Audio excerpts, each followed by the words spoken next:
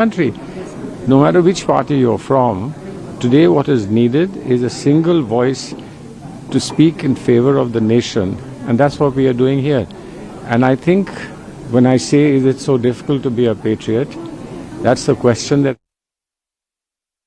understand carries with it a certain structured legal connotation. Talking to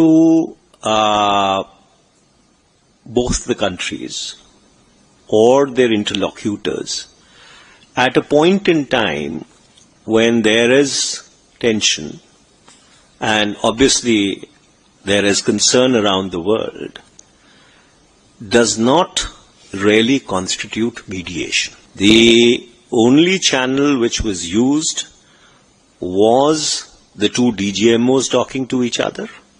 The call was made by the Director General of Military Operations of Pakistan at 12 in the afternoon of the 10th of May. people keep saying, what are you doing in a delegation where there are people from the BJP? What are you doing there? Now, what are we doing here? We are doing here is what is needed for the country. No matter which party you're from, today what is needed is a single voice to speak in favor of the nation, and that's what we are doing here. And I think when I say, is it so difficult to be a patriot, that's the question that has to be asked of those who are putting out tweets and saying things that I believe are not very encouraging when you want to do something for the nation. If you just read the press, this is what I'm giving to understand, that people are saying, he's supporting so-and-so, he's not supporting so-and-so, they are supporting the government, etc. I have come here to oppose the government of India. I mean, if I wanted to do that, I would stay at home.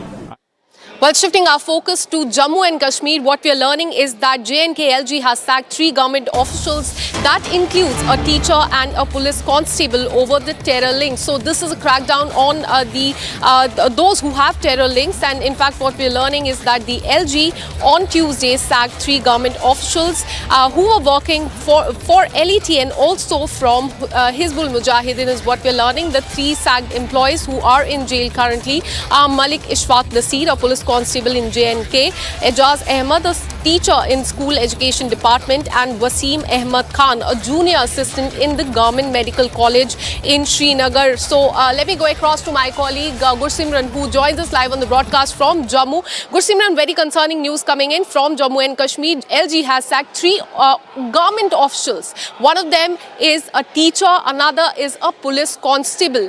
Tell us more about how they were in touch with LET and Hizbul Mujahideen as well.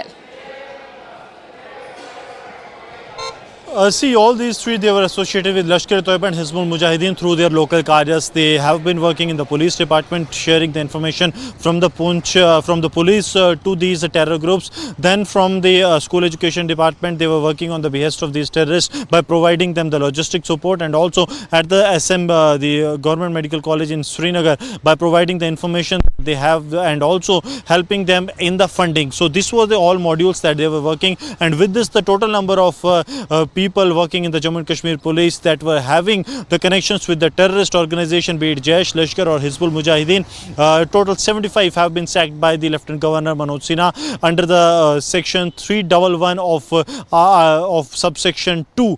This has been done with the powers that have been given to the Lieutenant Governor, that he can sack any employee that is detrimental to the security and sovereignty of the Union of India and can be detrimental to the state's security. So this has been done, and we are told that it is not that it is going to stop here, that it is over 2 dozen employees that are still under the radar of the CID wing of Jammu and Kashmir police that is looking into their forward and backward linkages, and based on which we can expect that more action will be taken by the Lieutenant Governor of Jammu and Kashmir. But these deep-rooted moles of the Pakistan that were working in the Jammu and Kashmir government were getting the money from J&K government, but were actually feeding the Pakistani terror handlers and were supporting them. They have now been thrown out of the government jobs in Jammu and Kashmir. Well, absolutely. They were getting the money from the Jammu and Kashmir government, but they were in fact working for Pakistan is what we're learning. And Gursimran is saying that more action is also expected in this case. Thank you, Gursimran. We'll keep coming back to you for more on this. Now, shifting our focus to Telangana. Their Telangana Congress Committee Chief Mahesh Kumar Gaur has questioned the central government's stance on Maoism. He has said that if truce can happen with Pakistan, then why not with the Maoists? Listen in.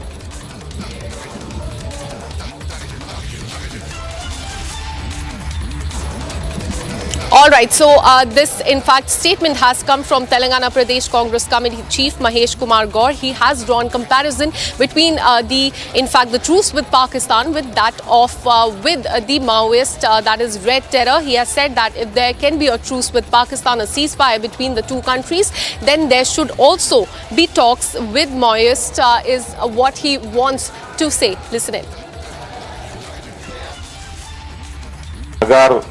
కరగుట్ట ప్రాంతంలో దాదాపు 10,000 మంది police forces ఆ ప్రాంతాన్ని చుట్టుముట్టినప్పుడు ఆలస్యమైన మేము చర్చలకు సిద్ధంగా ఉన్నాం, మేము ఆయుధాలను వదులుతాం, చర్చలకు ఆహ్వానించని అడిగినప్పుడు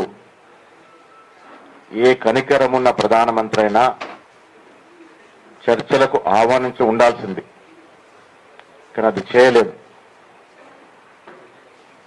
మన పౌరులైనటువంటి విభిన్న అభిప్రాయాలు కలిగిన మన పౌరుల్ని చర్చలకు ఆహ్వానించలేదు. కానీ ట్రంప్ మొట్టికాయ వేస్తే తీవ్రవాదులతో ఉగ్రవాదులతో చర్చలకు సిద్ధమైనటువంటి ప్రభుత్వం మనది. మిత్రులారా,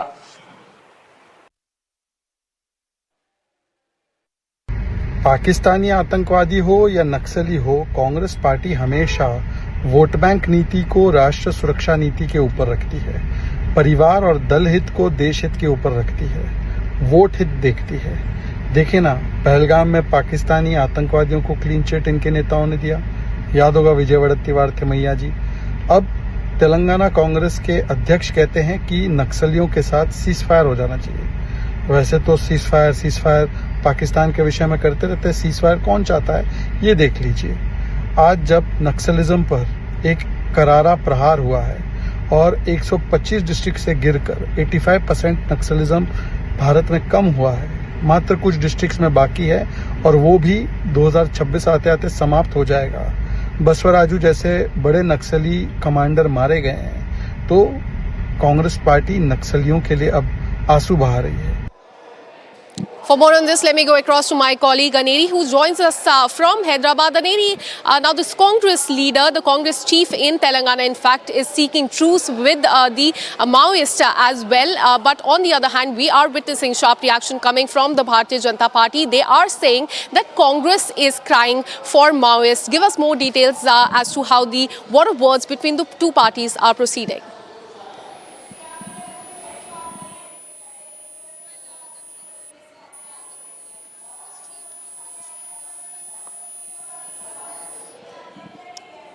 All right, so we'll try and reconnect that line with my colleague Aneri, but this is in fact a statement that has been given by Telangana Pradesh Congress Committee Chief Mahesh Kumar Gaur. He has questioned, in fact, central government's stance on Maoist. He has said that if truce can occur with Pakistan, there can be talks between the two countries, then why can't it be held with the Maoist in India? So now Bharatiya Janata Party has in fact attacked the Congress Party over this statement. Let me again go across to my colleague Aneri. Aneri, as I was asking you, the war of words between the Bharatiya Janata Party and the Congress has in fact intensified over the statement that has come from the Congress chief in Telangana. Give us more details.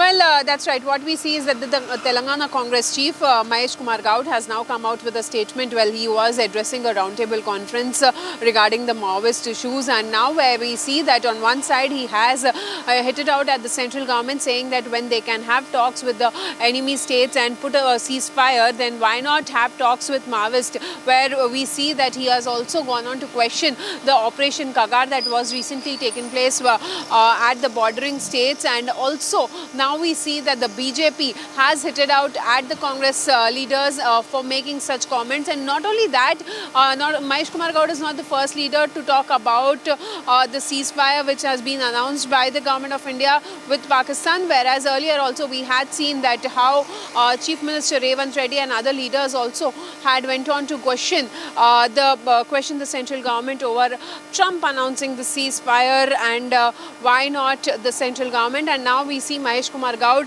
comparing the ceasefire that was announced with Pakistan and comparing it with and saying that we should hold talks with the Maoist and solve the problem. Absolutely, and BJP has reacted strongly to this, saying that Congress party is crying for Naxals there. Aneri, thank you for all details. We'll keep coming back to you for more on this. Now, shifting our focus to the northeastern state, let's now talk about Imphal, which continues to reel under the flood-like situation in several areas after the heavy rainfall which has been going on in the last few days. What we're learning is that the low-lying areas in Imphal, in and around the city, are the worst affected as the storm water drainage system has failed to cope up with the excess water that is coming in. Now, Indian Army has also been pushed into action. The operation there continues. Here is a quick report. Have a look. Torrential rains over the past few days have led to a massive breach of the Imphal River's embankment at 4 points, causing extensive flooding in the Imphal East. Evacuations and rescue operations are underway in full swing. Manipur Fire Service, Assam Rifles, SDRF, NDRF and Indian Army are conducting joint evacuation operations to rescue stranded people. Videos coming in from capital Imphal showed civilians being evacuated on boats while the houses remained submerged. Rescue officials are reaching flood-affected areas and assisting the elderly and children to get into rescue boats. Since Sunday, extensive rescue operations are being conducted in flood-affected areas. More than 1,500 people across various districts have been rescued so far.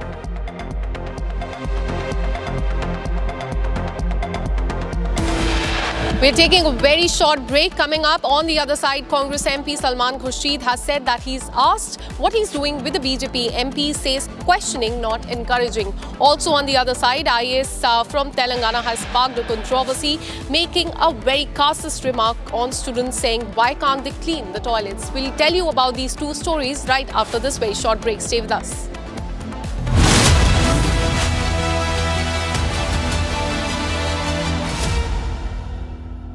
आधे bowl दही में 4 चम्मच MDH चटनी पुदीना मसाला डाला, stir करो, पुदीना चटनी तैयार। MDH चटनी पुदीना मसाला।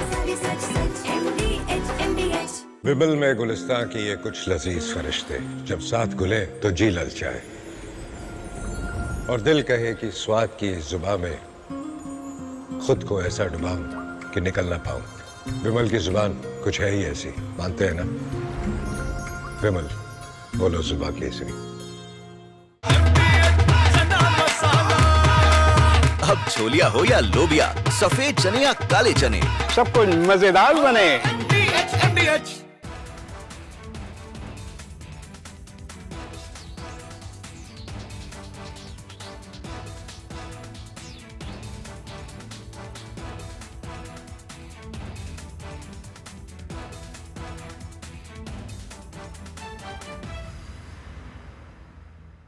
पाँच साल नैनी सेंटर में तो फिर जीवन कारा होगा, फिर हमें हाई कोर्ट बेल की है, फिर छोड़ गए।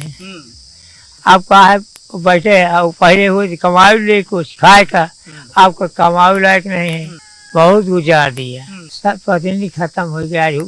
21 साल। अब बिल्कुल मैं सबसे पहले तस्वीरें आपको लखन की ही दिखाता हूँ। लखन बैठे हुए हैं, ये घर के ठीक बाहर खटिया पे बैठे हुए हैं और जो कुछ इनके ऊपर गुजरा है, जो कुछ घटनाक्रम इनके संग घटा है, पढ़कर मालूम चलता है कि व्यवस्था जब फेल होती है तो व्यक्ति किस तरीके से हताश हो जाता है। लखन जी, कितने साल रहे जेल में?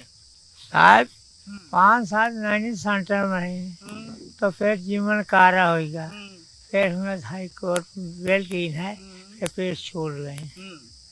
फिर लड़ते रहे साहब। उम्र कितनी हो गई?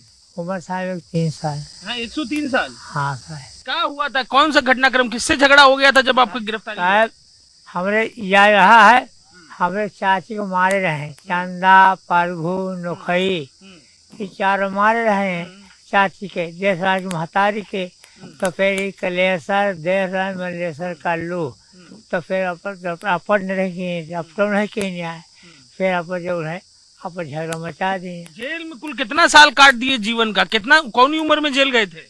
अरे साहब तो बहुत उतारी उम्र हो गए, अगर साहब न मांगते तो रोगा।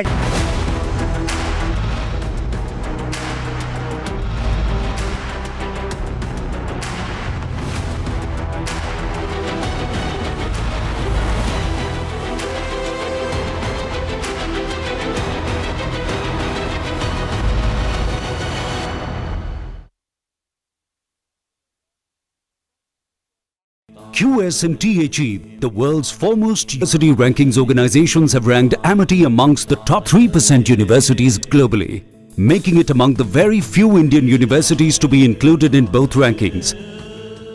Yet another top ranking for Amity University. दादी के हाथों का जादू और खुशबू से महकता घर, माँ की मुस्कुराहट और खाने की सुगंध, MDH गरम मसाला, क्योंकि हर रिश्ता है स्वाद से जुड़ा। विमल में गुलिस्तां के ये कुछ लजीज फरिश्ते जब साथ घुलें तो जी ललचाए और दिल कहे कि स्वाद की जुबान में खुद को ऐसे डुबाऊं कि निकल ना पाऊं। विमल की जुबान कुछ है ही ऐसी, मानते हैं? विमल बोलो जुबान कैसी? 5 साल नैनी सेंटर में ही, तो फिर जीवन कारा होगा, फिर हमें हाई कोर्ट बेल की है, फिर छोड़ गए। अब कहा बैठे अब पहले हुए कमाई ले कुछ खाए का, आपका कमाई लायक नहीं है, बहुत गुजार दिया, सब प्रतिनिधि खत्म हो गया 21 साल। अब बिल्कुल मैं सबसे पहले तस्वीरें आपको लखन की ही दिखाता हूँ। लखन बैठे हुए हैं, ये घर के ठीक बाहर खटिया पे बैठे हुए हैं और जो कुछ इनके ऊपर गुजरा है, जो कुछ घटनाक्रम इनके संग घटा है, पढ़कर मालूम चलता है कि व्यवस्था जब फेल होती है तो व्यक्ति किस तरीके से हताश हो जाता है। लखन जी कितने साल रहे जेल में? साहब 5 साल नैनी सेंटर में ही, तो फिर जीवन कारा होगा, फिर हमें हाई कोर्ट बेल की है, फिर छोड़ गए। फिर लड़ते रहे साहब। उम्र कितनी हो गई? उम्र साहब 3 साल। हाँ 103 साल। हाँ साहब। क्या हुआ था, कौन सा घटनाक्रम, किससे झगड़ा हो गया था जब आपको गिरफ्तारी? साहब हमरे यह रहा है, हमारे चाची को मारे रहे, चंदा, प्रभु, नोखई, ये चारों मारे रहे। We don't just carry the headlines, we report on them. We get information from the highest level of sources. We get you news from the men in uniform, from those on the front. At Republic School of Journalism, you will learn how real reporting is done on the ground and in real time. The RSG Diploma course begins on June 30th. If you want to lead the story, start here.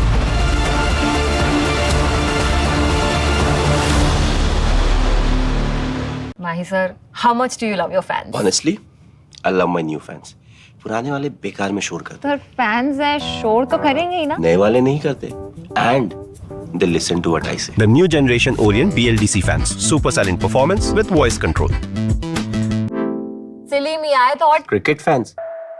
MDH की हल्दी मिर्ची धनिया करे कमाल, ये रंग दे, ये खुशबू दे, ये तीखा, ये कम पड़े, क्या निराला MDH मसाला। विमल में गुलिस्तां के ये कुछ लजीज फरिश्ते जब साथ घुलें तो जी ललचाए और दिल कहे कि स्वाद की जुबान में खुद को ऐसे डुबाऊं कि निकल ना पाऊं। विमल की जुबान कुछ है ही ऐसी, मानते हैं? विमल बोलो जुबान कैसी? 5 साल नैनी सेंटर में ही, तो फिर जीवन कारा होगा, फिर हमें हाई कोर्ट बेल की है, फिर छोड़ गए। अब कहा बैठे अब पहले हुए कमाई ले कुछ खाए का, आपका कमाई लायक नहीं है, बहुत गुजार दिया, सब प्रतिनिधि खत्म हो गया 21 साल। अब बिल्कुल मैं सबसे पहले तस्वीरें आपको लखन की ही दिखाता हूँ। लखन बैठे हुए हैं, ये घर के ठीक बाहर खटिया पे बैठे हुए हैं और जो कुछ इनके ऊपर गुजरा है, जो कुछ घटनाक्रम इनके संग घटा है, पढ़कर मालूम चलता है कि व्यवस्था जब फेल होती है तो व्यक्ति किस तरीके से हताश हो जाता है। लखन जी कितने साल रहे जेल में? साहब 5 साल मैंने सेंटर में ही तो फिर जीवन कारा होगा फिर हमें हाई कोर्ट बेल की है फिर छोड़ गए I have seen what it takes to report from the front lines. Accuracy, courage, urgency and responsibility. At Republic School of Journalism, you will be trained for that reality. It is not theory. It is live learning from inside a working newsroom from day one. If you want to report the truth when it matters the most, Republic School of Journalism is where you begin. Course begins on the 30th of June. Apply now.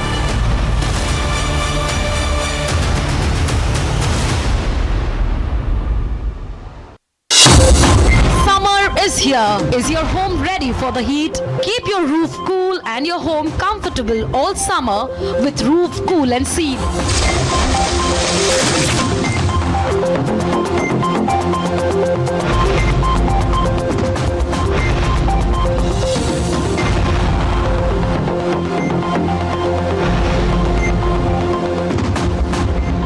पसीना मत बहाओ, Berger roof cool and seal लगाओ.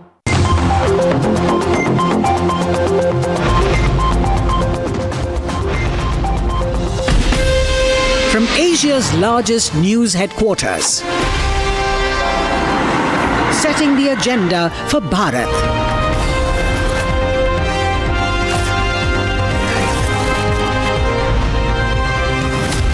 You're watching Republic.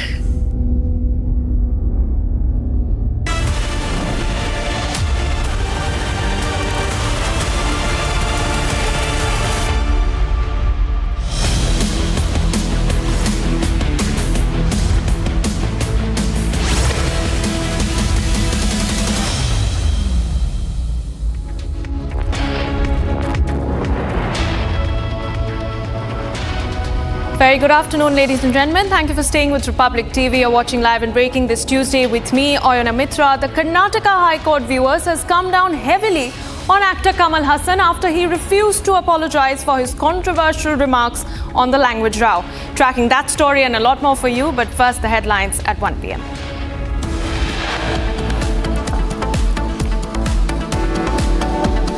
Karnataka High Court wraps Kamal Haasan, asks why no apology, says public figures can't hurt public sentiments.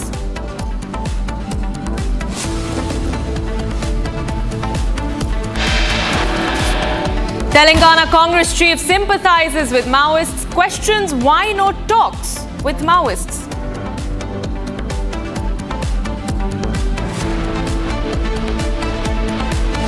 Jammu and Kashmir Lieutenant Governor Manoj Sinha sacks 3 government employees for alleged terror links. Congress issues advisory to party leaders, asking not to give statements deviating from the party line.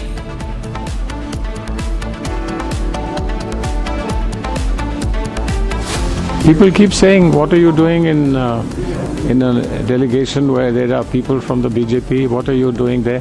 Now, what are we doing here? We are doing here is what is needed for the country. No matter which party you're from, today what is needed is a single voice to speak in favor of the nation. Congress MP Salman Khurshid says he's asked what he's doing with BJP MPs, says questioning is not encouraging. Pakistan's Punjab Assembly Speaker admits ties with Hafiz Saeed, says his father and Saeed were like brothers.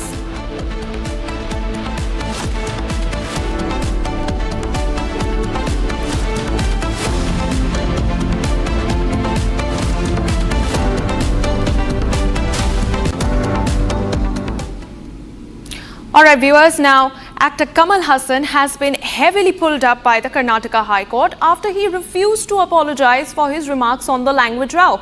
Now remember, this actor said that Kannada language is born out of Tamil, following which he faced massive backlash, and now it is the High Court that has demanded action from the actor, saying that one apology can solve everything. In fact, we also have a statement coming in from the BJP, which has slammed the Karnataka Congress for their silence over the actor's remarks.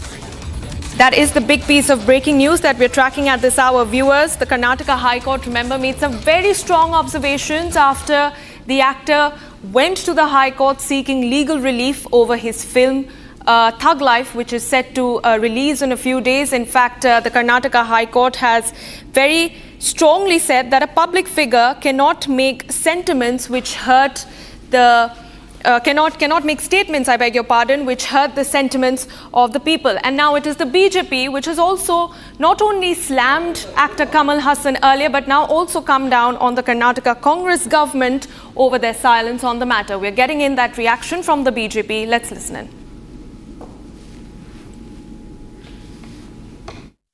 Karnataka High Court has come down very heavily on Mr. Kamal Haasan for his deplorable, ridiculous remarks that has been made against Kannada. This is an attempt, perhaps engineered by Stalin, by DMK, to create a language war between Tamil and Kannada. And they neither care about Tamil, they neither care about Kannada. But the so-called champions of Kannada language, Congress party in Karnataka, they have gone into silent mode. They are not saying a word even after the Karnataka High Court condemnation. Is it because Mr. Kamal Haasan is the best friend, philosopher, guide of Stalin and even Congress party in Tamil Nadu? It seems like all of this was engineered to create a fight between Tamil and Kannada. It also seems to be engineered by Stalinji in consultation with Congress. Congress and India Alliance are only loyal to Italian language. They don't care about Indian languages. Therefore, now Karnataka Congress has gone into mute mode. They can't even condemn Mr. Kamal Haasan. Kamal Haasan will be condemned. Then Stalin will condemn them and remove them from the alliance. So therefore, they can't say a word. All right, Sharda, my colleague, joins me live from Chennai. Sharda, we heard that reaction from the BJP, and of course the Karnataka High Court has made some very strong observations in the matter and simply said that one apology will solve the entire issue. But the actor we've seen has remained defiant so far. He has refused to apologize and even gone on to say that India, being a democratic country, grants its citizens the right to exercise their freedom of speech. And we understand that the hearing will resume at 2:30 p.m. this afternoon. What can we expect? Well, after Kamal Haasan's statement, it was Siddaramaiah who reacted to this particular statement. But however, the Karnataka Congress did not take it further. Now, we also have the DMK who supported Kamal Haasan's statement, saying that Tamil is the oldest language and it was not wrong for him to make this statement. Kamal Haasan also spoke to the Republic just a day back and said that in the press meet, saying that he would not apologize because his statement was not wrong. And today the MNM actually put up posters around all over the state in Tamil Nadu saying that the leader would not seek any apology on this, and they've moved the Karnataka High Court asking for a release of the movie. The Makkal Nidhi Mayam told us today morning that this is not the first time that Kamal Haasan's film has come under the scrutiny, and that they've multiple times approached the High Court for release of a film, and that they'll still fight it out, and their ideology and their stance on this particular issue won't change, is what the latest update is. So we have to wait and see if the High Court, the Karnataka High Court, which has given them time till 2:30, would accept the apology if given by Kamal Haasan or not, or if Kamal Haasan continues to stay in the stance. We have to see what the Makkal Nidhi Mayam would be doing to make sure that Kamal Haasan's film Thug Life would be released in Canada. Yes. Absolutely, Sharda, thank you so much for giving us those inputs. All eyes now remain on that High Court hearing, which is set to resume at 2:30 p.m. in the afternoon, this afternoon, viewers. All right, now we shift focus to what's been happening in the Northeast, viewers. Now, helicopters have been deployed by the NDRF teams to North Sikkim for relief operations in the aftermath of massive floods and landslides. Now, in response to the ongoing disaster in North Sikkim, one V5 helicopter has landed at Pakyong Greenfield Airport, deploying teams from the National Disaster Response Force. Now, these NDRF units are equipped with satellite phones and essential emergency equipment, and the first sortie of the day, comprising 23 NDRF personnel equipped with essential supplies, has now successfully proceeded towards Chatham. Those are the visuals on your screen of the choppers that have been deployed by the National Disaster Response Force, viewers. In fact, the situation in Sikkim and across many states in the Northeast has been pretty grim in the aftermath of continuous rains and floods.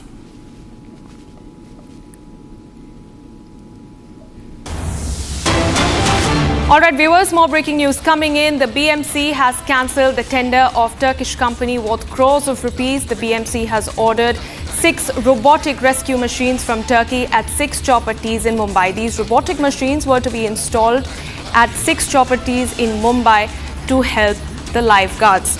This is the latest piece of breaking news that we are getting in, that the BMC has now scrapped a Turkish tender's contract, and they made rescue robots, and now the plan has been dropped. Of course, this comes days after the centre took heavy action against Turkish firms who were working in coordination with Indian airports. And of course, this comes in the aftermath of Turkey's links with Pakistan emerging in coordinating and in coordinating the Pahalgam terror attack. In fact, we are learning that the BMC, which is the Bombay Municipal Corporation, has now cancelled the tender of a Turkish company. And the India-Turkey tensions, now we understand, viewers, are escalating after the BMC has cancelled the tender of this Turkish company. All right, Satyaprakash, my colleague, joins me live from Mumbai. Satyaprakash, tell us more about this company and what action can we expect from the BMC further to this? देखिए, BMC ने बड़ा फैसला लिया है, क्योंकि जिस तरह से तुर्की का 6 रोबोटिक जो मशीन का ऑर्डर दिया गया था और टेंडर निकाला था, जनवरी-फरवरी में टेंडर निकाला गया था, लेकिन जिस तरह से पाकिस्तान का टर्की ने मदद किया था, उसके बाद कहीं कहीं बीएमसी ने बड़ा फैसला लिया है। करोड़ों रुपए का टेंडर था, कहीं कहीं बीएमसी ने कैंसिल कर दिया है। मुंबई के जो चौपाटी है, 6 चौपाटियों पर ये रोबोटिक मशीन लगने वाले था, लाइफ गार्ड का ये काम करता था मशीन, और कहीं कहीं इस टेंडर को बीएमसी ने कैंसिल कर दिया, क्योंकि जिस तरह से पाकिस्तान का मदद किया था तुर्की ने, उसके बाद कहीं कहीं बीएमसी ने बड़ा फैसला लिया है और करोड़ों रुपए का टेंडर को कैंसिल कर दिया है। जी, right. All right, Satyaprakash, thank you for those details. All right, viewers, now the Kheer Bhawani Mela, which is an annual religious festival of the Kashmiri Pandit community, has begun today. It is held at the Kheer Bhawani temple in the Tulla Mulla village of Ganderbal. Now, this temple is dedicated to goddess Ragnya Devi, an incarnation of goddess Durga, and is revered by Kashmiri Hindus as one of the holiest sites in the region. Here is a ground report. Kashmiri Pandits have gathered here at Mata Kheer Bhawani temple at Tulmula on Jyesht Ashtami. This is one of the religious festivals which is celebrated in 5 temples in the Kashmir Valley, from Ganderbal to Anantnag to Kupwara to Kulgam. One can see this is the temple of Mata Kheer Bhawani, and which is one of the reverted shrines. Though the footfall of the number of Kashmiri Pandits is a bit lesser compared to the previous years, but you see the puja, the festival look here at and they are offering milk, the flowers, and they are also doing the puja. The religious rites are being performed by the Kashmiri Pandits. Meanwhile, in this festival, apart from the Kashmiri Pandits, Kashmiri Muslims do participate.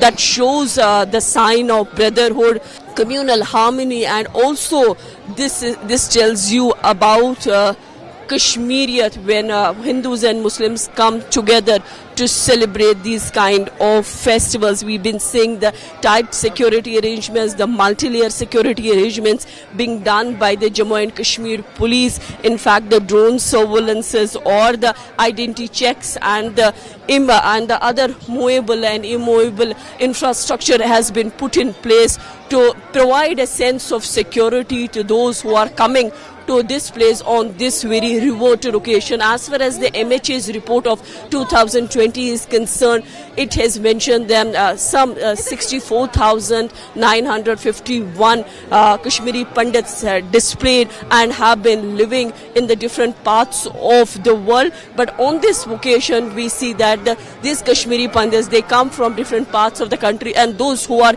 still settled here, they come here to offer, to do the rituals. All All right, shifting focus to more breaking news coming in. Tensions grip parts of Karachi post midnight after prisoners launched a sudden and organized assault on the police within the jail premises. In fact, there's been a massive jailbreak in Karachi, viewers, as the situation spiraled out of control.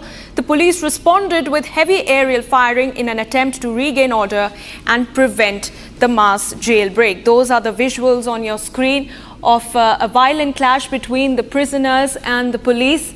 And dozens, we are learning, have escaped this jail in the aftermath of I beg your pardon, following in the aftermath of earthquake tremors.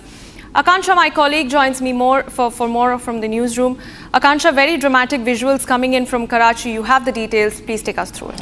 Well, absolutely. You see, a jail in Karachi turned into a battlefield after what we're learning so far is that several prisoners were shifted out of their cells after there was an earthquake there. Then there was a wall collapse and then a commotion started. In fact, we are getting the dramatic visuals from Karachi in Pakistan. And as you can see in the visuals, what the locals have told the reporters there is that there was firing between police and the prisoners there. They attempted to break away from the jail, and all this after, in fact, they were shifted out from their cell. They were made to, in fact, wait there. There was an earthquake and then there was a wall collapse, after which they tried to flee away. So a jail in Karachi completely turned into a battlefield after the police tried to control the situation. But what we're learning so far is that many prisoners have fled from this particular jail.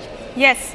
All right, Akansha, many thanks for those details. We'll keep coming back to you for more. For now, for the moment, viewers, we shift focus to more breaking news coming in. Actor Kamal Haasan now has issued a letter stating that his words were misunderstood.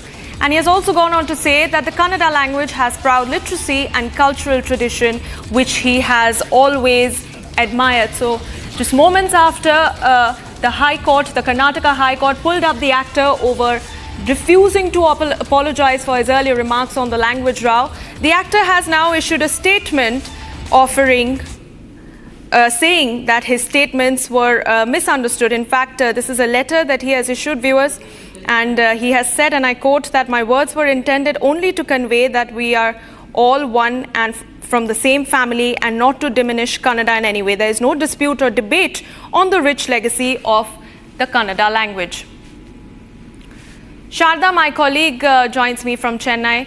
Sharda, is this damage control by the actor? Because we've seen very strong observations made by the Karnataka High Court, and now he's not really apologized, but now he's actually gone on to say that his words were misunderstood. Well, it is true that this letter comes in right between the time the court has given him 2 hours to seek an apology and immediately ask for forgiveness from the Karnataka Film Chamber for the statements that he's made against that language. However, Kamal Haasan continues to say that his love for the language, especially calling Karnataka the extended family, and M&M also continues to support the actor, saying that his statements were made out of love for the language of Kannada and the people in Karnataka. This letter comes in right in time when the court has sought an apology openly from him. However, the actor continues not to say a sorry. However, we have to wait and watch if the 230 case verdict pronounced by the Karnataka court will accept this particular letter of Kamal Haasan to be taken in the eye of whether the actor is seeking an apology or not. However, it's made very clear that Kamal Haasan is not using the word sorry in this letter. Yes. All right, Sharda, thank you for giving us those details. For the moment, viewers, we shift focus to more breaking news coming in. Congress leader Saleh Mohammad's former PA, Shakur Khan, has now been arrested on alleged charges of spying for Pakistan. He has been sent to 7 days of police custody in Jaipur. That is the big breaking news we are tracking as the crackdown on the spy network continues, viewers. In fact, we are learning that now it is a Congress leader's former PA who has now been arrested in the capital city of Rajasthan for his alleged links to Pakistan ISI handlers, and the charges against him are that of espionage.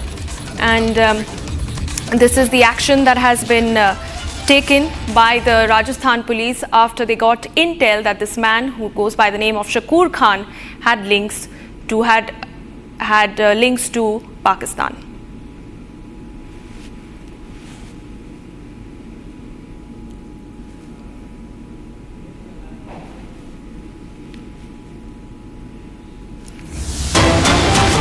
All right, viewers, more breaking news coming in. A speeding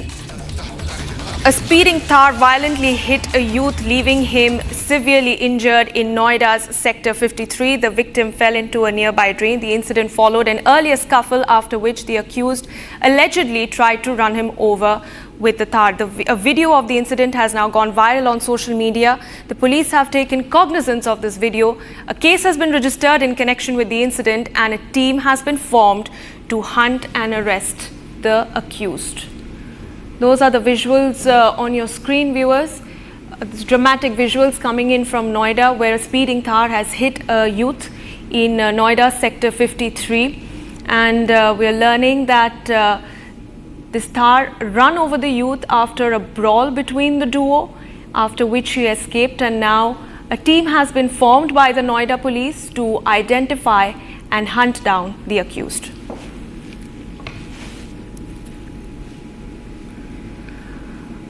All right, viewers, those are the very dramatic visuals on your screen, where a speeding Thar violently hit a youth, leaving him severely injured. This is the video that has now gone viral on social media. The police has taken cognizance of this video, in fact, and registered a case regarding the incident. And this has been reported from Sector 53 of Noida. And we're learning that first there was a fight between the driver and this youth, after which a brawl was reported, following which this man, the accused, ran over his high-speed Thar over the youth, causing him serious injuries. A case has been registered as this video has gone viral. The victim, after the brawl, fell into a nearby drain, and the accused had allegedly tried to run him over with the Thar following the brawl, and after which he also escaped. And we're also learning that a team has been formed to arrest the accused, and a case has been registered in the incident.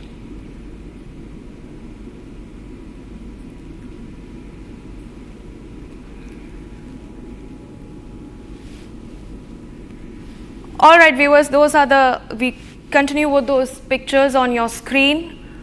Those are the visuals of that high-speed car which tried to run over this youth. We are learning that a fight broke out between this man, the accused, the driver, and this man who has been injured, following which he tried to run over the youth with his Thar. In fact, the youth jumped off the road and fell into the drain in an attempt to save his life.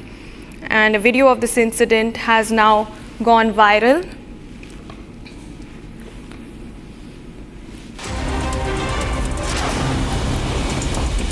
ISRO has successfully conducted the third hot test of semi-cryogenic engine. ISRO started a series of performance evaluation tests in March regarding the semi-cryogenic engine powerhead test article. It comprises all the engine systems except the thrust chamber. Ranchi police have arrested the auto driver and his associate accused of gang raping a minor. Police said that on May 31st, a girl was gang raped in the Ratu police station area. After that, the police took immediate action. Under the direction of the Ranchi superintendent of police, the girl was brought to the police station.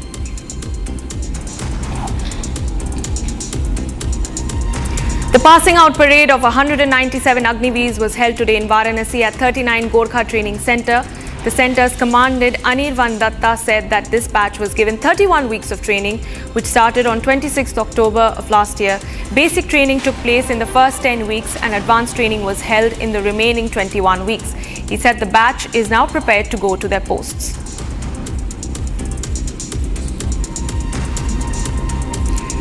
AIMIM MP Asaduddin Owaisi arrived at the Hyderabad airport after concluding the all-party delegation meeting abroad. He visited many countries over the last few days with other members of the all-party delegation led by BJP MP Bejayant Panda.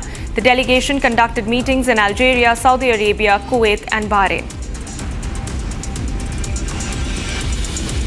Rituals of Pran Pratishtha of Ram Darbar have started on the first floor of the Sri Ram Janmabhoomi temple in Ayodhya.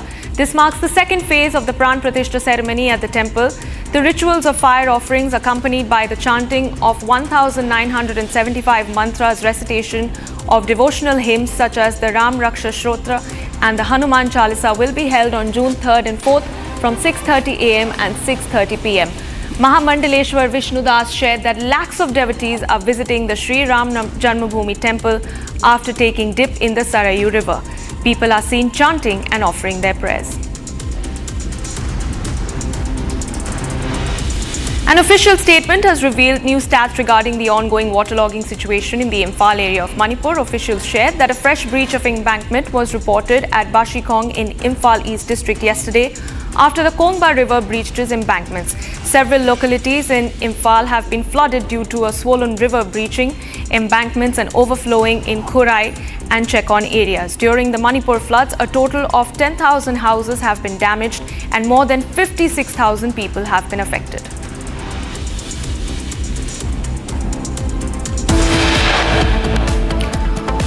All right, on the other side of a very quick break, Prime Minister Modi is set to visit Jammu. This will be his first visit to the Union territory after the Pahalgam terror attack.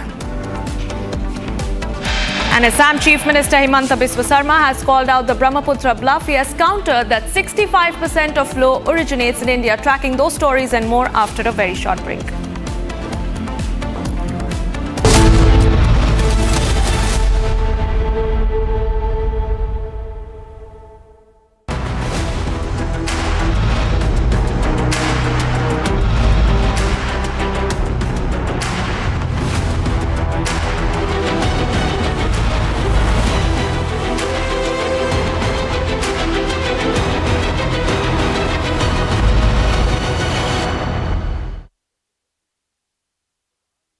Namaste. I am Arpit Tiwari, a student from Mumbai. Our nation stands at a powerful turning point, a time of great possibility. To be a part of this national awakening, I have joined the Nationalist Collective in order to contribute meaningfully and impactfully to the future of Bharat. Thank you.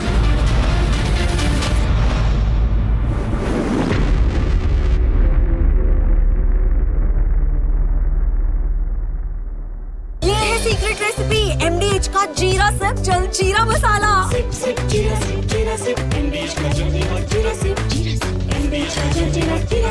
इसको घर पे लगाओगे तो शादी का तो पता नहीं, पर घर पक्का नहीं टूटेगा। रुंगटा नहीं तो घर स्ट्रॉन्ग नहीं। रुंगटा स्टील TMT बार एकदम सॉलिड। पहाड़ों में एक हाइकिंग स्टिक भी बन सकती है।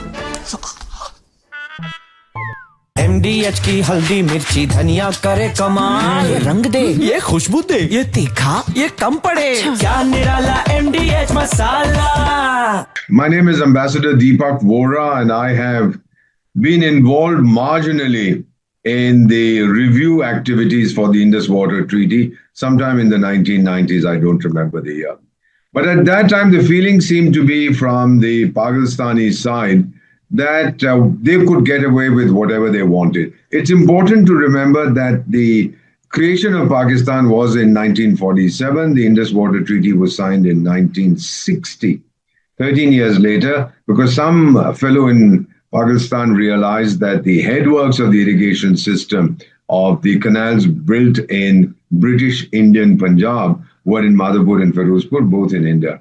So India gave them some money, I think 6.5 crore pounds sterling in order to build their own systems, etc. But they used the money to build Tarbela and the other dam, which is Mangala Dam, which is on the Indus, and the other one is on the Jhelum. Now, so they've not been honest right from the beginning. And whenever we wanted to do something as far as the Indus River is concerned, they would always say that, look, this treaty has survived so many conflicts between India and Pakistan, nothing is going to happen.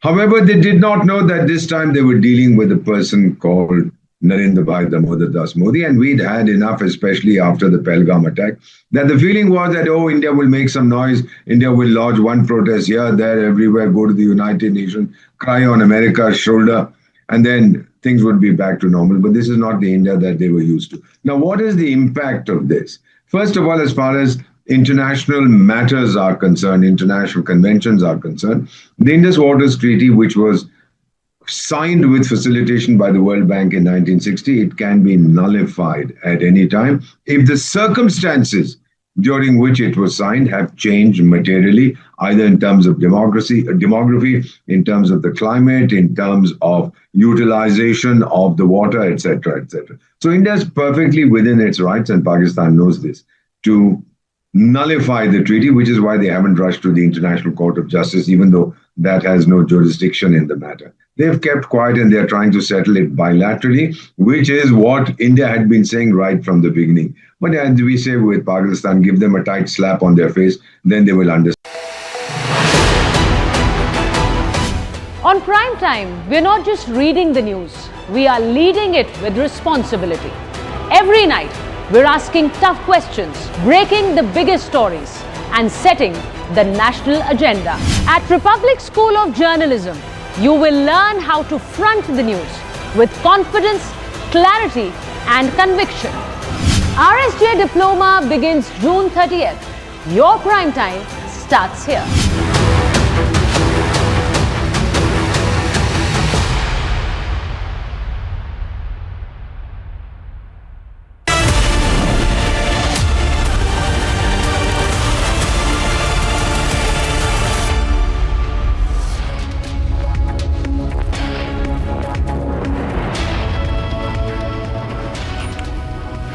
A very good afternoon, viewers. It's 1:30 p.m. and you're watching Live and Breaking with me, Antara Gupta. We are tracking a lot of big stories for you in this edition, but first, as always, a quick check of the headlines.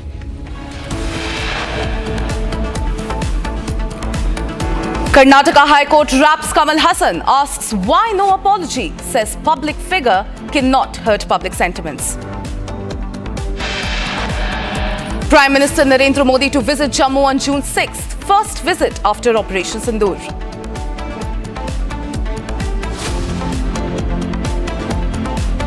Telangana Congress chief sympathizes with Maoists, questions why no talks with Maoists. Jammu and Kashmir LG Manoj Sinha sacks 3 government employees for alleged terror links.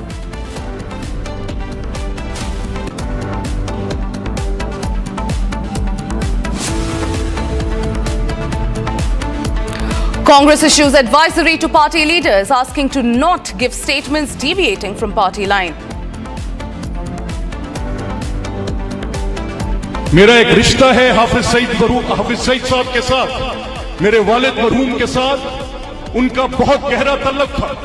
Malik Rashid साहब के साथ उनका भाइयों जैसा रिश्ता है। Pakistan's Punjab Assembly Speaker admits ties with Hafiz Saeed, says his father and Saeed were like brothers.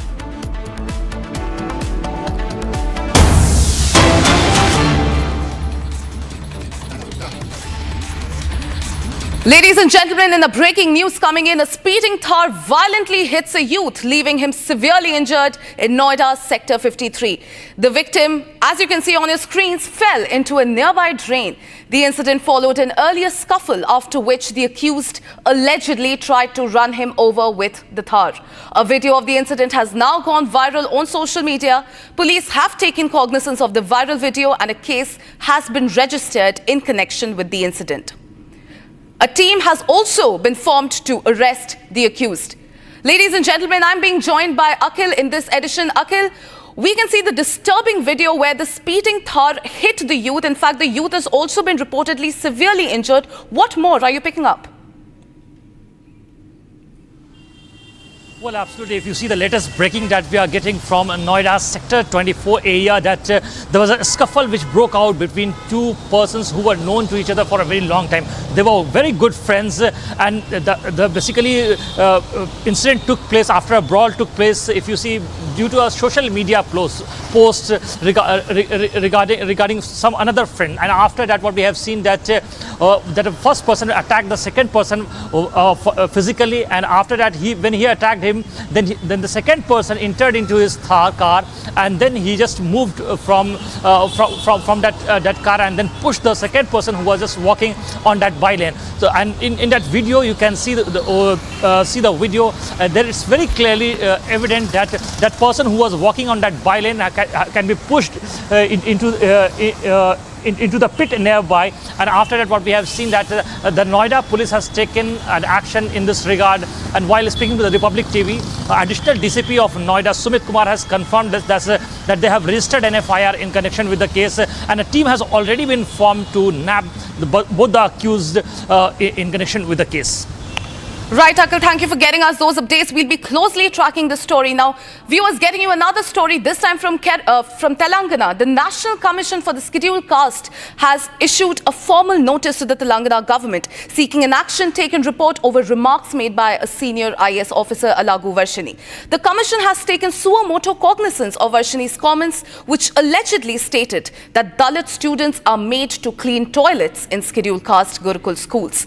A controversy has now erupted in Telangana over the alleged remarks of the senior official of Telangana Social Welfare Residential Educational Institution Society regarding the students' involvement in the cleaning activities. In fact, ladies and gentlemen, the opposition BRS has demanded the official's removal, while the National Commission for Scheduled Castes has also sought details on the matter.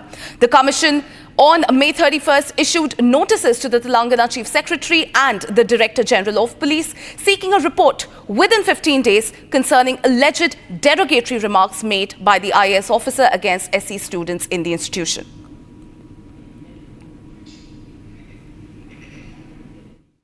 So I think this way students ki enta pedda nashtam aitundi vallaki ante oka samvasaram mottham kalipi chuste aa nellaki aa pillagaadu ఒక నెలకి ఒక 20 గంటలు పని చేసి ఉంటాడు.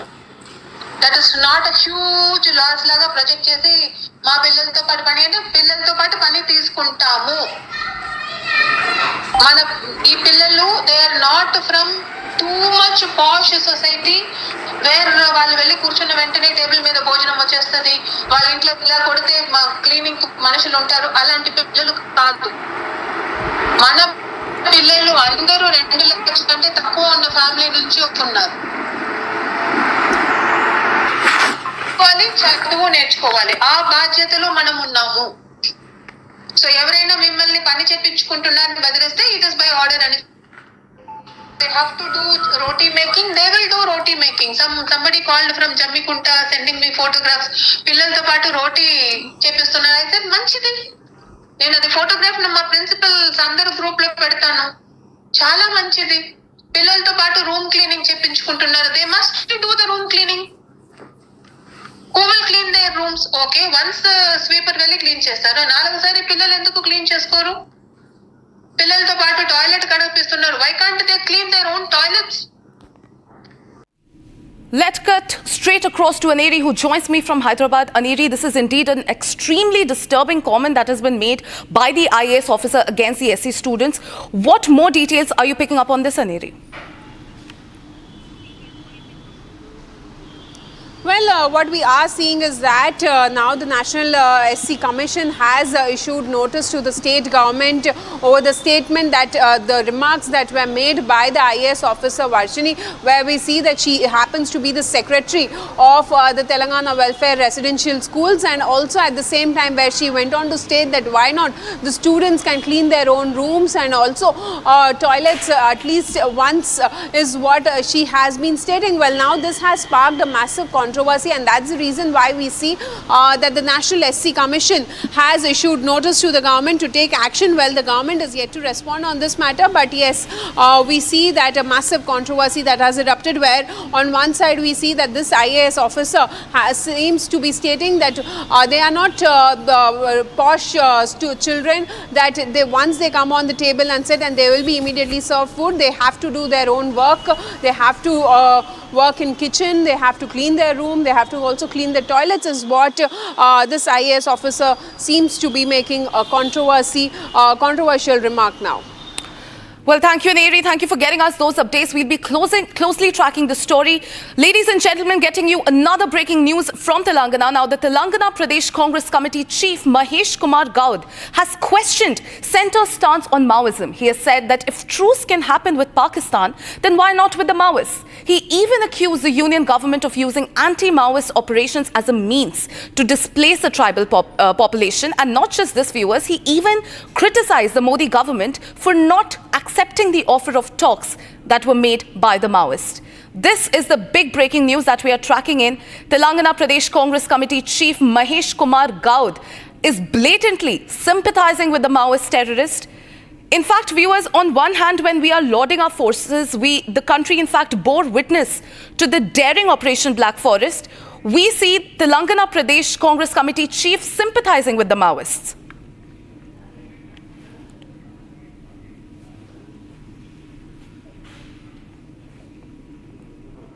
కథగుట్ట ప్రాంతంలో దాదాపు 10,000 మంది పోలీస్ ఫోర్సెస్ ఆ ప్రాంతాన్ని చుట్టుముట్టినప్పుడు ఆలస్యమైన మేము చర్చలకు సిద్ధంగా ఉన్నాం, మేము ఆయుధాలను వదులుతాం, చర్చలకు ఆహ్వానించని అడిగినప్పుడు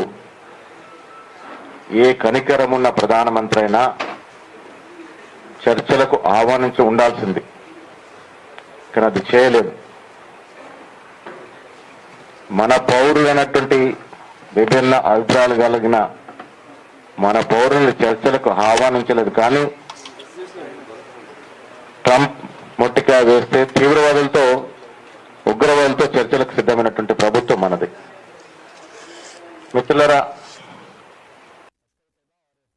पाकिस्तानी आतंकवादी हो या नक्सली हो, कांग्रेस पार्टी हमेशा वोट बैंक नीति को राष्ट्र सुरक्षा नीति के ऊपर रखती है, परिवार और दल हित को देश हित के ऊपर रखती है, वोट हित देखती है. देखिए ना, पहलगाम में पाकिस्तानी आतंकवादियों को क्लीन चिट इनके नेताओं ने दिया. याद होगा विजय वड़त्तीवार थे मैया जी. अब तेलंगाना कांग्रेस के अध्यक्ष कहते हैं कि नक्सलियों के साथ सीज फायर हो जाना चाहिए. वैसे तो सीज फायर पाकिस्तान के विषय में करते रहते हैं. सीज फायर कौन चाहता है ये देख लीजिए. आज जब नक्सलिज्म पर एक करारा प्रहार हुआ है और 125 डिस्ट्रिक्ट से गिरकर 85% नक्सलिज्म भारत में कम हुआ है, मात्र कुछ डिस्ट्रिक्ट्स में बाकी है और वो भी 2026 आते आते समाप्त हो जाएगा. बसवराजू जैसे बड़े नक्सली कमांडर मारे गए हैं, तो कांग्रेस पार्टी नक्सलियों के लिए अब आंसू बहा रही है. I'm being joined by Aneri once again on this story. Aneri, on one hand, we are lauding our forces. In fact, the country bore witness to the daring Operation Black Forest. And on the other hand, we can see that the Telangana Pradesh Congress Committee Chief is blatantly sympathizing with these Maoists, despite the fact that because of Operation Black Forest, our forces were able to gun down one of the top Maoist leader, Baswaraju. Well, that's right. What we see is that yet another controversial statement coming in from the Congress leader, and he happens to be the Congress Telangana chief, where he is stating that on one hand, when we can see that the central government, central government can hold ceasefire with Pakistan when there was Operation Sindoor that was carried out, but then why not hold talks with the Maoist is what Mahesh Kumar Gaud has stated. Well, we have been seeing that how the Congress leaders time and again have been questioning that why and under what pressure did the central government come that they had to announce ceasefire, and why did Trump announce ceasefire is what the question the Congress leaders have been asking. And now we see that Mahesh Kumar Gaud has stated that when holding talks and announcing ceasefire can happen with Pakistan, then why not hold talks with the Maoist? And also remember, the Congress leaders continue to question the central government over the Operation Kagar that was also taken place, where we see that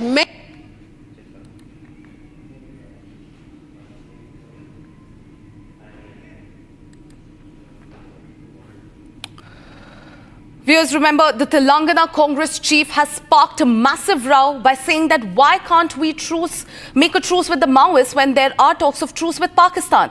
Now, this is despite the fact that the country bore witness to the daring Operation Black Forest. Our forces gunned down top Maoist leader, and here we are watching the Telangana chief stoking a row.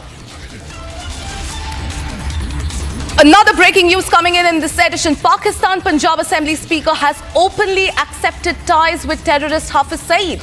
Ladies and gentlemen, a new video of Malik Muhammad, the Punjab Assembly Speaker, he has glorified Hafiz Saeed. He has stated that his father and Saeed were like brothers.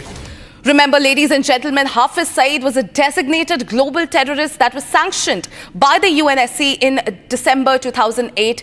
And here we are watching the Pakistan Punjab Assembly Speaker's big admission. He has blatantly accepted ties with the terrorist Hafiz Saeed. In fact, in a new video of Malik Muhammad, he has glorified Saeed. He has stated that his father and Saeed were in fact like brothers.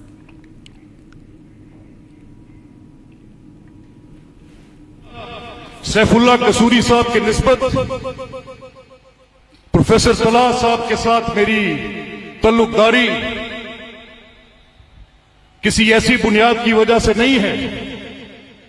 मेरा एक रिश्ता है हाफिज सईद साहब के साथ, मेरे वालिद मरहूम के साथ उनका बहुत गहरा तल्लुक था। मलिक रशीद साहब के साथ उनका भाइयों जैसा रिश्ता है। हमें इनके साथ इस मरकजी मुस्लिम लीग को हम अपनी दूसरी जमात समझते हैं और हम समझते हैं कि ये लोग पाकिस्तान की खिदमत करने वाले लोग। मेरा सैफुल्लाह कसूरी साहब के निस्बत प्रोफेसर सलाह साहब के साथ मेरी तल्लुकदारी किसी ऐसी बुनियाद की वजह से नहीं है। मेरा एक रिश्ता है हाफिज सईद साहब के साथ, मेरे वालिद मरहूम के साथ उनका बहुत गहरा तल्लुक था। मलिक रशीद साहब के साथ उनका भाइयों जैसा रिश्ता है। हमें इनके साथ इस मरकजी मुस्लिम लीग को हम अपनी दूसरी जमात समझते हैं और हम समझते हैं कि ये लोग पाकिस्तान की खिदमत करने वाले लोग हैं।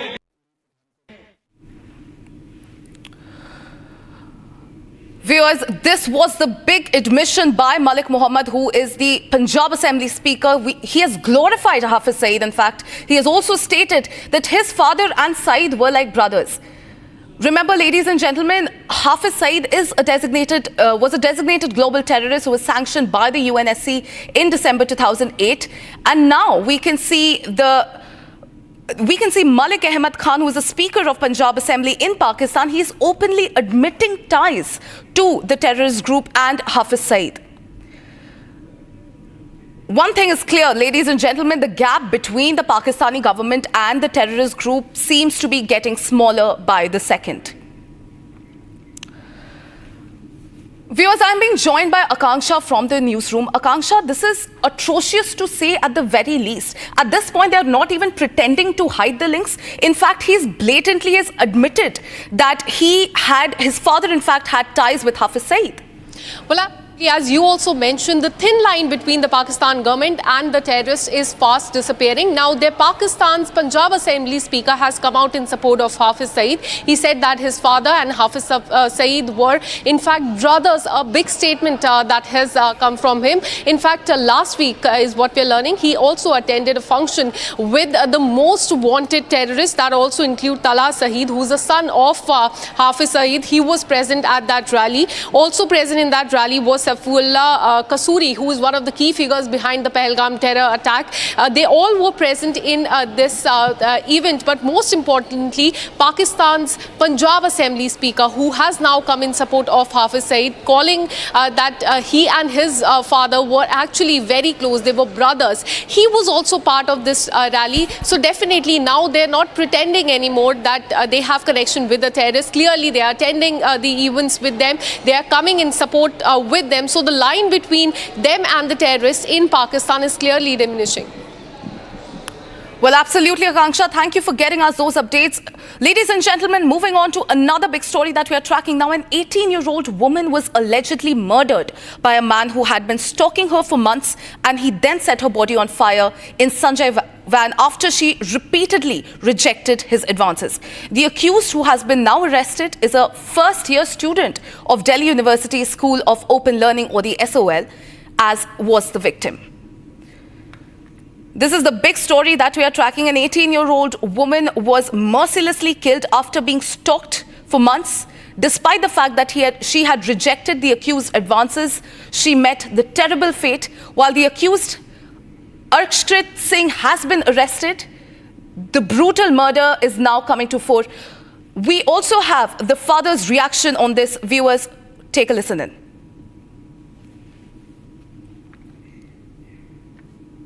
मैंने मेरे को तो दिखी नहीं सर, बोल रही मेरे साधु साहब को दिखी, उन्होंने बताया। ये लड़का कब से जानता था आपकी? सर पहले जैसे अब पार्टी शार्टी में चले जाते हैं तो दोस्ती हो जाती है, पहले इनसे दोस्ती हो गई थी, फिर इनके बीच में लड़ाई हो गई थी, फिर ये हमने उनको मना कर दिया, भाई ऐसा नहीं होगा। मैंने लड़के को समझाया, मेरा बेटा ये चीज़ अभी इतनी ज़रूरी नहीं है, पढ़ाई ज़रूरी है ये चीज़ को। इसकी आपकी किस चीज़ की पढ़ाई?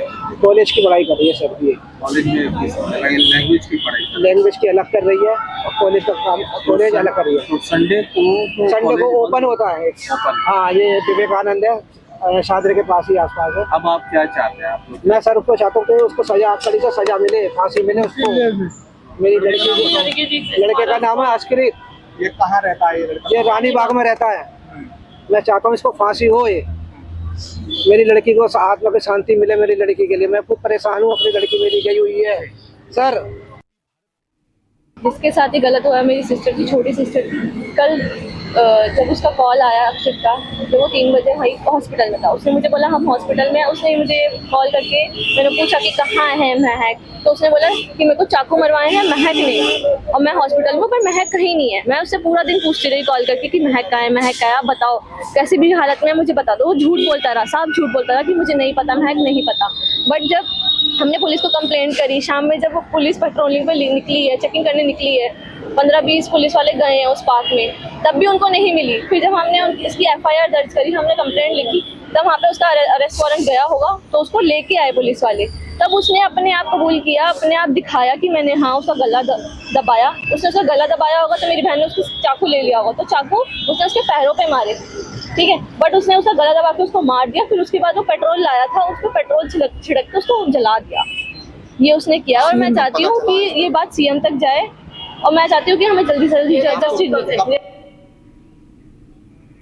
Ladies and gentlemen, the Ram Mandir in Ayodhya is all decked up for the second Pran Pratishtha ceremony, this time for the Ram Darbar.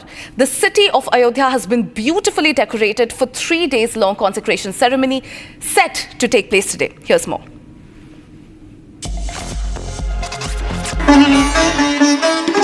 The temple town of Ayodhya is once again reverberating with the chants of devotion as it prepares for Pran Pratishtha 2.0. 3-day-long ceremony starts today and concludes on June 5. Ayodhya Ram मंदिर में राम दरबार की स्थापना के पहले राम मंदिर को स्वर्ण जड़ित किया गया है। जरा तस्वीरें मैं आपको दिखा देती हूँ कि जो शिखर है उसे किस तरीके से आभा मंडित किया गया है, और इसकी वजह है यहाँ पर चढ़ाई गई गुंबद पर सोने की पानी की परत। ये पूरा कार्य सोमवार को ही किया गया था, विशेषज्ञों की देखरेख में किया गया है।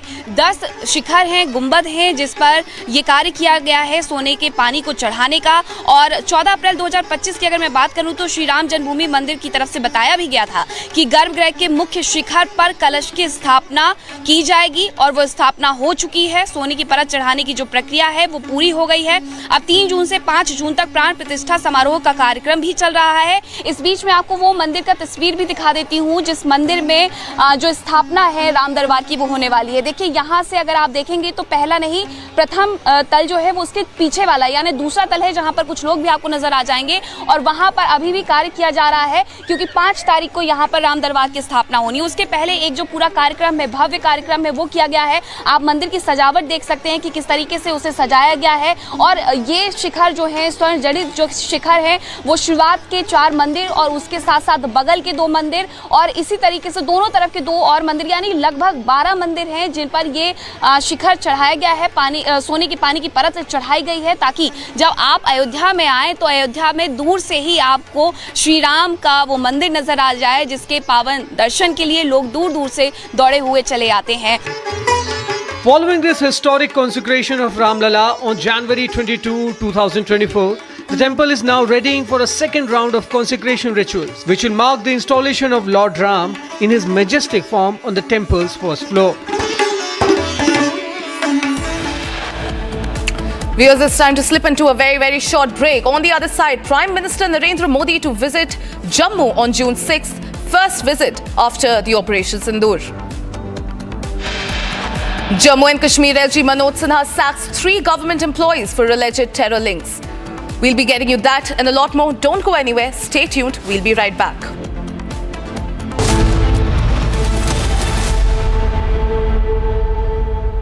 आपकी फेवरेट हुंडई कार्स पर मिल रही है अमेजिंग डील्स। वैसे लोगे तो आप हुंडई ही, चाहे दिल की सुनो या डील्स की, तो जल्दी चले आओ हुंडई शोरूम।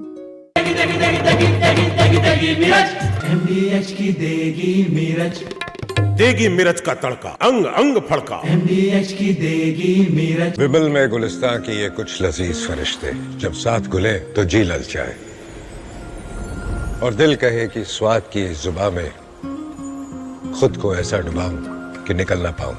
विमल की जुबान कुछ है ही ऐसी, मानते हैं ना? विमल बोलो जुबा केसरी। 5 साल नैनी सेंटर में तो फिर जीवन कारा होगा। फिर हमें हाई कोर्ट बेल की है, फिर छोड़ रहे हैं।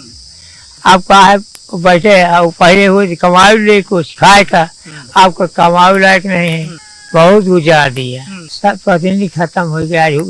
21 साल। और बिल्कुल मैं सबसे पहले तस्वीरें आपको लखन की ही दिखाता हूँ। लखन बैठे हुए हैं, ये घर के ठीक बाहर खटिया पे बैठे हुए हैं और जो कुछ इनके ऊपर गुजरा है, जो कुछ घटनाक्रम इनके संग घटा है, पढ़कर मालूम चलता है कि व्यवस्था जब फेल होती है तो व्यक्ति किस तरीके से हताश हो जाता है। लखन जी, कितने साल रहे जेल में? साहब 5 साल नैनी सेंटर में तो फिर जीवन कारा होगा। फिर हमें हाई कोर्ट बेल की है, फिर छोड़ रहे हैं। फिर लड़ते रहे साहब। उम्र कितनी हो गई? उम्र साहब 3 साल। हाँ, 103 साल। हाँ साहब। क्या हुआ था? कौन सा घटनाक्रम, किससे झगड़ा हो गया था जब आपको गिरफ्तारी? साहब हमारे यह रहा है, हमारे चाची को मारे रहे, चंदा, प्रभु, नोखई, ये चारों मारे रहे हैं चाची के।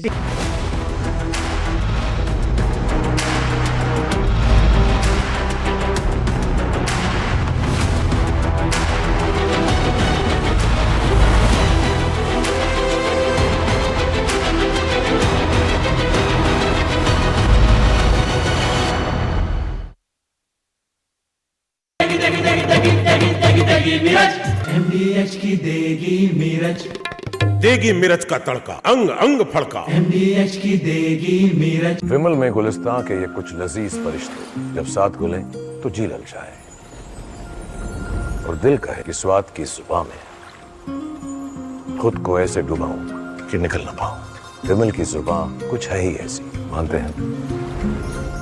विमल बोलो जुबान Kesari.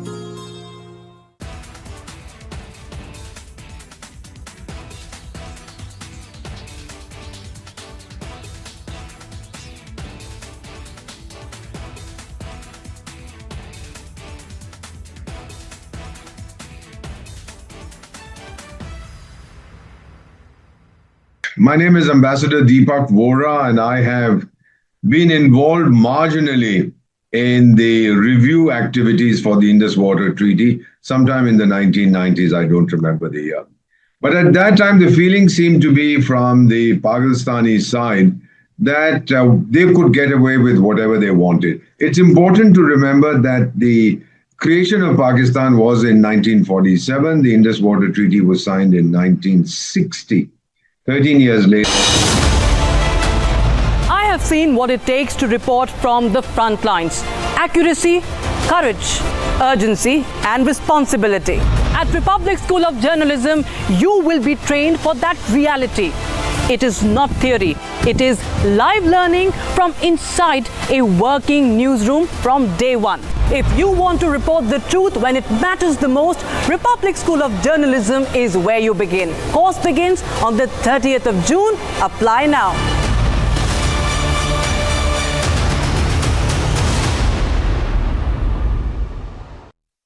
Mahi sir, how much do you love your fans? Honestly, I love my new fans.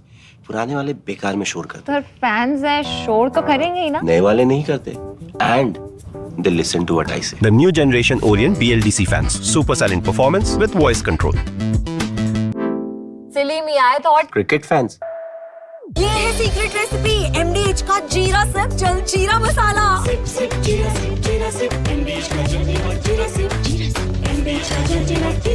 विमल में गुलिस्तां के ये कुछ लजीज फरिश्ते, जब साथ घुले तो जी ललचाए और दिल कहे कि स्वाद की जुबान में खुद को ऐसे डुबाऊं कि निकल ना पाऊं। विमल की जुबान कुछ है ही ऐसी, मानते हैं?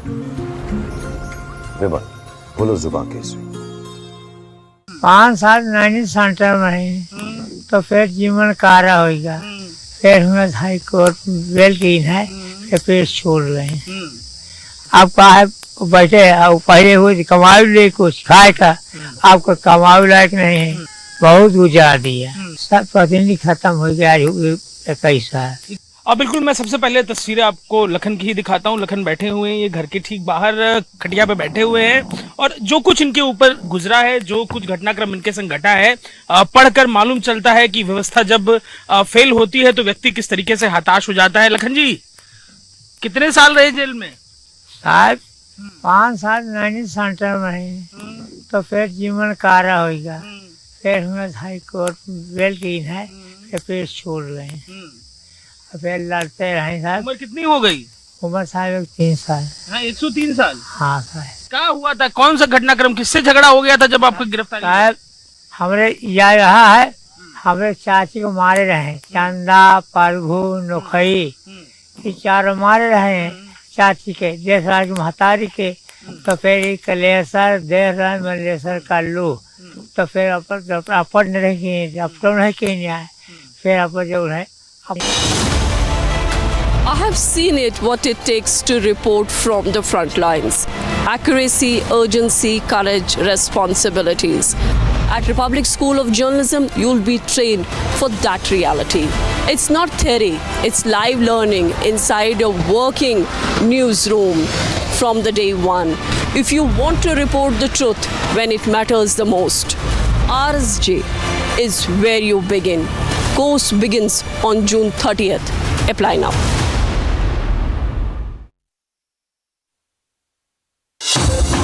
Summer is here. Is your home ready for the heat? Keep your roof cool and your home comfortable all summer with Roof Cool and Seal.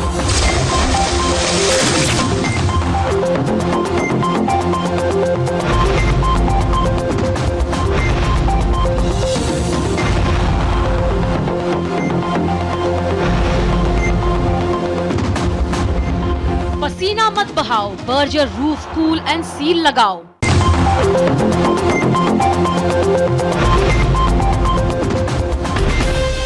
From Asia's largest news headquarters, setting the agenda for Bharat.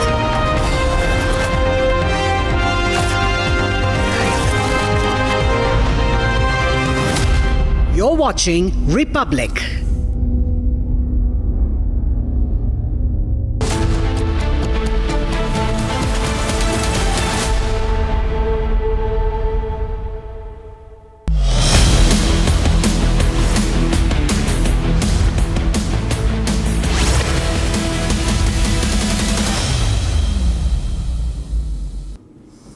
Hello and welcome. You're watching Republic TV with me, Akanksha Khajuria. High Court has pulled up Kamal Haasan, asking why he's not apologizing. We'll tell you more about that, but first up, as always, the headlines.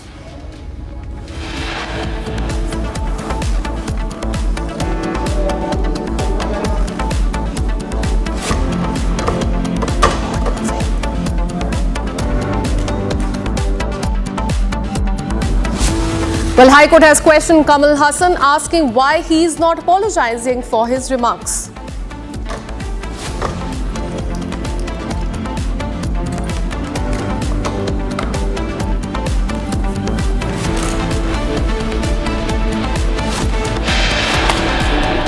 Prime Minister is all set to visit Jammu and Kashmir. This will be his first visit after the Pahalgam terror attack.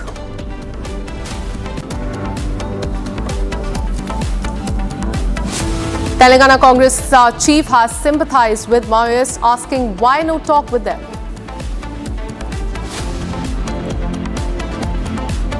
Jammu and Kashmir LG Manoj Sinha has sacked 3 government employees for the terror links. Congress party has issued advisory to the party leaders, asking them not to give any statements deviating from the party line. मेरा एक रिश्ता है हाफिज सईद साहब के साथ, मेरे वालिद मरहूम के साथ उनका बहुत गहरा तल्लुक था। मलिक रशीद साहब के साथ उनका भाइयों जैसा रिश्ता है।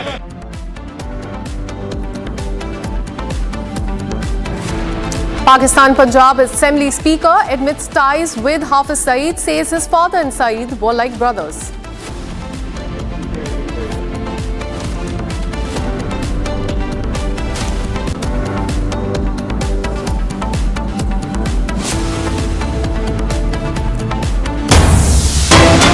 Well, we have a big breaking news coming in. A video of prisoners partying, smoking ganja and talking on mobile phones inside one of the sub-jails in Patna has gone viral on social media. The administration has ordered an investigation, but in the videos right there, you can see those are the prisoners enjoying their time inside the jail. In fact, what we can also see right there, that they can be partying, they are talking on mobile phones as well.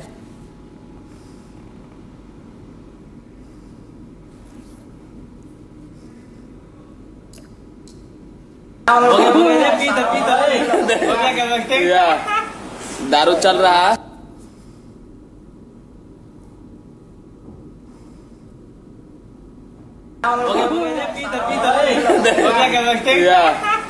दारू चल रहा है Well, this is a video that we have got for you from Patna. As you can see, these are the prisoners which can be seen partying in the jail there, drinking alcohol, singing songs, laughing around, and this is what is happening inside the jail in India. In fact, this is one of the sub-jails in Patna is what we are learning. Very shocking. What we are learning so far is that the administration has ordered an investigation in this matter, but definitely not the first time that such videos have come to fore from different jails across the country. Very shocking news that we are getting in from Patna. Prisoners can be seen partying in jail. Now, who's responsible for this? Who is behind this and making sure that they get the liquor inside the jail? It remains to be seen, because now what we're learning is that an inquiry has been initiated in this matter. Look at this video on your screens. Those are the prisoners who are serving their term in the jail for different crimes that they may have done. But there they can be seen enjoying, they are partying, in fact having alcohol, and what also we are learning, they were also consuming drugs there in the jail, sub-jail in Patna. An investigation in this case has been ordered. Let me go across to my colleague Prakash, who joins us from Bihar. Prakash, this is very shocking. These are the prisoners who are serving their jail term, but they're in jail. They can be seen partying, they can be seen having liquor, drugs as well. Tell us about the investigation. Well, these are not the first visuals. Earlier also we have reported such kind of visuals on television sets with criminals and prisoners drinking alcohol, consuming alcohol, banned products and other liquor inside the jail premises, which is against the rules and regulations of the jail manual. Now, how did it enter the jail premises, these liquor and banned products? So that is $1 million question, and investigation should be ordered into it. And yes, like in the past, investigation has been ordered, and it raises questions on the jail authorities as well as the security system in Bihar, because we have seen in the past how inmates enter into the jail premises, and also shooting has taken place inside the jail premises, with the incident of murder as well as physical assault happening inside the jail. So these are not the first visuals, but yes, it's a shame that jail premises, which is supposed to be provided with a very large number of security cordon as well as police personnel, but despite that, no action has been taken as yet. But we expect that some kind of action would be taken with against the prisoners as well as the jail superintendent in Bihar. Back to you. Well, absolutely, and this is in fact not possible without the involvement of any officials there. Thank you for all the details. We'll keep coming back to you for more on this story.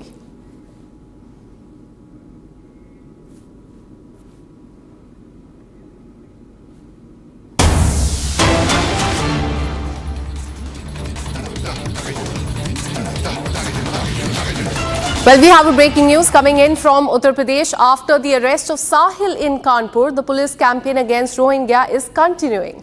Clearly, a ruthless campaign is being run against those who are in India with the fake documents, due to which the Kanpur police today reached near the Jagakati station in Babu Purva is what we are learning, and the documents of all that are present there is being checked right now.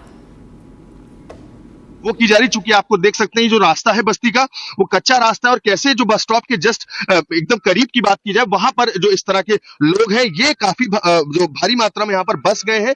बस्ती है वो देखने को मिल रही है। तमाम लोगों के जो आधार कार्ड है वो चेक किए जा रहे हैं। लोगों से जो पूछताछ है वो जारी है कि यहाँ पर क्या काम कर रहे हैं और कितने लंबे समय से जो यहाँ पर ये लोग हैं रह रहे हैं, जिसके चलते जो ड्राइव है कानपुर में लगातार जारी है।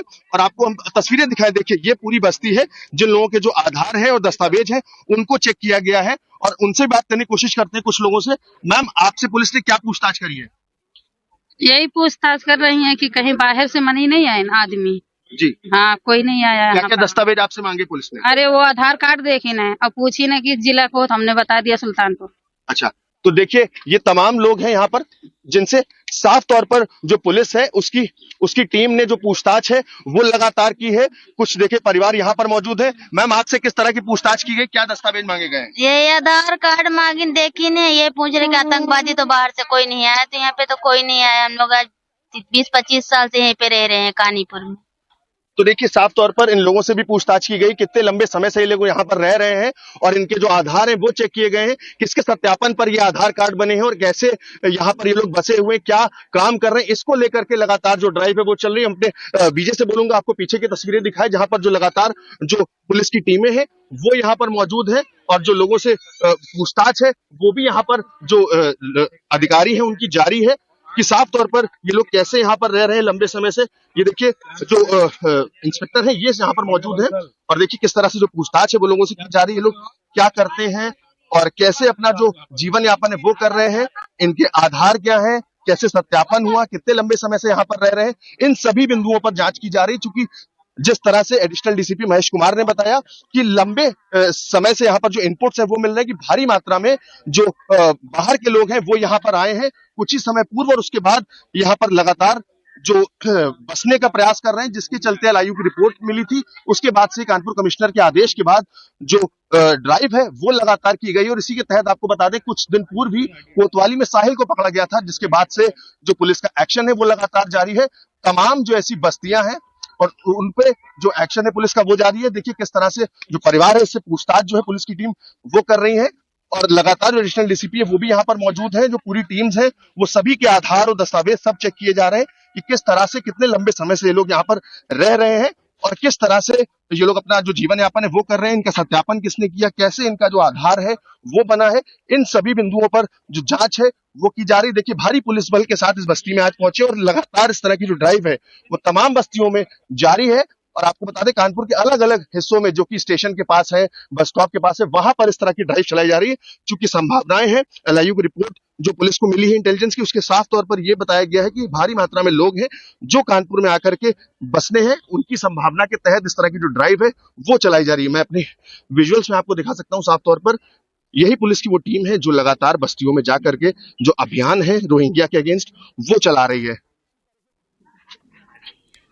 Well, in Kanpur in Uttar Pradesh, Operation Pushback is in action. This is a crackdown on those living in India without any documentation and living illegally in the country. Now you can see in the visuals, police right there in Kanpur in Uttar Pradesh checking the documents and verifying whether they have the Aadhaar card, PAN card in place for them to live in India. So this is a crackdown on Rohingyas going on in Uttar Pradesh.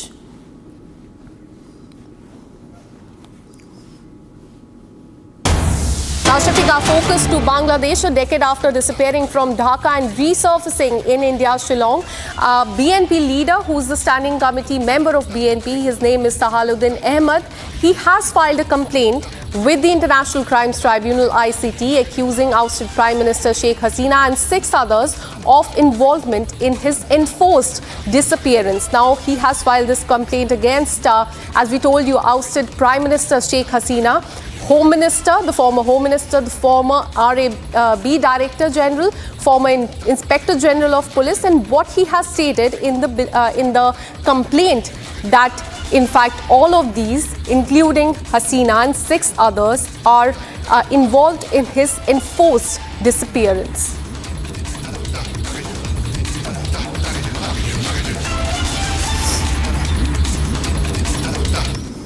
Now, shifting our focus to Pakistan, terror in Pakistan has the full backing of both the government as well as army, and it was proved yet again this week.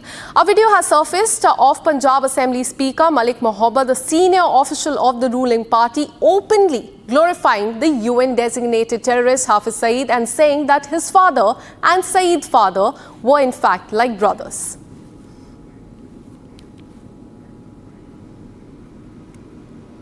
Malik मेरा सैफुल्लाह कसूरी साहब के निस्बत professor Talha साहब के साथ मेरी तल्लुकदारी किसी ऐसी बुनियाद की वजह से नहीं है।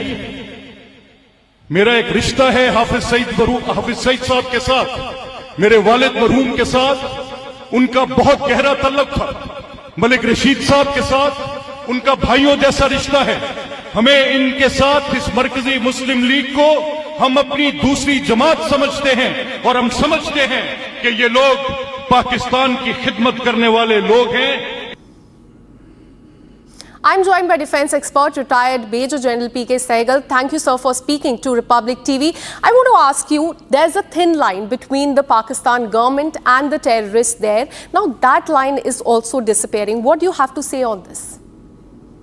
India has always been aware of this aspect. We've been reiterating again and again in every international fora of the very strong nexus that exists between the Pakistani army, the ISI, the politician and the terrorists. It is for this reason that Prime Minister has said there has been a paradigm shift. Hereafter, if there is any terrorist activity carried out against India, the terrorists and those who are sponsoring them, and who are the ones who are sponsoring them, the politicians, the Pakistani dispensation, the IS and the army, they'll all be considered on the same page and all of them will be equally taken to task. This is a very, very important change that we have signified not only to Pakistan but to the world at large, that we will hit Pakistan army, the ISI, because they are absolute and totally hand in glove. They are the ones who are funding them, they are the ones who are giving them training, they are the ones who helps them in radicalizing the youth, and they are involved in each and every act of theirs. It is for this reason that when we got Rana extradited, the Pakistani army and the Pakistani dispensation is already saying that we got nothing to do with him. He has not even renewed his documents for the last 20 years because he too will expose the nexus that existed between the Pakistani army, the ISI and the terrorists. And if you recall what happened on 7th of May, when we knocked out 9 of the terrorist hubs, on their funeral you could see the senior army officers firstly on the route. They were saluting, the army was lined up, they were saluting the terrorist dead bodies, and at the funeral there was a lieutenant general and the several brigadiers and colonels present there, which clearly showcased to the world the very, very close relationship that exists and continues to exist between the terrorists and the Pakistani politician, the Pakistani civil dispensation and the army and the ISI. And it is for this reason that we have absolutely no option hereafter but to go after the Pakistani army and the ISI as well. Unfortunately, in the present 4-day standoff that we had with the Pakistanis, we did not strike the Pakistani army. The Pakistani army continues to remain absolutely intact. On hindsight, we should have degraded the Pakistan army also in a very major way because they are absolutely and totally the backbone of these terrorists. But for them, if they don't give them the money, if they don't give them the arms, if they don't give them the training, if they don't give them the backup, they do a lot of firing, and it is because of the firing only, covering fire, that they can infiltrate. At more often than not, army officers also infiltrated. In the Pahalgam incident, two of the terrorists were part and parcel of the Pakistani army. They were commandos of the Pakistani army. So under these circumstances, India ought to tell this to the world very, very clearly that hereafter we will not differentiate between the Pakistani army, the ISI and the terrorists. So the All of them nexus are- between the Pakistan government and the terrorists there is on clear display. Thank you for speaking to Republic TV. Now, keeping our focus on Pakistan, Maulana Abdul Aziz, a senior Jaish-e-Mohammed terrorist who recently threatened India with balkanization, has been found dead under mysterious circumstances in Bahawalpur in Pakistan. Intelligence agency tracking JEM activities reported that the exact cause of his death is being concealed by the group's commander.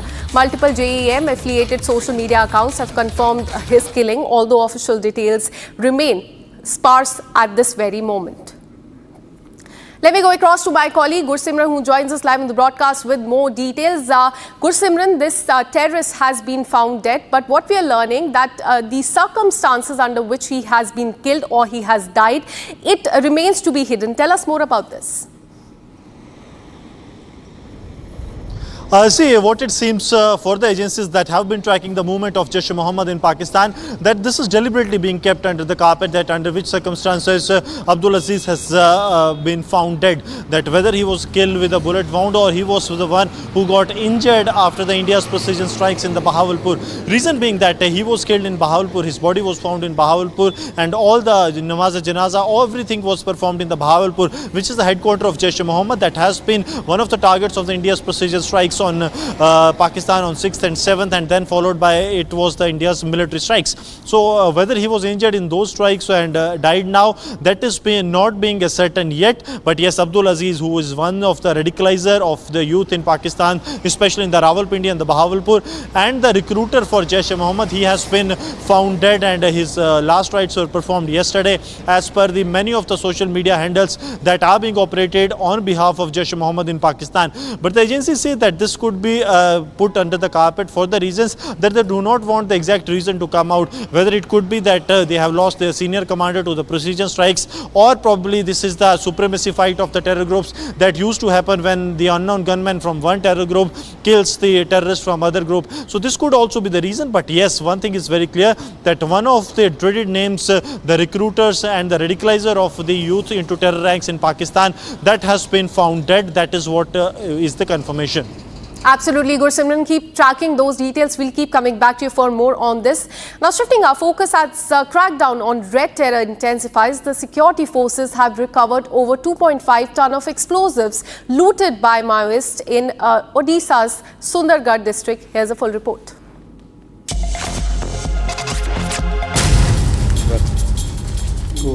The security forces recovered over 2.5 ton of explosives looted by Maoists in Odisha's Sundargarh district. The security forces conducted a major joint operation along the Odisha-Jharkhand border with Special Operations Group, District Voluntary Force, CRPF and Jharkhand's Elite Jaguar Force. According to the Western Range DIG, the operations are still underway and only 2.5 ton of explosives have been recovered out of 4 tons which were looted by the Maoists. The security forces recovered the explosives from different forest locations during the joint operation. Significantly, the operations have been ongoing since May 27th, and the primary focus of the security forces at this stage is on recovering the explosives rather than making arrests.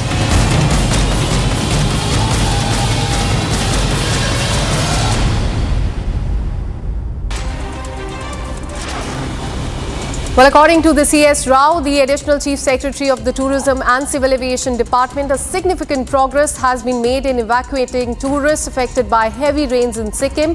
He says that so far, 1,670 tourists have been safely evacuated from the area, and additional 30 people were rescued from Chatin today.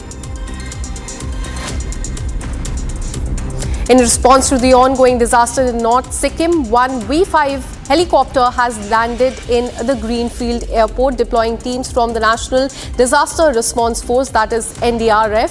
These units are equipped with satellite phones and essential emergency equipments. The first sortie of the day, comprising 23 NDRF personnel equipped with essential supplies, has successfully proceeded towards the Chatin from Greenfield Airport.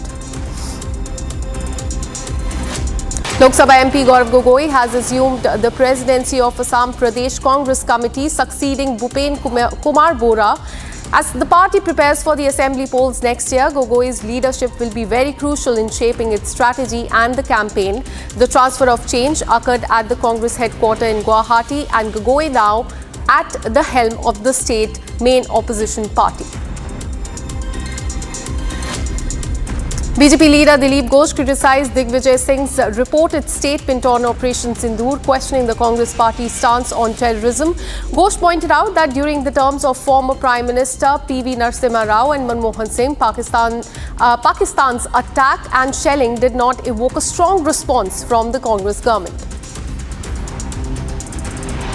BMC has cancelled a tender worth crores for robotic rescue machines from a Turkish company. The machines were intended to be installed at 6 Chowpatty beaches in Mumbai to aid the lifeguards there. The decision comes in response to Turkey's stance on supporting Pakistan following the Pahalgam terror attack. We're taking a very short break. Coming up on the other side, Karnataka High Court has wrapped Kamal Haasan, asking why no apology from his side and saying that public figures cannot hurt public sentiments. We'll also tell you about Jammu and Kashmir and how LG Manoj Sinha has sacked 3 government officials for the terror links. We'll be right back. Stay with us.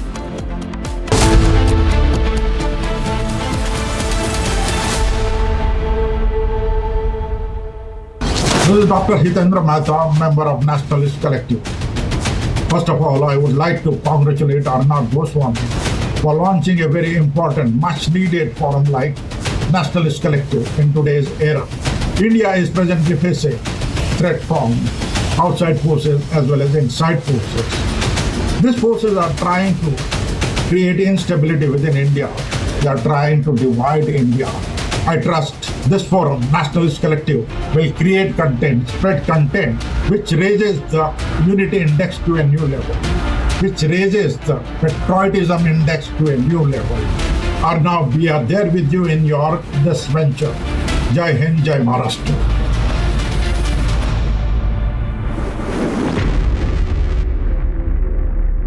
QS and THE, the world's foremost university rankings organizations, have ranked Amity amongst the top 3% universities globally, making it among the very few Indian universities to be included in both rankings.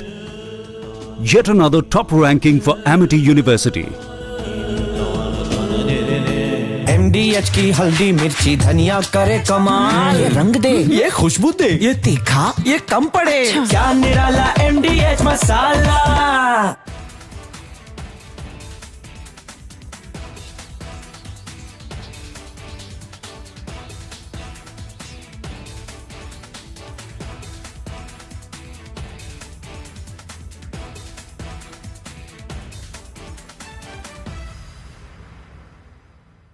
My name is Ambassador Deepak Vora, and I have been involved marginally in the review activities for the. This particular policy also got accentuated after Pakistan acquired nuclear weapons, and they tried to exploit this stability-instability paradox. That's nuclear weapons will provide stability, strategic stability between the two nations, and below that, this terrorism can contain. But of course, what India has done now is there are now 2 red lines. Between these 2 red lines, it's opened up the space for conventional operations. So that's a major change which has happened after Sindoor. Let me talk about rationality once again in the context of Operation Bunyan al-Marsus, which I said, I've said once, twice earlier that in this whole business of warfare or use of force, the military people are the ones who are most rational, because we understand that, war and warfare is very, very unpredictable. And we also probably understand the consequences of war. So that I think is important. So although lost by Pakistan on 10th of May at about 1 a.m., its aim was to get down India to its knees in 48 hours. Multiple attacks were launched. And in some manner, they have escalated this conflict, which we had actually hit only terrorist targets, but also into the military domain. From their perspective, it would have been rational in the sense they would have said that you use military means to hit these targets. But it was also rational on their part, operation which they thought they'll continue for 48 hours, folded up in about 8 hours. and on 10th, when they picked up the telephone and said they wanted to talk. And I think that the rationale behind this the realization coming in stem from two facts. That one is they must have assumed that if they continued this mode, they're likely to lose much more. So hence they picked up the telephone. And second thing, since they had stuck us at multiple fronts, they still did not have the benefit of understanding what they had stuck. So they must have thought they must have stuck, and hence there's time to talk now. And if they don't, they'll tend to lose both. So these were the two factors which would have made them to take, but it's only after say 1 or 2 days they would have realized that all their attacks which they had launched against us had not fortified, and they had all kind of failed.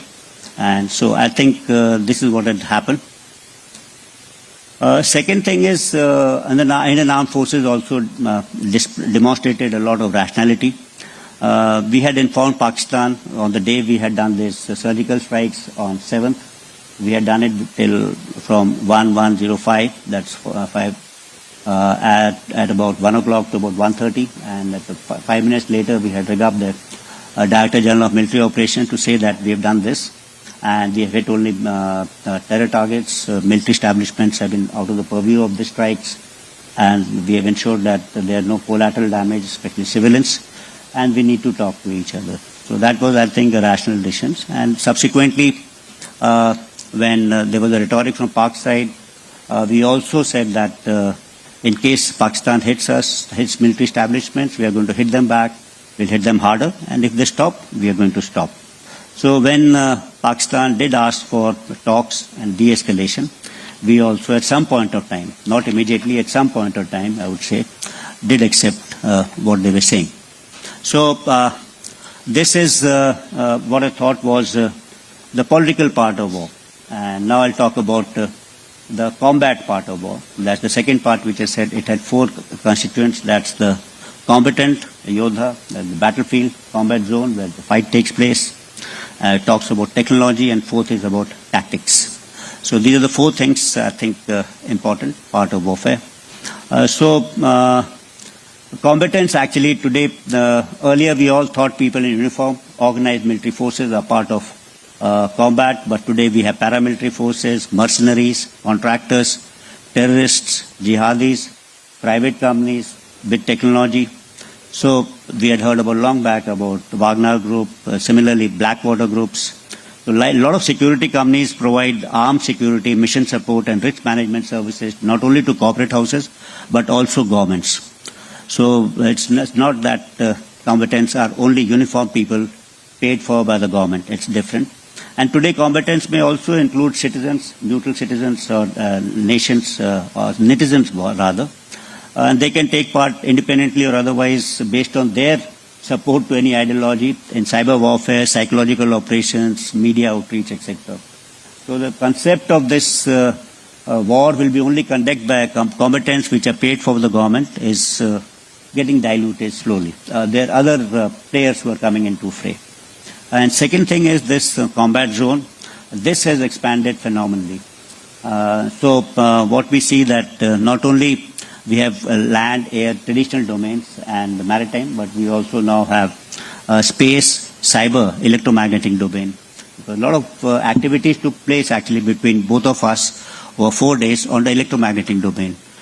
Activities also took place in cyber domain. We also had a lot of activities in the domain of perception management, information war, or maybe you can call it cognitive warfare, in which the mindscape shaping the mind of the people is more important than the landscape, what happens on land, etc. We also saw the expansion of battle space on the traditional domains. So initially you could see war and warfare, contact warfare, within 5 or 10 kilometers. Today we expanded that battle space phenomenally. When we see the whole length and breadth of Pakistan could be under coverage of India's weapon systems, not for any other ranges, but very, very deliberate precision strikes. Some strikes could be as narrow as 2 meters or 3 meters square, at ranges greater than, say, 300 kilometers. That's what has been demonstrated. So when I said combatants, combat zone, these are the kind of changes which are taking place in future. And I'll dwell upon now the more important part on technology, which I think is becoming very, very important. And the warfare today is at the cusp of, if I could say, a third revolution in military affairs. The first revolution in military affairs was something to do with maneuver warfare, which came about because of advances in ground mobility and air mobility. You could transport people faster. It also was there because of long ranges. The second revolution in military affairs was net-centric warfare, in which battlefield transparency, situational awareness, this became important. Information dominance became important. That came about by the US Armed Forces because of advances in communication technology and computer technologies and ICT. And today we are at the cusp of a third revolution in military affairs, which I have termed as convergence warfare, because what we are seeing is not one technology, but there are a number of technologies which are affecting warfare presently, and they'll happen in future. All of these are heralding a new change in warfare, which is bringing about a change which is disruptive and non-linear. And it's actually occurring at a pace which is unprecedented. And these technologies range from sensor, advanced materials, propulsion, hypersonics, artificial intelligence, big data, advances in cyber, space, all of them. But what happens is generally we take all these advances in technology and consider them as one fact. What I will do is I'll try and identify 4 trends in these technologies to see where warfare is progressing further. So the first trend which I talk about is sensor technologies, and this is ushering in a new level of battlefield transparency and situational awareness in the field of warfare. You see, we have natural and man-made sensors. It's a competition between these two, if you have it, say. So we are about 8 billion people on this earth. So we have 16 billion eyes, actually, as sensors. We're seeing each other. Today we have maybe having more than 8 billion artificial ISR sensors operating. All of us having a mobile phone, which has got a camera, you've got a laptop, iPad, etc., which has got a sensor. There are a large number of cameras over here. There are sensors of this room which are capturing those images. You go outside on this road, there are a number of sensors over here. There are sensors deployed in air, there are sensors deployed in space, there are sensors deployed undersea, there are sensors deployed in... So it's not only the range of sensors, but the deployment of sensors is much more than what natural way you can do it. It's also the type of sensor. We only had, say, 5 senses, that is touch, hearing, smell, vision, and taste. That's all. But today the kind of sensors we have is seismic, chemical, biological, optical, SAR, infrared, ELINT, AIS, acoustics, ultrasonic, magnetic, electromagnetic, quantum, atomic, radio frequency. So we have overtaken nature, actually, in numbers, quality, deployment, all everywhere. What is this going to lead us to? This is going to lead us to absolute transparency. So today, there cannot be anything like surprise in battlefield. It's everything's open. And second thing, I think today, when we talk about if there's no surprise, then the only way you can do it is by deceiving him, probably. You'll have to think of different kind of techniques in warfare. The second trend, I think, is related to speed, velocity. I call it celerity. And this segment is driven by advances in hypersonics, whether it is guide or cruise. We saw that BrahMos missile at 2.8 Mach. You can have today missiles at 10, 7, 8 Mach flying. We also have fractional orbital systems. Along with this, what's happening is stealth technologies are coming in. So it becomes very difficult to detect.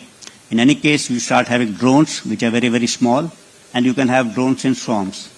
So there are no radar systems which are actually made to track large aircrafts moving at a reasonable speed of 1 or 2 Mach. Then you have one hand hypersonic weapons which are following different kind of trajectories, and on the other hand you have drones which are as small as this. And this also means there are no radars which can actually track it, and then you can move it in swarms, etc. So what's happening is all this in combination, lower radar signatures, high speeds, and intelligent routing, etc., are making these kind of threats invisible, inaudible, undetectable, and hence untargetable. So you're kind of vulnerable everywhere. So on one end, we can see the range of this action. So what you're introducing is kind of non-linearity in ultimate. ultimate form of non-linearity. You can have a contact battle at 1 or 2 kilometers, and then you can have a battle which is being fought at 300 kilometers or 250 kilometers. So that's the kind of unlinearity, and with impunity you can do it. Because it's very difficult for the opposition to actually devise a system to guard against it or to hit against it unless he's synchronized his systems in a very, very effective kind of a manner. So it's like I said, ultimate non-linearity and expansion of battle space. So it will also probably, maybe we'll have to think of large platforms like large ships, tanks, etc., because these become very vulnerable. And your planning and preparation, coordination for such kind of a defensive acts will also require a lot of thought in future. We may have to require a layered kind of a resilient defenses in depth to ward against these kind of threats. The third important trend which I see is something to do with robotics and automation.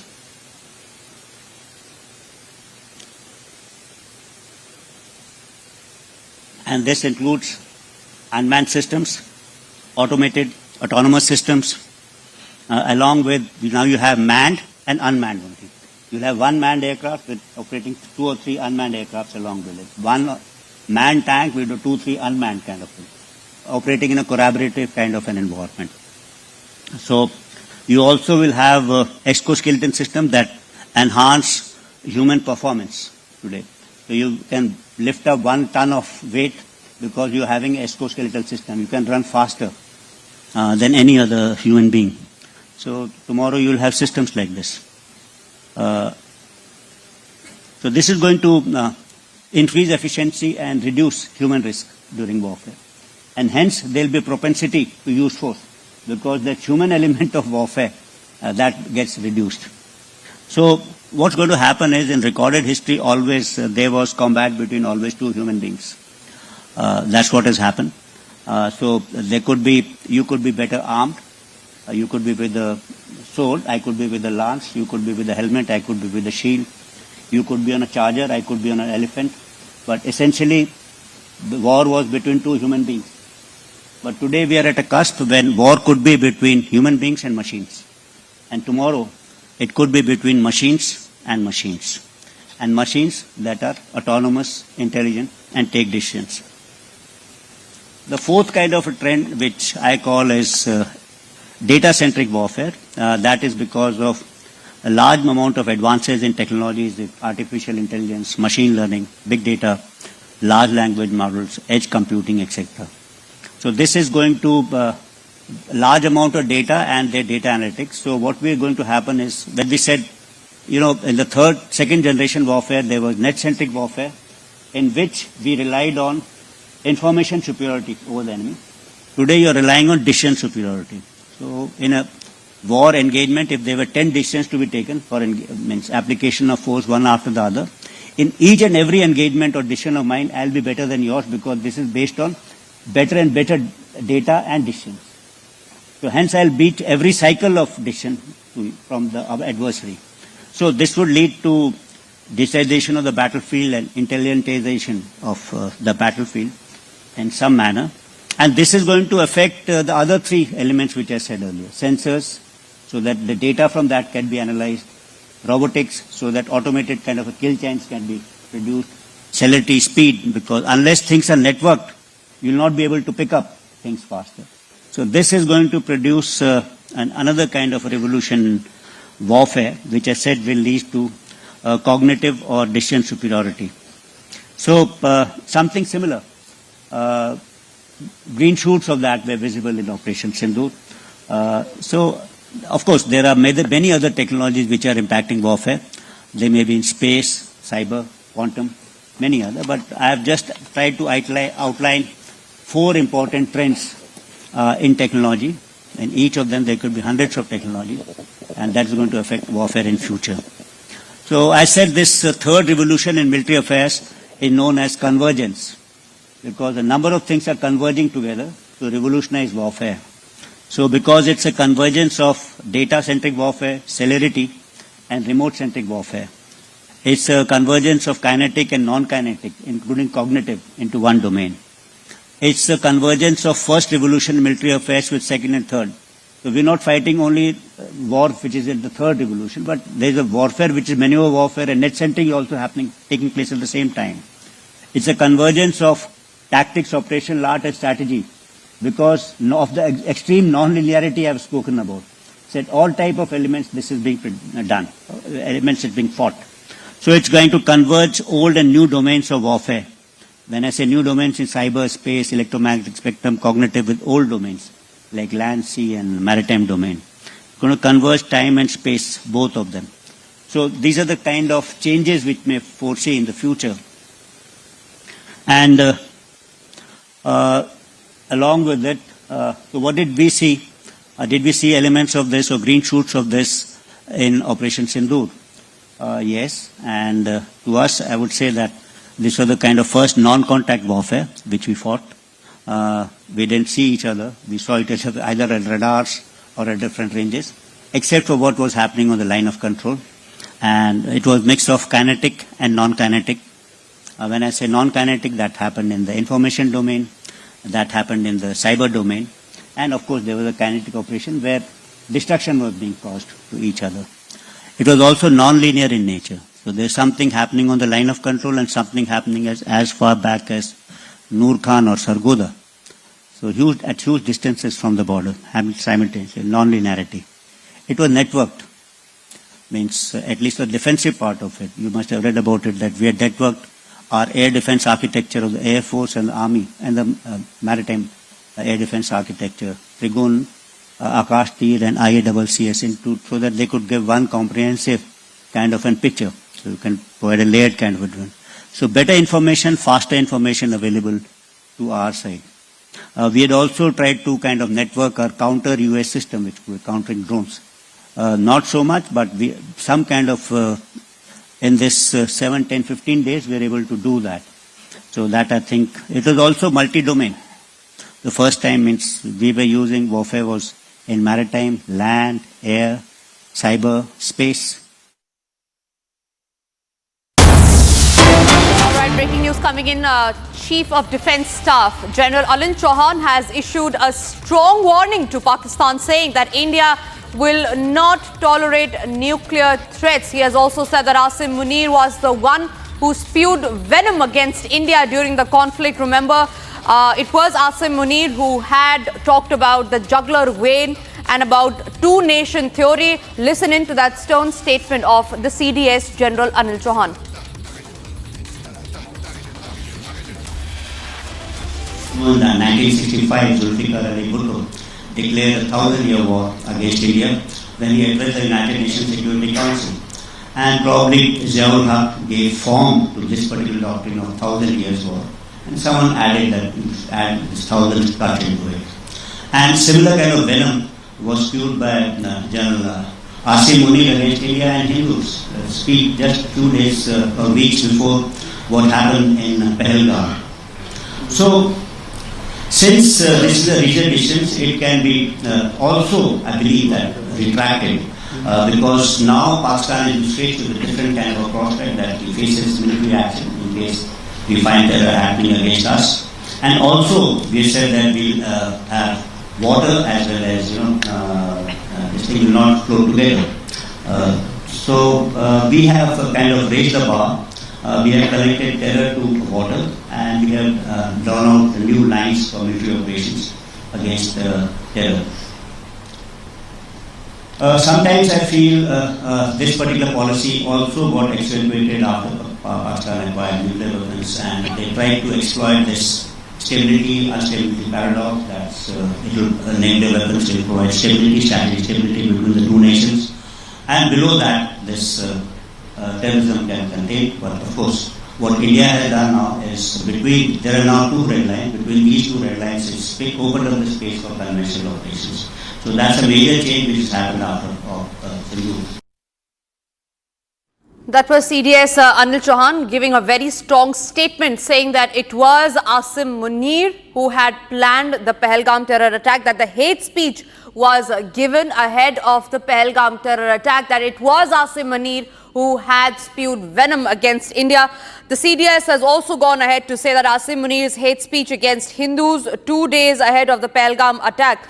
Remember, just to take you back into context, it was Asim Munir who had just days before the Pahalgam attack said that India and Pakistan are two different nations, hence giving out a two-nation theory. He later also went on to say that Kashmir is Pakistan's jugular vein, and referring to the same speech, this time it is CDS Anil Chauhan who has taken a very strong stand against Pakistan. This one specifically on Asim Munir, where he has said that Asim Munir spewed venom ahead of Pahalgam terror attack, and that it was Asim Munir's hate speech against Hindus that came just 2 days ahead of the terror attack that happened in Pahalgam. All right, Abhishek Kapoor is joining us from the newsroom on that. Abhishek, this is a very strong message that the CDS has sent, and this time referring to Asim Munir, clearly the two-nation theory that he had given, and also the jugular vein speech that Asim Munir had given in just 2 days before the Pahalgam attack. Well, yes, Tanisha, the Chief of Defence Staff is speaking at a university in Pune. He's speaking on future of warfare, and so he's drawing some important lessons and takeaways from the kinetic part of Operation Sindoor. In fact, not just the kinetic part, the kinetic, non-kinetic and every other aspect. He has called it a multi-domain warfare. The first time that India has carried out this kind of non-contact multi-domain warfare against the enemy. And so he was setting the context while doing which he said that the trigger was provided by General Asim Munir with that rabid hate-filled speech against India in general and the Hindu community in particular. And then from there, how the Indian response really panned out, and multi-domain included not just the kinetic response by way of military, within which the Navy, Air Force, Army, all three were mobilized, but also included the diplomatic response, also included the information warfare, the grey zone warfare, and of course he was giving details of how India engaged with the enemy using all the options that were available. I think my takeaway or conclusion from the speech, which is still going on, Tanisha, is that India has really widened its spectrum of choices within the conventional domain between the kinetic response, the military response and the diplomatic response. And that's an important takeaway from that speech coming in of the Chief of Defence Staff. Remember, CDS, while in Singapore to participate in the Shangri-La dialogue, had mentioned or admitted to India losing some of its air assets without going into the details, and he was being panned for that. But it is clear that all this is being done as part of a larger transparency framework that's also, I think, getting embedded in India's military response to any a threat that emerges in future. And that's why this thought that while speaking, giving this special lecture on the future of warfare, he's underscoring all the takeaways and the lessons that India has drawn, its military leadership has drawn from Operation Sindoor. Absolutely, Abhishek. Thank you very much for getting us those details. We'll keep a track on that story very closely. But for now, it's time for us to slip into a short break. And after the break, we'll get you details of how the Karnataka High Court has wrapped Kamal Haasan after they asked why has there been no apology. Also after the break is Jammu and Kashmir LG Manoj Sinha sacking 3 government employees for alleged terror links. All that and much more after a break.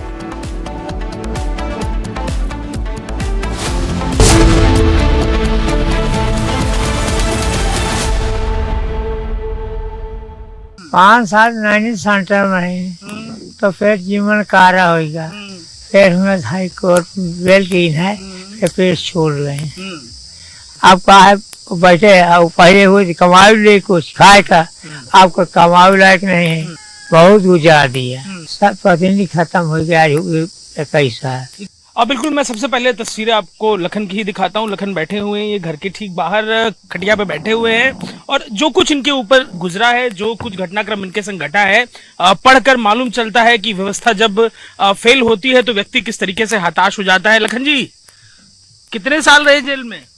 साहब 5 साल Naini centre में ही तो फिर जीवन कारा होगा, फिर हमें हाई कोर्ट बेल की है, फिर छोड़ गए। फिर लड़ते रहे साहब। उम्र कितनी हो गई? उम्र साहब 3 साल। हाँ, 103 साल। हाँ साहब। क्या हुआ था, कौन सा घटनाक्रम, किससे झगड़ा हो गया था जब आपको गिरफ्तारी? साहब हमरे यह रहा है, हमारे चाची को मारे रहे, चंदा, प्रभु, नोखई, ये चारों मारे रहे हैं चाची के, देशराज की महतारी के।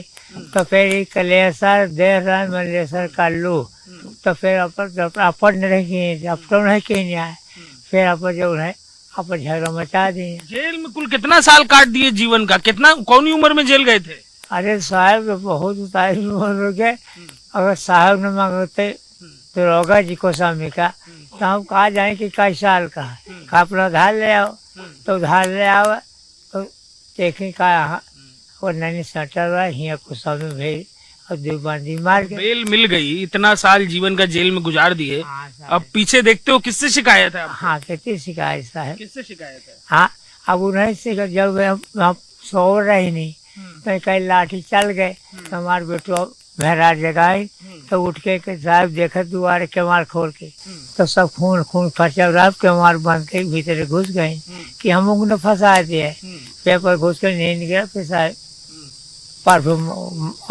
मारी, फिर 4 रोज बाद लगी दवाई करा, फिर अस्पताल मर गया। ये तो जितने लोगों से झगड़ा हुआ था उनमें से कोई बचा है कि सबका देहांत हो गया?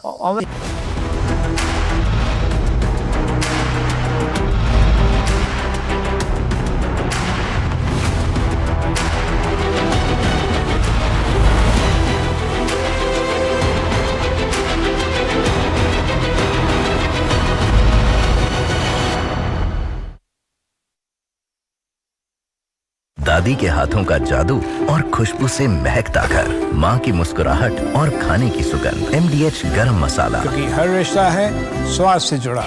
विमल में गुलिस्तान की ये कुछ लजीज फरिश्ते, जब साथ घुले तो जी ललचाए और दिल कहे कि स्वाद की इस जुबान में खुद को ऐसा डुबाऊं कि निकल ना पाऊं। विमल की जुबान कुछ है ही ऐसी, मानते हैं ना?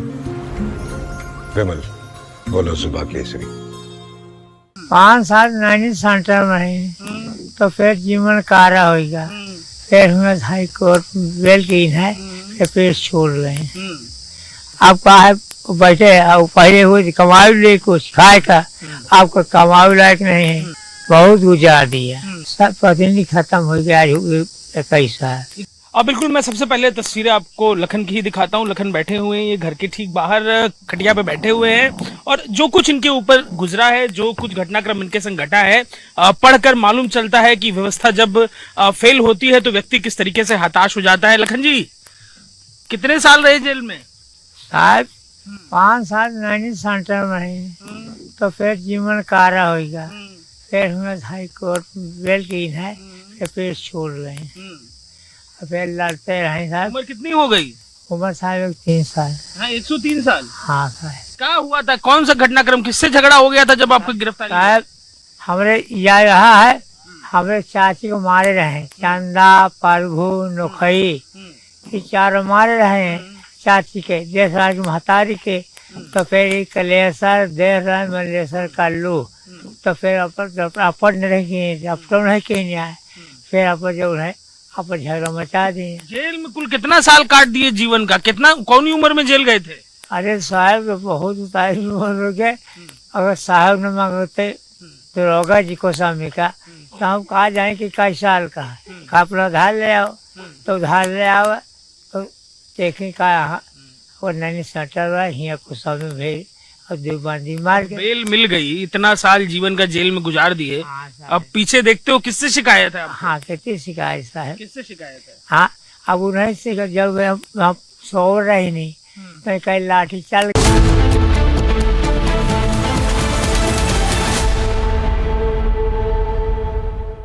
आधे बाउल दही में 4 चम्मच MDH चटनी पुदीना मसाला डाला, स्टर करो, पुदीना चटनी तैयार। MDH चटनी पुदीना मसाला।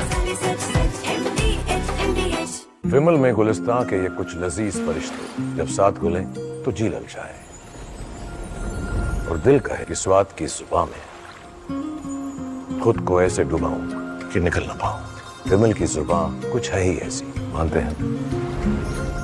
विमल बोलो जुबान कैसी?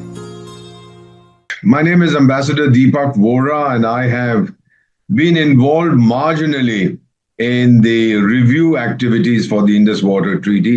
sometime in the 1990s. I don't remember the year. But at that time, the feeling seemed to be from the Pakistani side that they could get away with whatever they wanted. It's important to remember that the creation of Pakistan was in 1947. The Indus Water Treaty was signed in 1960, 13 years later, because some fellow in Pakistan realized that the headworks of the irrigation system of the canals built in British Indian Punjab were in Madhapur and Firozpur, both in India. So India gave them some money, I think 6.5 crore pounds sterling, in order to build their own systems, etc. But they used the money to build Tarbela and the other dam, which is Mangala Dam, which is on the Indus, and the other one is on the Jhelum. Now, so they've not been honest right from the beginning. And whenever we wanted to do something as far as the Indus River is concerned, I have seen what it takes to report from the front lines. Accuracy, courage, urgency and responsibility. At Republic School of Journalism, you will be trained for that reality. It's not theory, it's live learning from a working newsroom from day one. If you want to report the truth when it matters the most, Republic School of Journalism is where you begin. Courses begin on 30th June. Apply now. QS and THE, the world's foremost university rankings organizations, have ranked Amity amongst the top 3% universities globally, making it among the very few Indian universities to be included in both rankings. Yet another top ranking for Amity University. Mahi sir, how much do you love your fans? Honestly, I love my new fans. पुराने वाले बेकार में शोर करते Sir, fans हैं, शोर तो करेंगे ही ना? नए वाले नहीं करते. And they listen to what I say. The new generation Orient BLDC fans. Super silent performance with voice control. Silly me, I thought. Cricket fans. मेरी नई हुंडई एक्स्टर. अरे तुमने भी तो कल नई कार ली है ना? उसमें भी तो होगा ना ये वॉइस इनेबल सनरूफ. है ना uncle? Finger enable sun. Paddle shifters वो तो होंगे ही. Just pedals. डील्स और बेनिफिट्स ये तो मिले होंगे ना? ये मिला. हाँ? इन्होंने तो लॉलीपॉप ले लिया. क्या आप भी लेना चाहोगे? बिल्कुल नहीं. तो जल्दी चले आओ हुंडई शोरूम. आपकी फेवरेट हुंडई कार्स पर मिल रही है अमेजिंग डील्स. वैसे लोगे तो आप हुंडई ही, चाहे दिल की सुनो या डील्स की.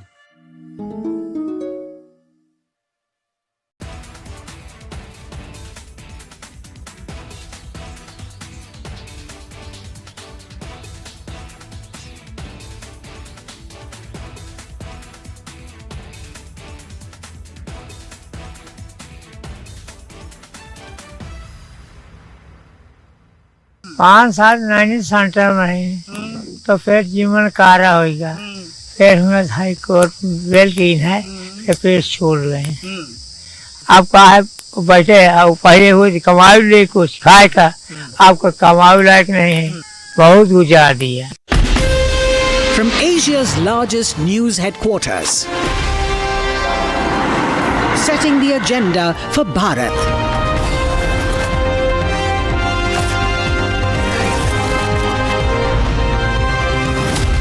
You're watching Republic.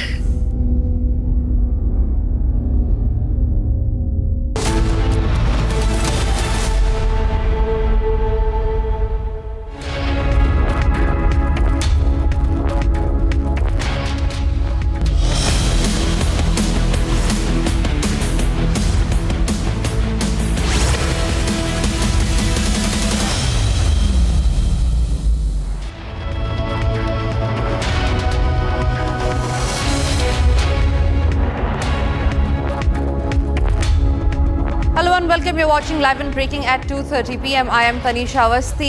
With 2:30 p.m, the Karnataka High Court has now begun hearing Kamal Haasan's petition. We're tracking all that and much more on this edition. But first, a quick check of the headlines. You know, the 1965 Zulfikar Ali Bhutto declared a 1,000-year war against India when he addressed the United Nations Security Council. And similar kind of venom was fueled by General Asim Munir against India and Hindus. Speak just 2 days or weeks before what happened in Pahalgam.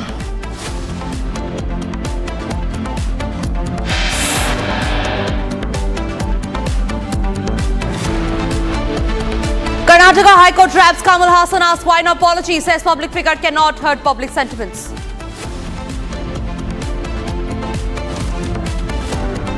Prime Minister Narendra Modi to visit Jammu on June 6, first visit after Operation Sindoor.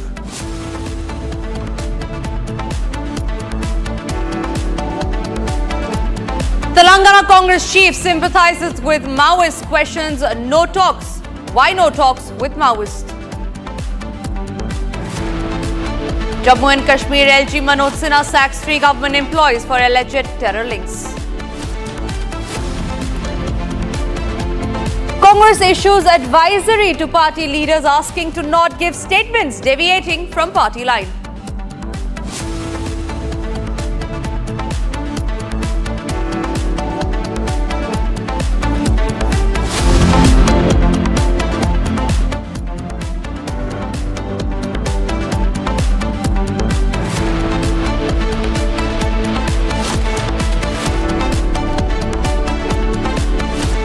And we start this edition with big breaking news coming in, where we learn a massive expose from across the border has now been put out. Now, Pakistan's own dossier reveals how India struck 8 more targets under Operation Sindoor. Now, this is far deeper than officially acknowledged. Meanwhile, chaos in Karachi has already taken place. Prisoners are breaking out of Malir jail in midnight uprising, shaking Pakistan's security apparatus.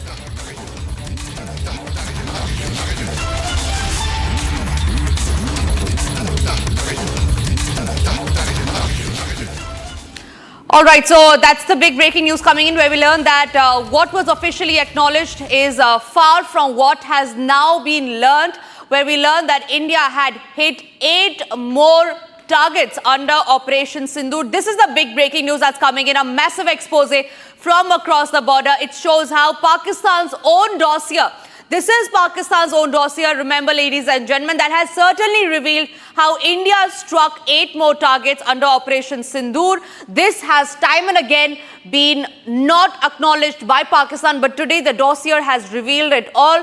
Now, this is far deeper than officially acknowledged by the officials. Senior executive editor Abhishek Kapoor and Shravan Sen is joining us on that note. Shravan and Abhishek, what is this dossier all about? Give us all the details. Well, it's typical to the Pakistani style, because they believed that this was going to be part of the propaganda machine. In fact, there is a dossier that the Pakistanis have actually revealed, and they basically say that there are a number of targets that were actually hit. Some targets that were not revealed so far. In fact, let me just take our viewers through what really happened on the 9th and the 10th itself. If you see in a sequential manner what India has done. First, you are looking at only the terror infrastructure that was struck on the 7th of May. Thereafter, what India had done was a measured response to what the Pakistanis had actually done. The Pakistanis started hitting out at the civilian areas. So if you remember, the very next day, a swarm of drones that came in, and they were basically targeting all our civilian areas, particularly around Punch. And not to forget, there are cities that were being targeted, like, for instance, Pathankot being one such, and Amritsar being the other. Thereafter, India said that if you have hit us, we are going to respond. That was a measured response. It is important to point out here. What India did thereafter was clearly a response, but this was also planned. Remember, as a contingency plan that India already had, they had the coordinates as far as these bases are concerned. So even before the military bases were actually targeted, the AWACS were basically hit, rendering some of the areas in Pakistan being completely vulnerable. And then came the Brahmastra, if I may say so, that the military bases were basically targeted. They were deep inside, and these military bases were targeted. Now let's come to the news point here, and therein I'm going to bring in Abhishek right now. Abhishek, they have revealed much more than what we had said this far. And I would say this is a clear Pakistani admission. Well, absolutely, Shravan. And I think, as I have gone through this dossier, this is essentially Pakistani propaganda material. They perhaps were making this for international audience, and to try to impress upon them the fact that maybe India was irresponsible in its military response. But what is important is, and in fact, they go on to give a lot of information which otherwise might not have come in public domain. So what we have to understand is sieve through it and see that they are acknowledging damage to their military infrastructure much beyond what India initially, came out with. Now the reason is because our first military objective out of this entire exercise of Operation Sindoor was to make sure that the terror targets are taken down, eliminated, which we did. And whatever else happened subsequently, as has been just underscored a while back in a special lecture by the Chief of Defence Staff himself from Pune, was that we were only calibrating our response so that we deter Pakistan from escalating. So in that escalatory metrics, when we realized that the Pakistanis are not really stopping at, they should not have in fact retaliated at all post May 7, but then because on May 8 and May 9 they continued, we hit them back with some decisive show of force, which took down 8 of their military bases. And because this time the targeting was of wider military infrastructure, the Pakistanis had more hits than going beyond from where, for example, the 8 military bases were targeted in a manner that their capacity to escalate further is taken down. So if they cannot fly out from Noor Khan base, from Rahim Yar Khan base, from Bolari Air Base, then obviously the escalation stops there. But apart from those places, now as can be seen from this dossier, there were other military targets that were hit. We did not mention it because those were not our prime, that was not our prime objective. But at least Pakistan is admitting that they were hit so badly. In fact, let's just quickly go back to that image that we have prepared for our audience right now. In fact, in that image, on your screens right now, what Abhishek we are going to do right now, take our viewers through all the list. We had basically spoken about 8 such targets. What the Pakistanis are saying on the 9th and 10th, in fact, Abhishek, they made 2 new mention. One is Jiang. Yeah, Jang. Jang, I beg your pardon, Jang, and the other happens to be, if I'm not wrong, you've already had all of them. Rawalpindi, we had already said. Yes. Lahore, we had Yes. said. Jang, we had said. Yes. Shokat, I'm not too sure. If you remember Shokat. Shortcut is the new one. The Jang is the new one. Hyderabad is new one. And Sukur. if I can see, Sukur we had already. Sukur we had. Peshawar is the new one. Okay. Peshawar we did not mention. That's pretty far. It's the capital of the northwest frontier. Khyber Pakhtunkhwa, as it is called now.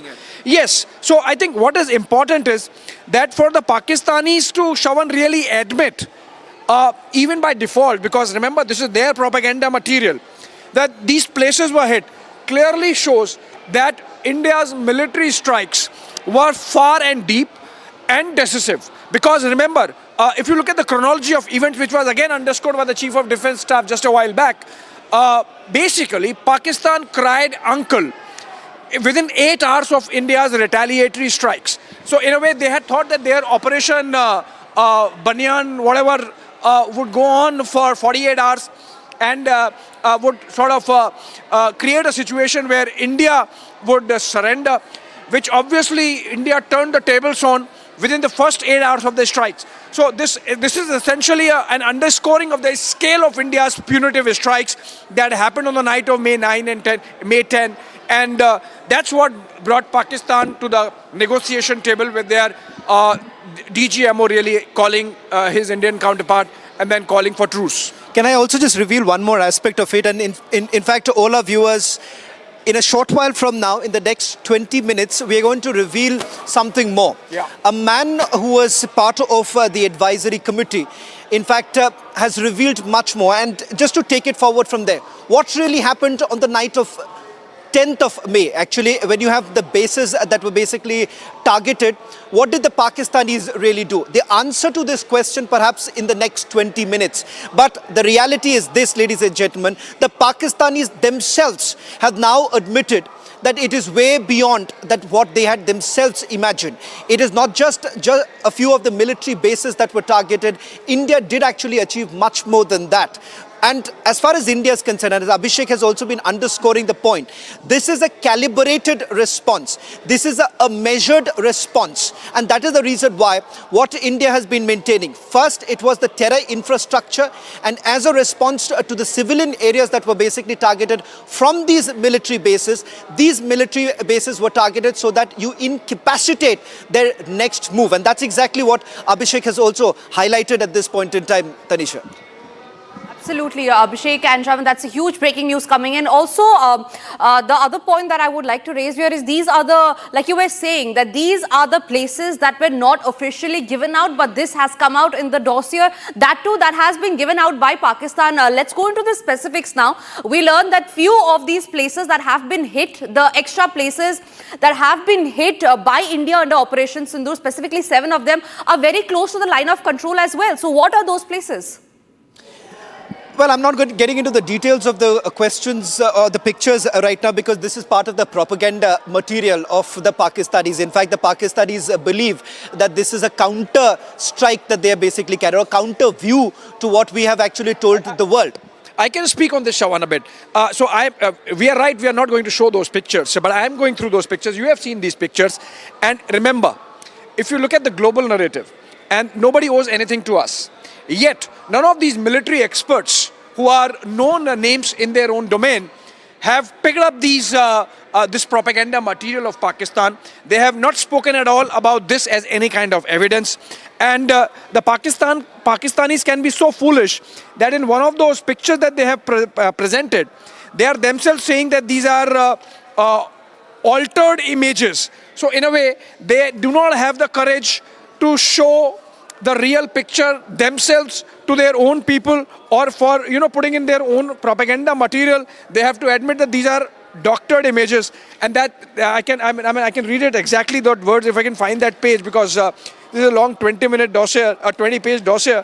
But I was amazed to see that thing written, that the Pakistanis are in a way admitting that this is all doctored material in a manner that they cannot really present the real picture. The fact that nobody has picked it up worldwide, forget about India, forget about Pakistan, nobody in the world, and remember, the global narrative otherwise has in some ways, unfortunately, condoned the terror indulgence part of Pakistan. Look at the way President Trump has behaved rather irresponsibly over the last month or so with his position on trade.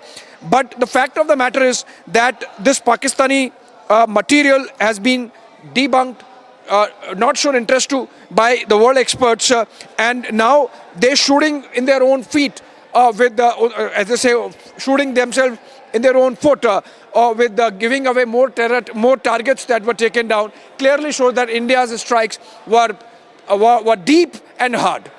Well, in fact, just one quick point before I hand it back to you. As far as India's evidence is concerned, it was very well strategized. In fact, remember, the military all this while was never taught that you need to bring back evidence. And we have also learnt over a period of time that the evidence that we are going to now present to the world. Today, remember, all these images that you see of the military bases in Pakistan, they cannot be doctored because these are images that have been procured from global satellite companies. These are commercially available images for everyone to actually take a look. And that is the reason why each of these military air bases, be it Jacobabad, be it Bholari, or for that matter, Noorian Khan, these are military bases which have sustained heavy damages. And all of it, if you just take a picture of the day before and a day after, it's a clear example of the damage that has been inflicted. And in fact, an admission here too from the Pakistanis, in fact, as far as the tenders that they have floated. Just one quick point, because this is another point that Abhishek has picked up, is about the tenders that they are floating. Of course, we knew about the fact that they are now already repairing the airstrips, but it turns out that they are accepting the fact that they've lost their aircraft. Yeah, absolutely. And come out with tenders to say that for 10 days this work is to go on, clearly is an indirect admission that for 10 days Noor Khan Air Base is not available. Remember, it's right there in Rawalpindi. And the Pakistanis, so in a way, while they talk big about grey zone warfare, information warfare, etc., the sort of buffoonery they indulge in while doing so are some giveaways which the world community should take note of. Well, thank you very much, Abhishek. Now, that's the big news coming in. But in a short while from now, it's an unmissable interview that we have and which basically perhaps takes off the lid of the lies that have been peddled by the Pakistanis. Right, Abhishek and Shravan, thank you very much for sharing those details. Indeed, the 3:30 interview is certainly that one must watch out for. But for now, we move on to the other stories that we are tracking. And this one is from Noida, where just moments after a speeding Thar violently hit a youth, leaving him severely injured in Noida's Sector 53. Now, we have accessed a video which shows the exact moment the scuffle broke out, after which the accused allegedly tried to run over him with the Thar. Now, the video of a scuffle has now been accessed by Republic. The police have taken the video into cognizance. A case has already been registered in connection with the incident. Now, a team has also been formed to arrest the accused. So, this is the exact moment when the scuffle broke out. The man in the black shirt and a black pant is the one who had later been run over by the Thar. This is the man who had been severely injured. He is in the hospital right now. And that's the exact moment of the Thar that had run over him. And this is just moments after the scuffle broke out. This incident is from Noida Sector 53. The speeding Thar hit a youth. Now, this happened just moments after a scuffle broke out between a few group of people and this man. We, however, have no details right now on what the scuffle was all about.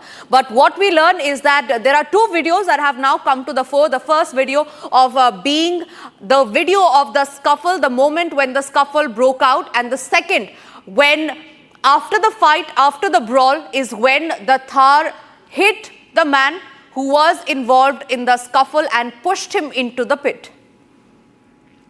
Akhil is joining us live on the broadcast on that. He has been tracking the story very closely. Akhil, what was the reason for the scuffle after which it broke out? Because we learned that both the groups, be it the victim or the accused, both have been equally involved in the scuffle. What was the reason and what's the update on the probe so far?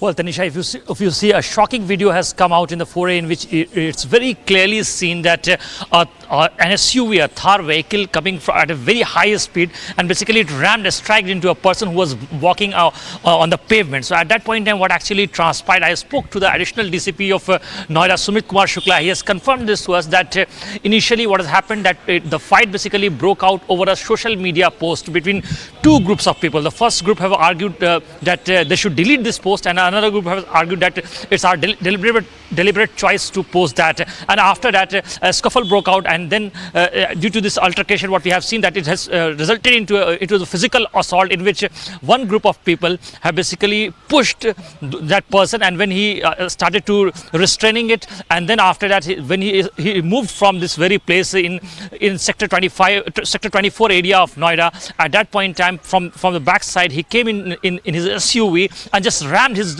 vehicle into that person who was just walking on that pavement. So at this point in time, an FIR has already been launched by the Noida police in connection with the case, and the victim who basically got assaulted in this video, which is very clearly seen in the video footage that we have recovered, that person is being treated at Sector 39 district hospital at this point in time. Akhil, thank you very much for sharing all those details. So that's the latest that's coming in as far as the hit and run case is concerned in Noida. We move on to the other breaking news coming in, and this is in regard with Kamal Haasan's language row that he had triggered. In a huge breaking news, we learned that his movie Thug Life will not be released in Karnataka for now. That's the big decision that has been taken after the hearing took place in the Karnataka High Court, as Kamal Haasan has refused to apologize. Remember, the court had just pulled Kamal Haasan up just a few hours back when the hearing was underway, and now we learn that this order has been passed that his movie Thug Life will not be released in the state of Karnataka for now, as remaining defiant, the actor Kamal Haasan has refused to apologize. That's the big breaking news coming in. We'll take you through the details of what happened inside the court proceedings as well. We learn that the High Court had earlier pulled him up, saying that He is a public figure and he should not have made comments like these, soon after which we learned that the Karnataka High Court has taken the decision that the movie Thug Life will not be released in the state of Karnataka. Sharda, my colleague, is joining us live from Chennai on that. Sharda, what are the details of the hearing that took place inside the court? We learned that the court very strongly pulled up Kamal Haasan for not apologizing for the remark that he had made. Well, at 12:30, the Karnataka High Court said that they'd be giving time to Kamal Haasan until 2:30, while the second hearing would be heard. However, the actor did not apologize but sent a letter to the Karnataka Film Chamber stating that he made the statement out of love and there was no connection in it on degree. Sharda, please stay with us. I'm also being joined by Rhythm. Rhythm, what are the details of the hearing that took place inside the court? We learned that Kamal Haasan had been pulled up by the Karnataka High Court. What are the details that we are picking up right now? I think, yes, we'll go back to Sharda in just a minute. I just want to quickly say, despite everything and all the words the High Court has said since morning, viewers, Kamal Haasan, actor, refuses to apologize. Apparently, he was in Dubai. He gives out a statement. Remember, in the morning today, the High Court absolutely admonished him and said, you've tried to create some sort of disturbance, disharmony. A person is creating a circumstance, it leads to disharmony, and still we are giving you a chance to apologize. His lawyers spoke to him. They came back at 2:30. They also said in the morning, a public figure cannot make such statements. You may be Kamal Haasan or anyone. You cannot hurt the sentiments of the masses.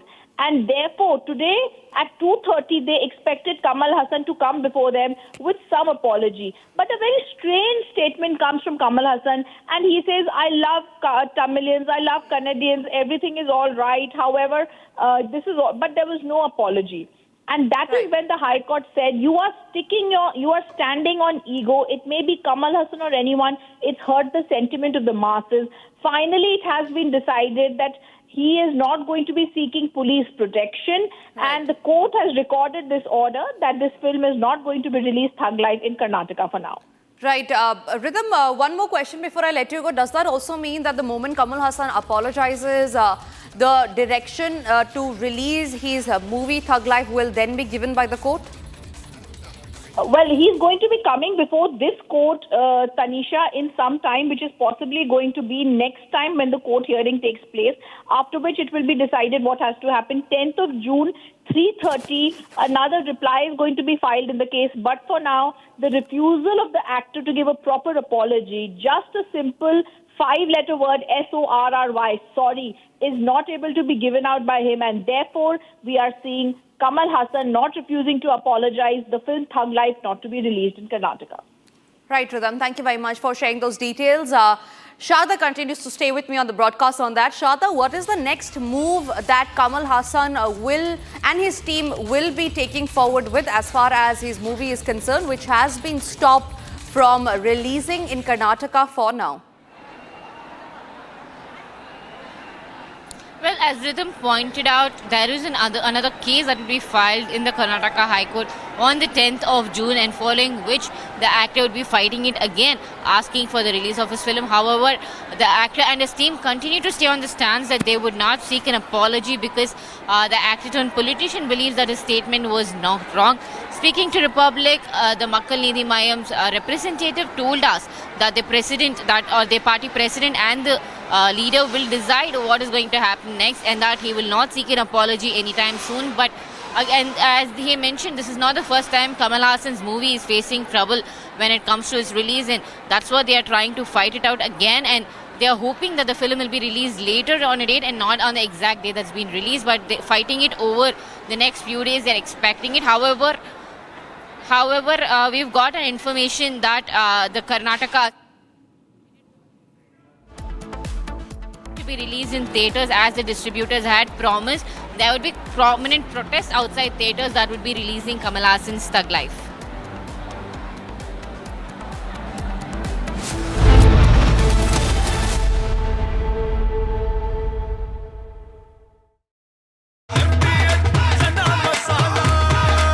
अब छोलिया हो या लोबिया, सफेद चने या काले चने, सब कुछ मजेदार बने। विमल में गुलिस्तां के ये कुछ लजीज फरिश्ते जब साथ घुलें तो जी ललचाए और दिल कहे कि स्वाद की जुबान में खुद को ऐसे डुबाऊं कि निकल ना पाऊं। विमल की जुबान कुछ है ही ऐसी, मानते हैं? विमल, बोलो जुबान कैसी? My name is Ambassador Deepak Vora, and I have been involved marginally in the review activities for the Indus Water Treaty sometime in the 1990s. I don't remember the year. But at that time, the feeling seemed to be from the Pakistani side that they could get away with whatever they wanted. It's important to remember that the creation of Pakistan was in 1947. The Indus Water Treaty was signed in 1960. 13 years later, because some fellow in Pakistan realized that the headworks of the irrigation system of the canals built in British Indian Punjab were in Madhapur and Ferozpur, both in India. So India gave them some money, I think 6.5 crore pounds sterling, in order to build their own systems, etc. But they used the money to build Tarbela and the other dam, which is Mangala Dam, which is on the Indus, and the other one is on the Jhelum. Now, so they've not been honest right from the beginning. And whenever we wanted to do something as far as the Indus River is concerned, they would always say that, look, this treaty has survived so many conflicts between India and Pakistan, nothing is going to happen.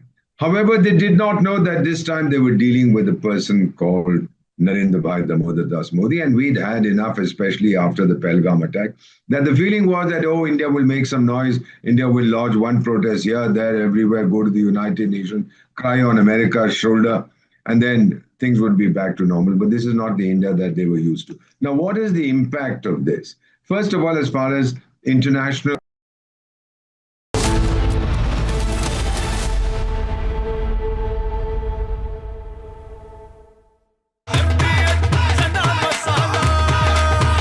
Chholiya हो या लोबिया, सफेद चने या काले चने, सब कुछ मजेदार बने। इसको घर पे लगाओगे तो शादी का तो पता नहीं, पर घर पक्का नहीं टूटेगा। रुंगटा नहीं तो घर स्ट्रॉन्ग नहीं। रुंगटा स्टील TMT बार एकदम सॉलिड। पहाड़ों में एक हाइकिंग स्टिक भी बन सकती है। विमल में गुलिस्तान की ये कुछ लजीज फरिश्ते जब साथ घुले तो जी ललचाए और दिल कहे कि स्वाद की जुबान में खुद को ऐसा डुबाऊं कि निकल ना पाऊं। विमल की जुबान कुछ है ही ऐसी, मानते हैं ना? विमल, बोलो जुबान कैसी? 5 साल नैनी सेंटर में तो फिर जीवन कारा होगा, फिर हमें हाई कोर्ट बेल की है, फिर छोड़ गए। आप कहा बैठे आप पहले हुए कमाई ले कुछ खाए का, आपको कमाई लायक नहीं है, बहुत गुजार दिया, सब पत्नी खत्म हो गया 21 साल। अब बिल्कुल मैं सबसे पहले तस्वीरें आपको लखन की ही दिखाता हूँ। लखन बैठे हुए हैं, ये घर के ठीक बाहर खटिया पे बैठे हुए हैं और जो कुछ इनके ऊपर गुजरा है, जो कुछ घटनाक्रम इनके संग घटा है, पढ़कर मालूम चलता है कि व्यवस्था जब फेल होती है तो व्यक्ति किस तरीके से हताश हो जाता है। लखन जी, कितने साल रहे जेल में? साहब 5 साल नैनी सेंटर में तो फिर जीवन कारा होगा, फिर हमें हाई कोर्ट बेल की है, फिर छोड़ गए। फिर लड़ते रहे साहब। उम्र कितनी हो गई? उम्र साहब 3 साल। हाँ, 100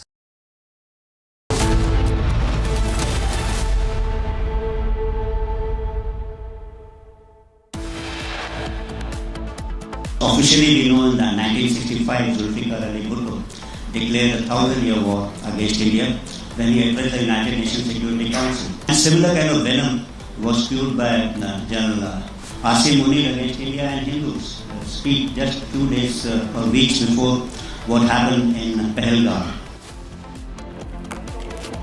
Chief of Defence Staff Anil Chauhan, while speaking on Operation Sindoor, hits out at Pakistan Army Chief Asim Munir, saying that venom was spewed by Munir against India just 2 days ahead of the Pahalgam attack.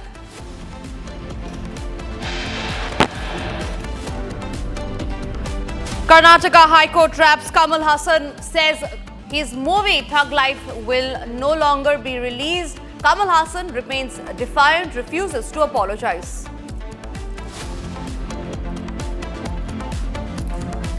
Prime Minister Narendra Modi to visit Jammu on June 6th, first visit after Operation Sindoor.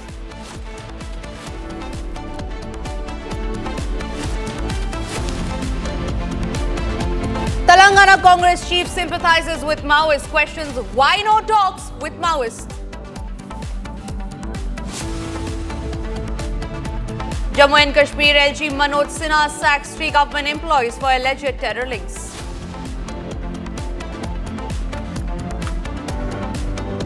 Congress issues advisory to party leaders asking to not give statements deviating from party line.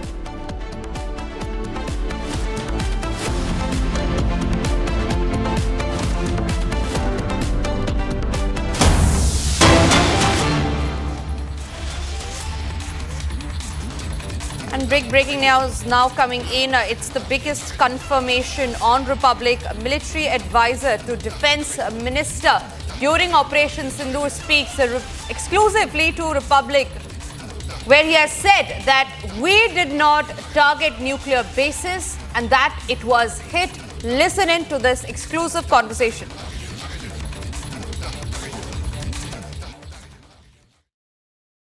I want to then perhaps also take it a little further, because there was a lot of talk happening that the nuclear sites were also being targeted. Was that true? Did we actually manage to at least come very close or somewhere close? Okay, you remember what the DG Air Ops mentioned. In fact, a media person asked him that, did you target? And he said, you tell me. So obviously at the international level, are you going to say that you targeted? Obviously you didn't target. It got hit, and it put a lot of fear and apprehension in the mind of the people there as to what is Was the that the turning point? Possibly, yes. Possibly, yes. The very fact that they got nervous that we have come that Many close? things, you know, not only one. In exactly that half night that you think of, if you reached Noor Khan Air Base, what is it? Where were we going further? Because I understand that's when all the calls were essentially being made by the Pakistanis ki ab band karo. So if you've hit very valuable targets, so you've chosen your targets well. Right. If you hit them so hard that they've got to reach out to you, so you've done your delivery of your arsenal very well. So I think that by itself, what did you hit? How quickly did you hit them? How hard you hit them? What I meant to ask, were we stopping there? Had Pakistan not dialed United States of America, then would India have stopped? No. So we had something up our sleeves. So, see, every escalation ladder, we were always on top, no? So I'm not talking about their dialing. They are free to dial anybody in this world. So we had something more in plan. Yeah, we so were going to go when ahead. they reached out to us and they said enough. So we said, okay, if you've learned a lesson, that's all right.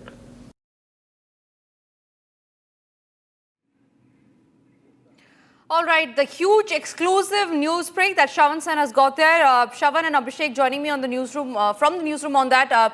Shravan, this is the military advisor to Defence Minister Rajnath Singh, and this was during Operation Sindoor. Indeed, a huge revelation that's come out that we did not target the nuclear bases, that it was hit. It is a huge confirmation. Could this be a turning point, and what could it really mean for India? Well, I'll let Abhishek answer that, but let me first put this into perspective, who this person is and why this is a significant comment. For all our viewers, we are talking to a man called Lieutenant General Khandare, who happened to be the military advisor to the Raksha Mantri till about the 16th of May. This is the very period when Operation Sindoor was still going on. So the time that Operation Sindoor was going on, Lieutenant General Khandare was very much part of the Ministry of Defence. In fact, he was the principal advisor. He is also the man who is served along with National Security Advisor Ajit Doval, considered to be one of the strategic minds of our country. And for the first time ever, there was a lot of speculation about what was the turning point in Operation Sindoor, and did India really plan to stop? This comes from the very person who was monitoring all of this, was part of various discussions. Now, there is an in-depth, chronological events that have been put out by General Khandare. But before that, Abhishek, this is for the first time, very cleverly, very smartly put by General Khandare, where he's saying that, look here, we did not target them. Nuclear command centers were not targeted by India, and we maintain that. In the process, if it has got hit, now we were always thinking if it got hit. Today, General Khandare is saying it got hit. It got hit, and that's a big one, I think. So both ways, we did not target it, but it got hit. Now, you know, the nuances that, as it happens, Shravan, in the fog of war, the Pakistanis realized that when it comes to the escalation metrics, India is controlling the escalation. India is controlling where it would go, which means, you know, for a general, the biggest nightmare is not having control over the situation. And the Pakistanis, all the generals in Rawalpindi realized, because they were hit right there where they were sitting. Noor Khan Air Base is in Rawalpindi. And their special projects or plans division, which is essentially the command and control nerve center for their nuclear arsenal, warhead, etc. That is there just barely few hundred meters, or maybe less than 100, 200 meters from where this Noor Khan Air Base strike happened. So I think what General Khandare, and by the way, General Khandare is also someone who was Deputy National Security Advisor, who was there in the National Security Council for a long period of time. For him to be saying this from a position of responsibility that he occupied till just about a week or 10 days back, I think this is the clearest enunciation of how India really controlled the events during Operation Sindoor leading up to May 10, when Pakistan really cried uncle. So I think this is yet another evidence, if one more at all was needed really, of how meticulous our planning was, that we will have deniability, we will have careful choice of targets, we will hit them where we want, we will go hard and deep as the instruction was from the Prime Minister, and we will make sure that all through this process, from planning to execution, we control the situation, we control the escalation, and not Pakistan. Well, in fact, we're going to take this further. In fact, in a short while from now, we'll try and explain it for all our viewers, which is that particular location that we were talking about. When did this actually happen? And what really changed by the 10th? And why exactly did the Pakistanis suddenly retreat? And was India really planning to go ahead? This is something that was revealed by General Khandare in this exhaustive interview that we have done with him. But I want to once again go back to that very moment when we questioned him about what really happened, because there was a lot of speculation that was doing the round as far as the Pakistan nuclear command centers are concerned. And in fact, that very morning after this incident actually took place, it turns out Shehbaz Sharif had already called for a meeting. And I'm going to get into the details of it. What was that meeting all about? Why did Shehbaz Sharif call it? Why did the defense minister in Pakistan suddenly get so very jittery about this meeting that was called by the Pakistani Prime Minister? And how exactly, General Asif Munir really responded? Because this is where we had got very, very close. And perhaps this is the reason why they had to dial United States of America. Let's listen in once again. I want to then perhaps also take it a little further, because there was a lot of talk happening that the nuclear sites were also being targeted. Was that true? Did we actually manage to at least come very close or somewhere close? Okay, you remember what the DG Air Ops mentioned. In fact, a media person asked him that, did you target? And he said, you tell me. So obviously at the international level, are you going to say that you targeted? Obviously you didn't target. It got hit, and it put a lot of fear and apprehension in the mind of the people there as to what is Was the that the condition. turning point? Possibly, yes. Possibly, yes. The very fact that they got nervous that we have come that Many close? things, not only one. In exactly that half night that you think of, if you reached Noor Khan Air Base, what is it? Where were we going further? Because I understand that's when all the calls were essentially being made by the Pakistanis ki ab band karo. So if you've hit very valuable targets, so you've chosen your targets well. Right. If you hit them so hard that they've got to reach out to you, so you've done your delivery of your arsenal very well. So I think that by itself, what did you hit? How quickly did you hit them? How hard you hit them? What I meant to ask, were we stopping there? Had Pakistan not dialed United States of America then would India have stopped? No.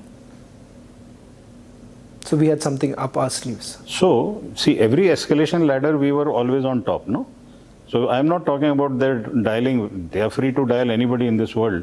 So we had something more in plan. And yeah, we so were going to go when ahead. they reached out to us and they said, enough. So we said, okay, if you've learned a lesson, that's all right.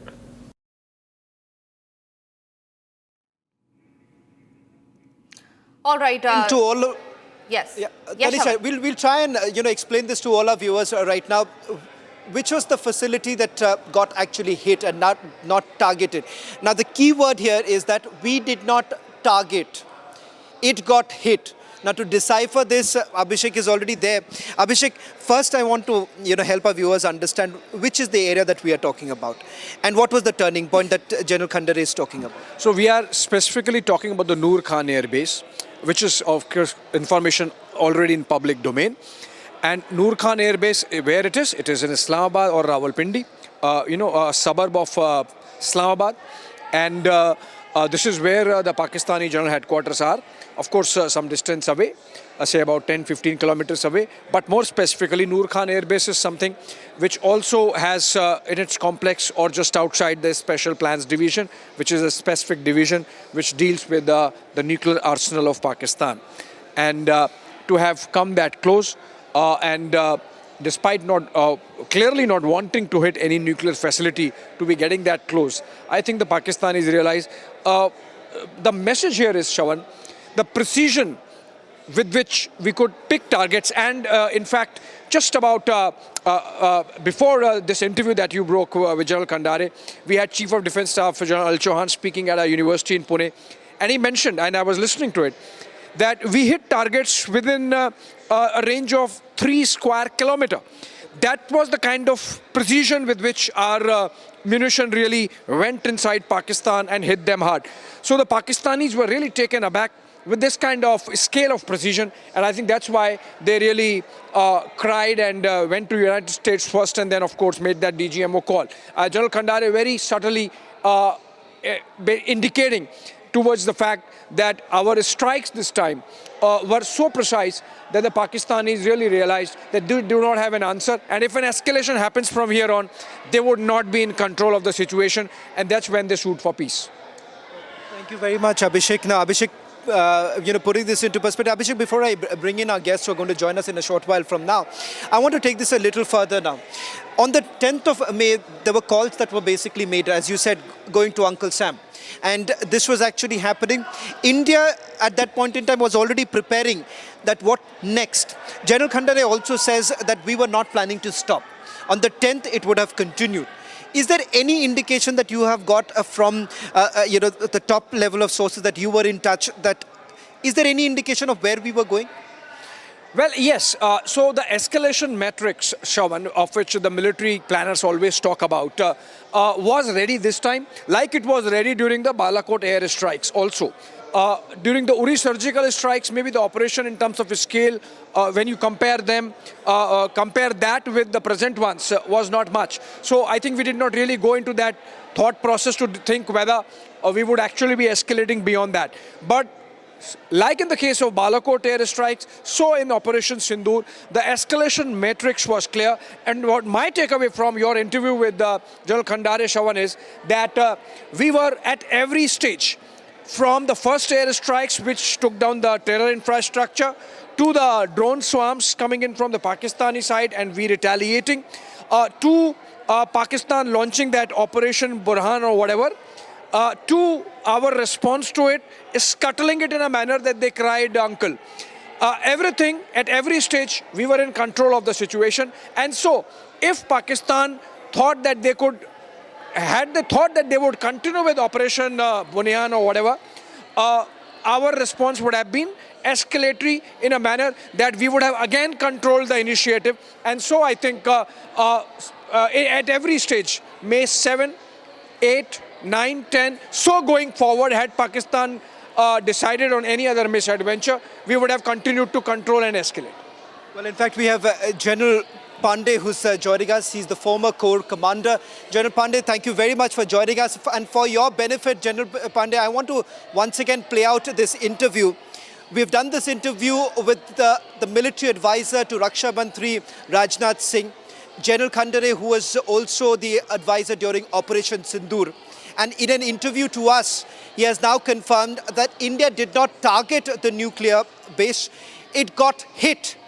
And the speculation that was always doing the rounds, that whether at all any of the nuclear command center was actually hit or did we come any close, this by far is the clearest answer coming in from the government. And for your benefit, General Pandey, before I take your comment, I want to once again play that interview so that you can hear this out. And I want your first response. As a military man, how do you really look at it? But first, let's listen in once again to what General Khandare had to say.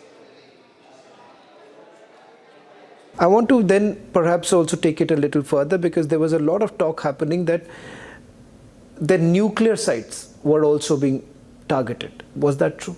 Did we actually manage to at least come very close or somewhere close? Okay, you remember what the DG Air Ops mentioned. In fact, a media person asked him that, did you target? And he said, you tell me. So obviously at the international level, are you going to say that you targeted? Obviously you didn't target. It got hit, and it put a lot of fear and apprehension in the mind of the people there as to what is was the condition. Was that the turning point? Possibly, yes. Possibly, yes. The very fact that they got nervous that we have come that Many close? things, you know, not only one. In exactly that half night that you think of, if you reached Noor Khan Air Base, what is it? Where were we going further? Because I understand that's when all the calls were essentially being made by the Pakistanis ki ab band karo. So if you've hit very valuable targets, so you've chosen your targets well. Right. If you hit them so hard that they've got to reach out to you, so you've done your delivery of your arsenal very well. So I think that by itself, what did you hit? How quickly did you hit them? How hard you hit them? What I meant to ask, were we stopping there? Had Pakistan not dialed United States of America, then would India have stopped? No. So we had something up our sleeves. So, see, every escalation ladder, we were always on top, no? So I'm not talking about their dialing. They are free to dial anybody in this world. So we had something more in plan. And we were going to go when ahead. they reached out to us and they said, enough. So we said, okay. If you've learned a lesson, that's all right. Well, General Pandey, this perhaps is the first big confirmation coming in as far as the nuclear command facility, and now this basically explains why Shehbaz Sharif had called that meeting on 10th of May, and of course thereafter the calls that went to America. So this is the first big confirmation really coming in from a man, from an insider. Yeah, I can hear you. General Pandey, the question that I was asking you, there was a lot of speculation that was doing the rounds with regards to whether at all any of the nuclear command center was actually hit. You have General Khandare, the Raksha Mantri's military advisor, now coming out with a big confirmation saying that we did not target, but it got hit. It can't be clearer than this. Okay, look, I will just amplify a couple of things before I come to this answer. Is that somewhere we as a nation avoid even selling and talking about our successes. And eventually it starts coming out from the outside world itself that what has happened. If you look at even the surgical strikes and what we did after Balakot, only we talk of symbols or signaling what we do.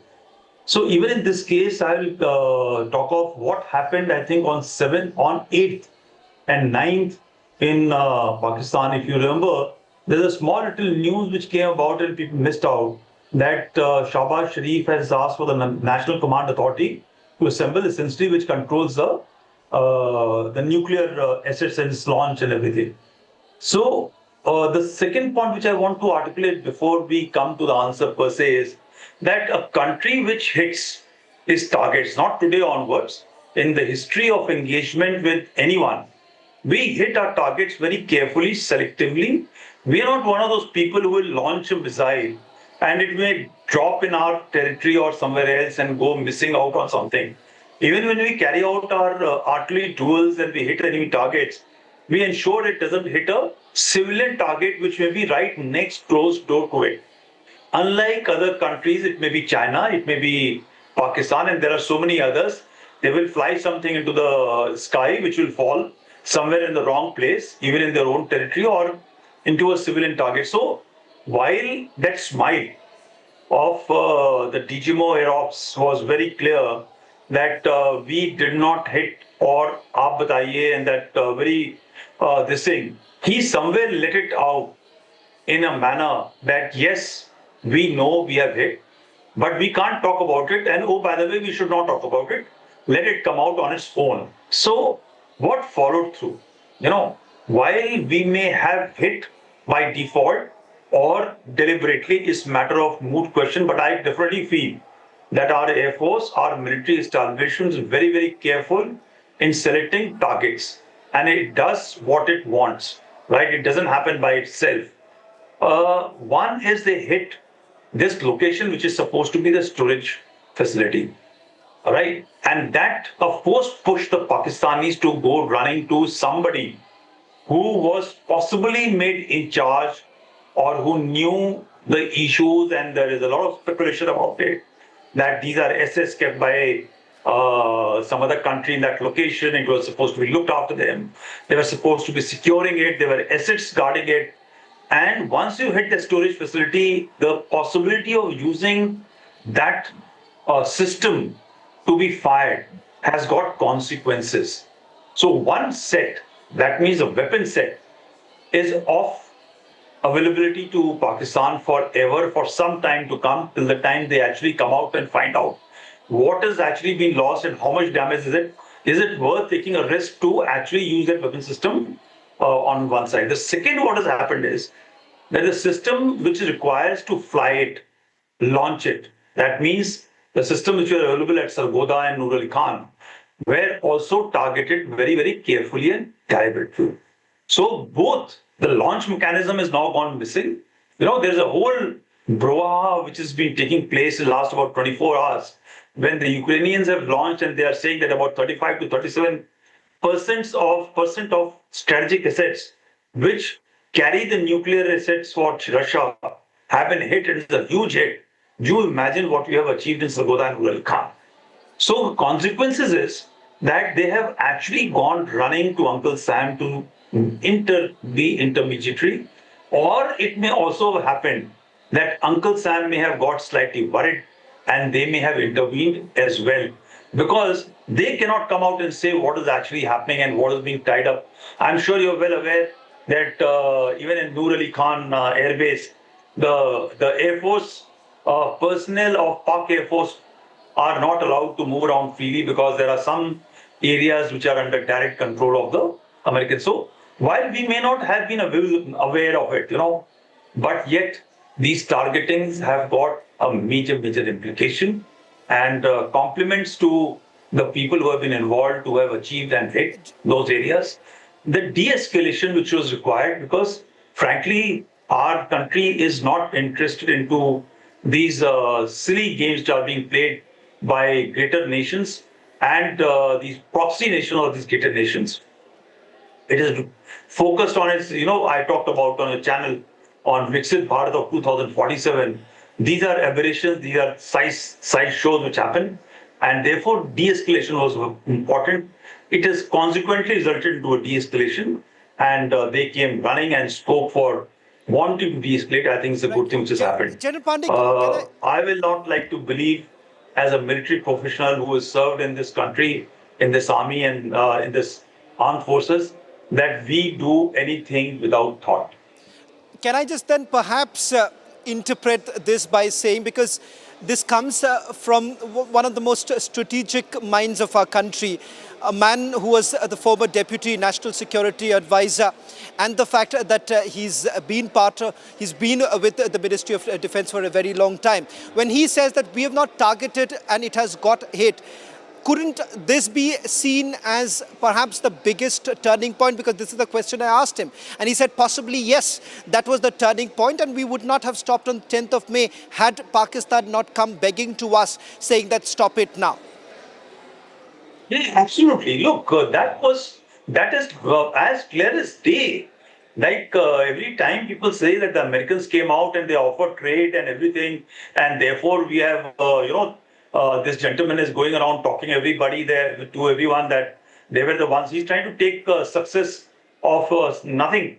India on every cycle of 24 hours came out and made a very, very distinguished and clear statement that we wanted to target the terrorist camp who were behind this tragedy, dastardly act which happened in Pahalgam.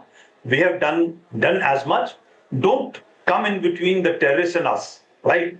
You are a military force, remain as a military force. But then Pakistani wanted to be a proxy of the terrorist and also of the deep state and the Chinese, So they wanted to showcase that we are going to hit because we hit our terrorist. And they came out on the second day, they tried to do something silly. Again, by the way, our response on 7th night was still restrained when they carried out some activity. It is only on 9th, 8th and 9th night that we actually went gunning for them and told them, okay, if you're not going to behave yourself, we will go a multiple level up. And therefore, this strike which has happened has been surely a turning point. You look at the shiver of the voice of Khwaza, the defense minister, you look at the shaking of Shahbaz Sharif. Right now, they are strutting around differently. But you need to go back and read the body language of these people just on the night of 9th and in the morning of 10th. They are very, very clear signals that they were badly shaken up after this strike which took place on the 10th. And if they had not stopped, something much, much more sinister would have happened to ensure that they would have had trouble in the backyard. They were incapable of flying, by the way. 11 airfields, all gone. Their air defense systems were all finished. They were incapable of carrying out any strikes. They try on Delhi, nothing happened. Their hands were tied like anything, All the Chinese system which they had got failed like the Chinese equipment and the ideology which they carry, So I surely think that is a great turning point, and that one couple of levels up which we went has de-escalated the situation. General Pandey, I'm told that General Bakshi is also joining us. General Bakshi, we've had the military advisor to Raksha Mantri during Operation Sindoor for the first time now confirming that what really happened on 10th of May. Did we actually hit the nuclear command center? The man has now made it clearer than ever before. This is the biggest ever confirmation coming in. He says we did not target, but it got hit. That's the clearest confirmation that we have. And General Bakshi, for the benefit of all our viewers who are tuning in right now, and even for you, General Bakshi, I'm just going to play that interview once again for you, and then I'm going to take your first comment, because this, General Khandare says, was the turning point. I want to then perhaps also take it a little further, because there was a lot of talk happening that the nuclear sites were also being targeted. Was that true? Did we actually manage to at least come very close or somewhere close? Okay, you remember what the DG Air Ops mentioned? Thank you for telling us that Kirana Hill houses some nuclear installation. We did not know about it. Okay. And we've not hit Kirana Hills, whatever is there. Okay. I did not brief in my briefing yesterday. Thank you. In fact, a media person asked him that, did you target? And he said, you tell me. So obviously, at the international level, are you going to say that you targeted? Obviously, you didn't target. It got hit. And it put a lot of fear and apprehension in the mind of the people there as to what is Was the that the condition. turning point? Possibly, yes. Possibly, yes. The very fact that they got nervous that we have come that Many close? things, not only one. In exactly that half night that you think of, if you reached Noor Khan Air Base, what is it? Where were we going further? Because I understand that's when all the calls were essentially being made by the Pakistanis ki ab band karo. So if you've hit very valuable targets, so you've chosen your targets well. Right. If you hit them so hard that they've got to reach out to you, so you've done your delivery of your arsenal very well. So I think that by itself, what did you hit? How quickly did you hit them? How hard you hit them? What I meant to ask, were we stopping there? Had Pakistan not dialed United States of America, then would India have stopped? No. So we had something up our sleeves. So, see, every escalation ladder, we were always on top, no? So I'm not talking about their dialing. They are free to dial anybody in this world. So we had something more in plan. And we were going to go when ahead. they reached out to us and they said, enough. So we said, okay, if you've learned a lesson, that's all right. General Bakshi, no more speculation. This is the top military advisor now confirming to Republic TV that we did hit the nuclear command center. What do you make of it, General Bakshi? Look, it has been out in the open source analysis, OSINT media, that we have hit 3 nuclear targets in Pakistan. One is the Kirana Hills near Sargodha. The second is the Chagai Hills nuclear weapon storage site near, Jacobabad Air Base, where the F-16, that is the headquarters of the X-16s, which were, modified for glide toss bombing, delivery of nuclear weapons. The Kirana Hills facility was to service the missiles, was to provide warheads to mate on the nuclear-tipped missiles that they were planning to fire towards us. And the third facility, which has now been confirmed by General Bhandare, is the Strategic Plans Division Nuclear Command Post, in the Noor Khan Air Base. The Strategic Command Post, which deals with your National Command Authority, sits there and decides on nuclear weapon usage. All 3 facilities, it seems from OSINT sources and from oblique references by the official media, have been confirmed. I would like to state at this stage very unequivocally that we have had a clear-cut victory in this 96 hours war, as clearly established by international experts like Tom Cooper, like Ladwig of the Royal United Services Institution, like John Sinclair, of the the West Point, who is the professor of urban warfare at West Point. I mean, all these 3 military experts and many others have clearly confirmed that India had the decisive edge out. Whatever targets, whatever aims it wanted to achieve, political aims, in terms of hitting the 9 terror headquarters and infrastructure sites in Pakistan, 5 in POK, 4 in the heartland of Punjab, to include Bhavalpur, Muridke, Sialkot, where we had respectively the headquarters of the Jaish-e-Mohammed, Lashkar-e-Toiba, Hizbul Mujahideen. Also Muzaffarabad, they've been blasted to smithereens. You can see the rubble of those grand palatial buildings made as universities of terror. So that was our political aim that has been achieved. That was revenge for Pahalgam. The next day, Pakistan escalated, went up one more notch up the escalation ladder. The first escalation ladder it had climbed was in Pahalgam with the mass casualty strike, communal strike. The next one was that it decided to hit our air bases and military targets. 15 military targets it tried to hit on the night of 8th, 9th, right? It fired about 400 drones. It launched about 400 Turkish and Chinese drones, mostly Turkish drones at these sites, over 90% of which were shot down and they hardly did any damage. This was largely a probing attack. The next day they came back with a couple of 100 drones, and this time they also added tactical ballistic missiles and, also the conventional, cruise missiles, right? Cruise missile strikes from the beyond visual range capacity. Once again, they tried to hit our air bases. Not one.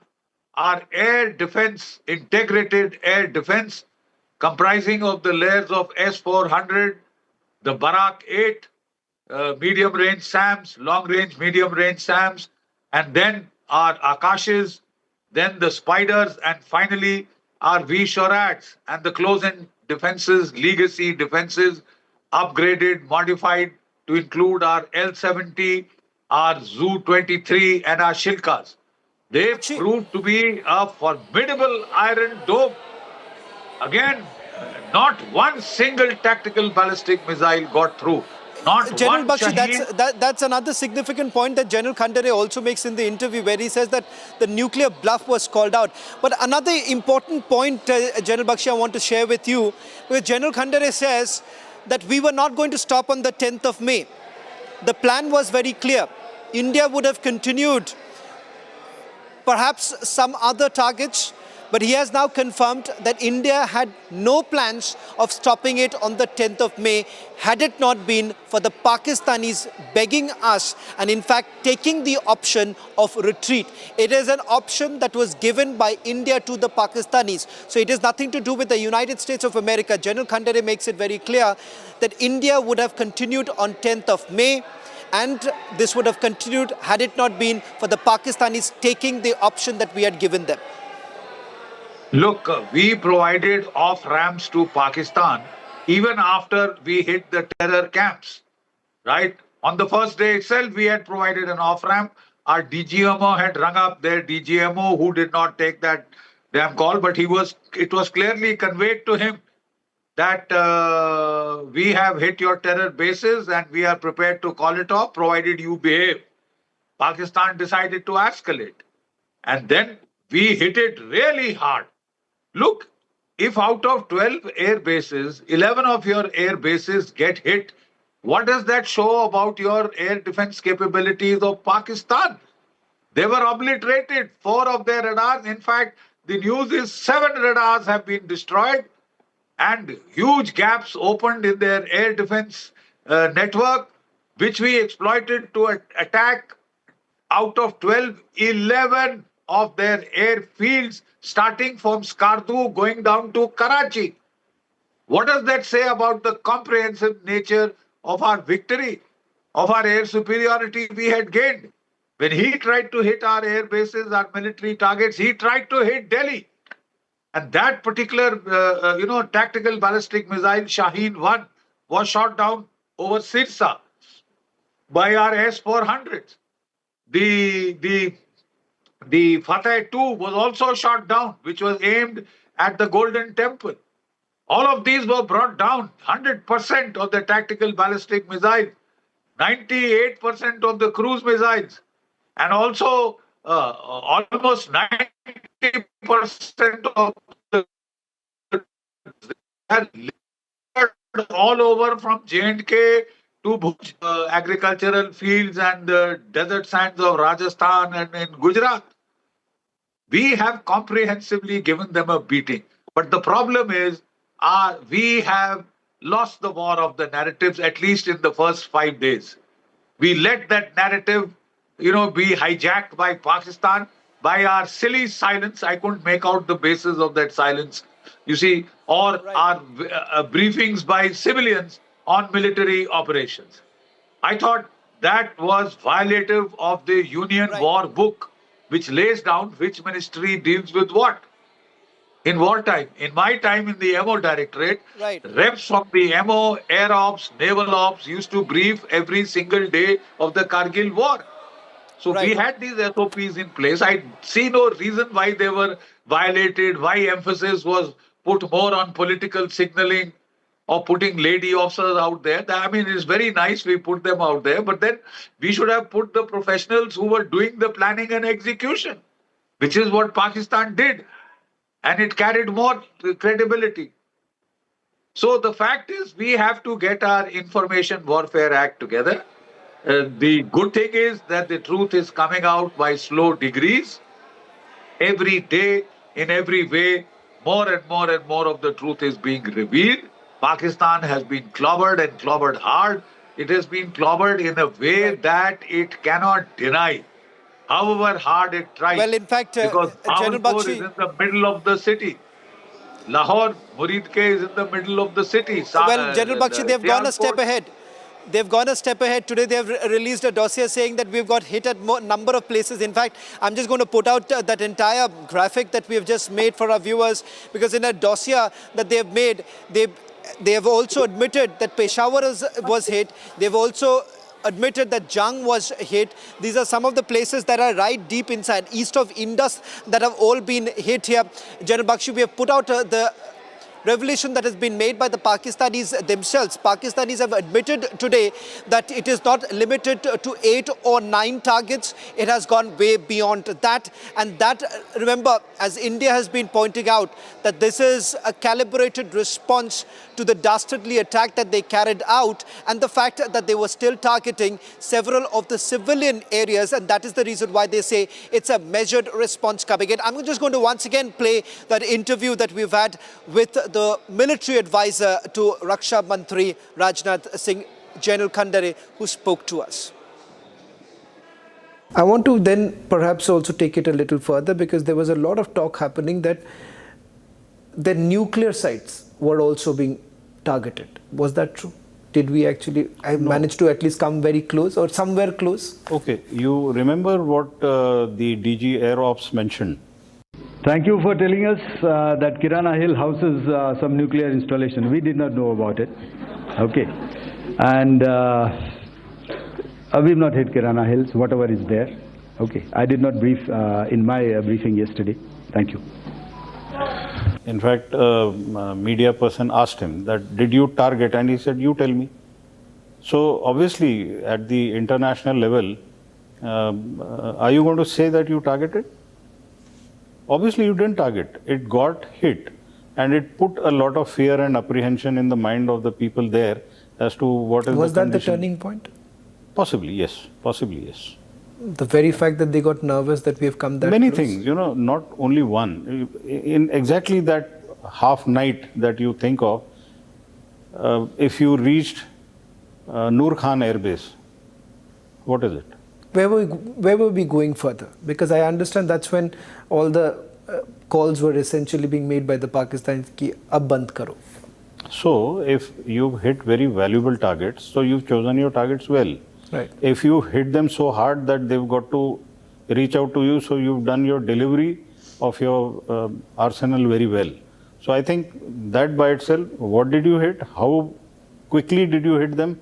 How hard you hit them? What I meant to ask, were we stopping there? Had Pakistan not dialed United States of America, then would India have stopped? No. So we had something up our sleeves. So, see, every escalation ladder, we were always on top, no? So I'm not talking about their dialing. They are free to dial anybody in this world. So we had something more in plan. Yeah, we so were going to go when ahead. they reached out to us and they said, enough. So we said, okay, if you've learned a lesson, that's all right.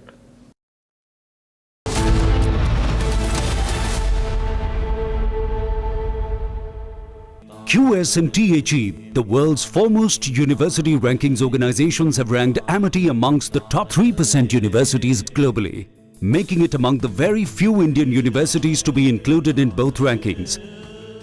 Yet another top ranking for Amity University. आधे bowl दही में 4 चम्मच MDH चटनी पुदीना मसाला डाला, stir करो, पुदीना चटनी तैयार। MDH चटनी पुदीना मसाला। विमल में गुलिस्तां की ये कुछ लजीज फरिश्ते जब साथ घुले तो जी ललचाए और दिल कहे कि स्वाद की इस जुबान में खुद को ऐसा डुबाऊं कि निकल ना पाऊं। विमल की जुबान ये ऐसी, मानते हैं ना? विमल, बोलो जुबान Kesari.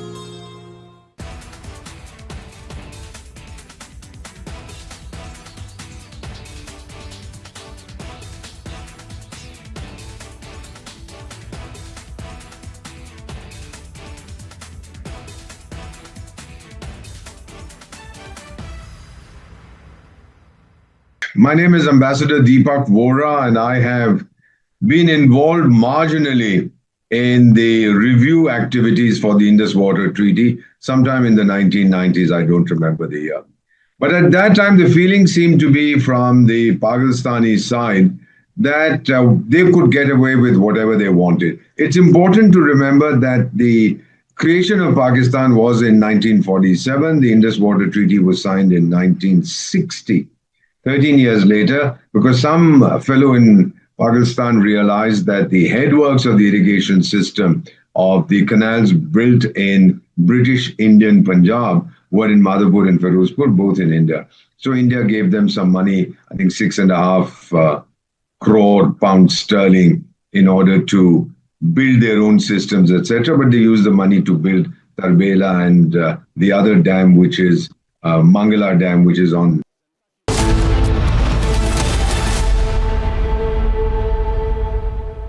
Mahi sir, how much do you love your fans? Honestly, I love my new fans. पुराने वाले बेकार में शोर करते सर फैंस हैं शोर तो करेंगे ही ना नए वाले नहीं करते and they listen to what I say. The new generation Orient BLDC fans. Super silent performance with voice control. सिली में आए तो और Cricket fans. दादी के हाथों का जादू और खुशबू से महकता घर, माँ की मुस्कुराहट और खाने की सुगंध, MDH गरम मसाला, क्योंकि हर रिश्ता है स्वाद से जुड़ा। विमल में गुलिस्तां के ये कुछ लजीज फरिश्ते जब साथ घुले तो जी ललचाए और दिल कहे कि स्वाद की जुबान में खुद को ऐसे डुबाऊं कि निकल ना पाऊं। विमल की जुबान कुछ है ही ऐसी, मानते हैं? विमल बोलो जुबान कैसी?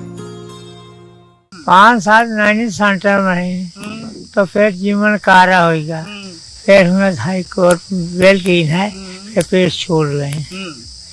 अब कहा है बैठे अब पहले हुए कमाई ले कुछ खाए का, आपका कमाई लायक नहीं है, बहुत गुजार दिया, सब प्रतिनिधि खत्म हो गया 21 साल। अब बिल्कुल मैं सबसे पहले तस्वीरें आपको लखन की ही दिखाता हूँ। लखन बैठे हुए हैं, ये घर के ठीक बाहर खटिया पे बैठे हुए हैं और जो कुछ इनके ऊपर गुजरा है, जो कुछ घटनाक्रम इनके संग घटा है, पढ़कर मालूम चलता है कि व्यवस्था जब फेल होती है तो व्यक्ति किस तरीके से हताश हो जाता है। लखन जी कितने साल रहे जेल में? साहब 5 साल नैनी सेंटर में है तो फिर जीवन कारा होगा, फिर हमें हाई कोर्ट बेल की है, फिर छोड़ गए। फिर लड़ते रहे साहब। उम्र कितनी हो गई? उम्र साहब 3 साल। हाँ 103 साल। हाँ साहब। क्या हुआ था? कौन सा घटनाक्रम, किससे झगड़ा हो गया था जब आपको गिरफ्तारी? साहब हमरे यह रहा है, हमारे चाची को मारे रहे, चंदा प्रभु नोखई, ये 4 मारे रहे हैं चाची के, देशराज की महतारी के, तो फिर कलेसर।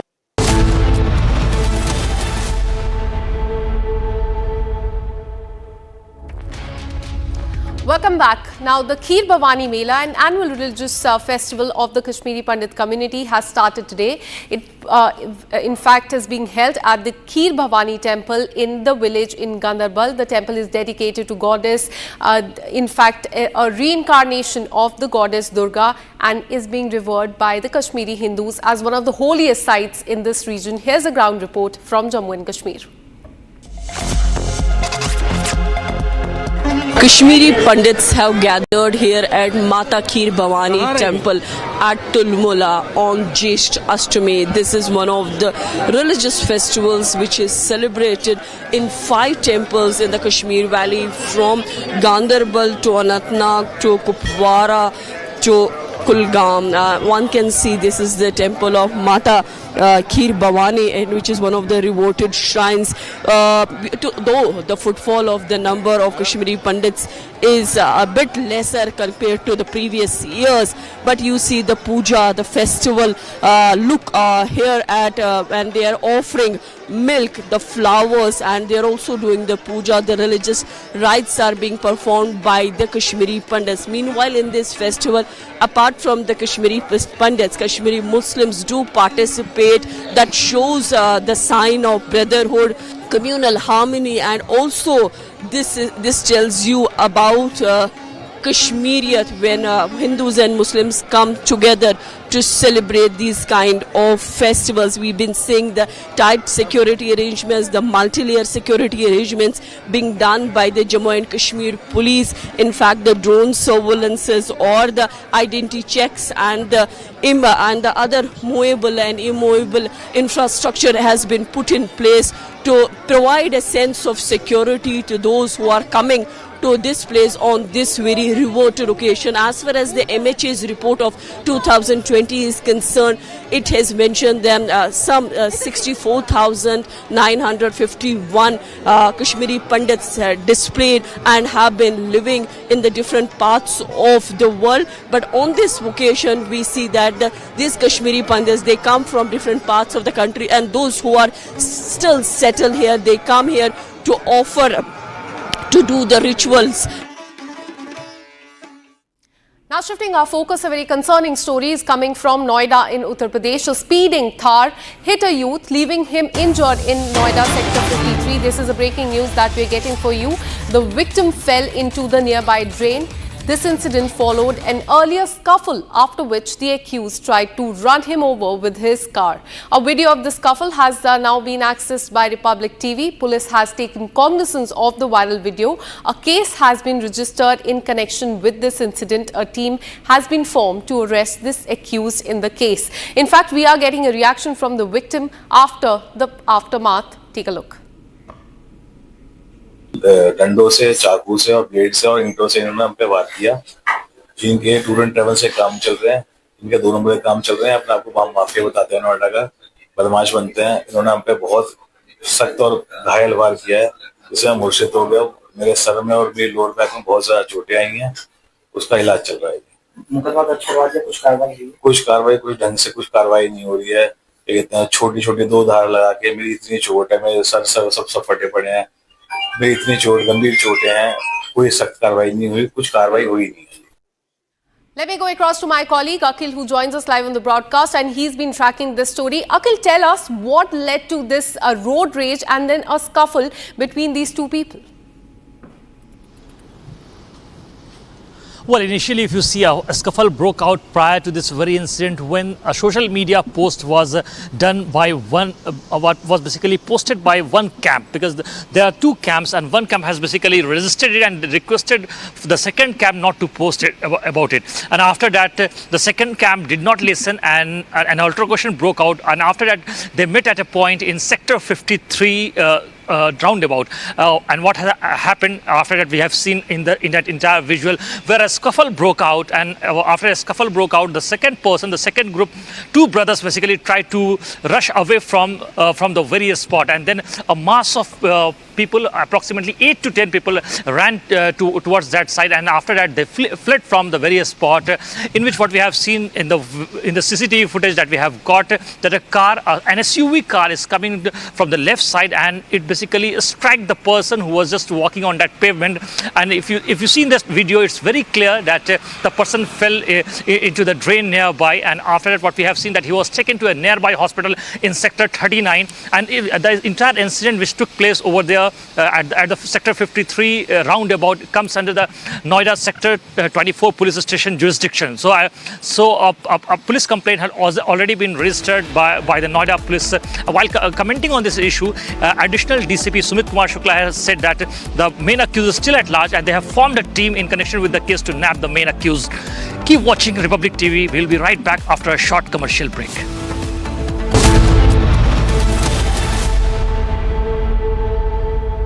MDH की हल्दी मिर्ची धनिया करे कमाल, ये रंग दे, ये खुशबू दे, ये तीखा, ये कम पड़े, क्या निराला MDH मसाला। विमल में गुलिस्तां के ये कुछ लजीज फरिश्ते जब साथ घुलें तो जी ललचाए और दिल कहे कि स्वाद की जुबान में खुद को ऐसे डुबाऊं कि निकल ना पाऊं। विमल की जुबान कुछ है ही ऐसी, मानते हैं? विमल, बोलो जुबान कैसी?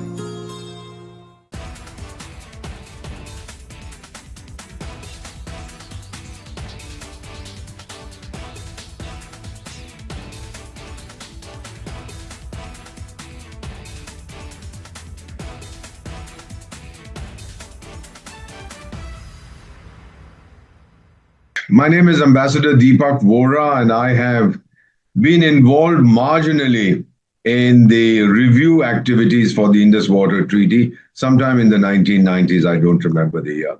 But at that time, the feeling seemed to be from the Pakistani side that they could get away with whatever they wanted. It's important to remember that the creation of Pakistan was in 1947. The Indus Water Treaty was signed in 1960. 13 years later, because some fellow in Pakistan realized that the headworks of the irrigation system of the canals built in British Indian Punjab were in Madhapur and Firozpur, both in India. So India gave them some money, I think 6.5 crore pounds sterling, in order to build their own systems, etc. But they used the money to build Tarbela and the other dam, which is Mangala Dam, which is on the Indus, and the other one is on the Jhelum. Now, so they've not been honest right from the beginning. And whenever we wanted to do something, as far as the Indus River is concerned, they would always say that, look, this treaty has survived so many conflicts between India and Pakistan, nothing is going to happen.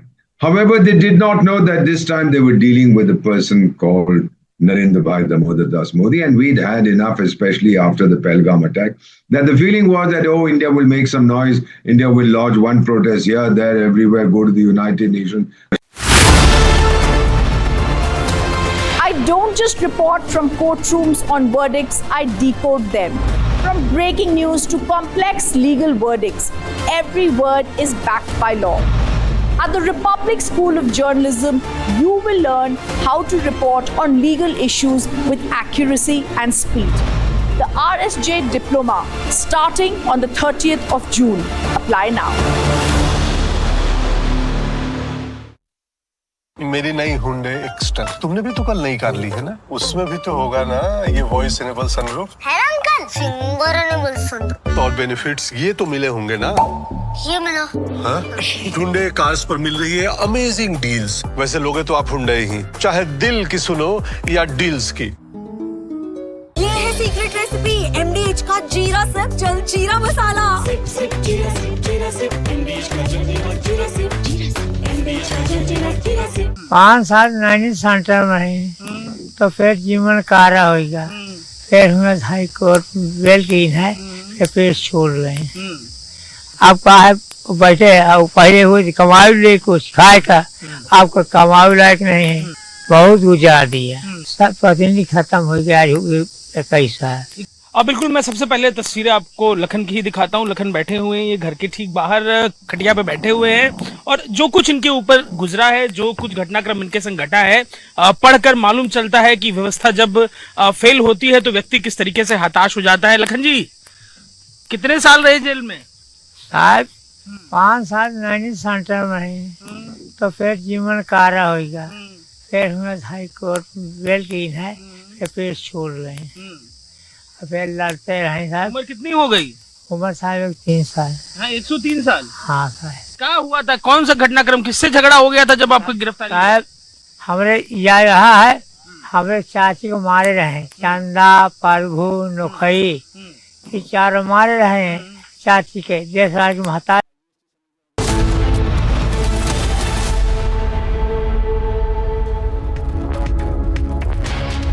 Welcome, you're watching Republic TV with me, Akanksha Khajuria. Despite being pulled up by the High Court in Karnataka, Kamal Haasan has refused to apologize for his remarks, and instead he has said that he will not release his movie in Karnataka. We'll get you more on that, but first, as always, the headlines.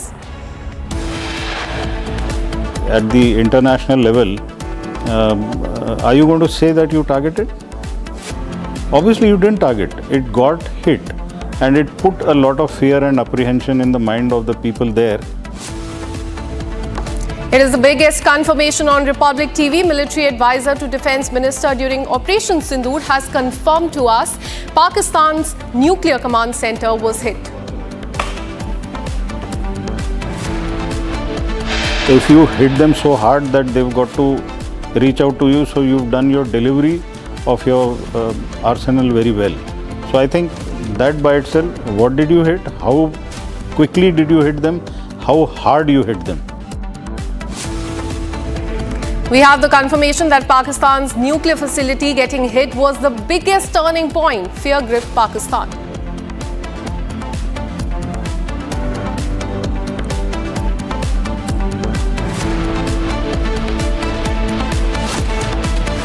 Pakistan has admitted to large-scale damage. Internal dossier reveals more targets hit by India than revealed.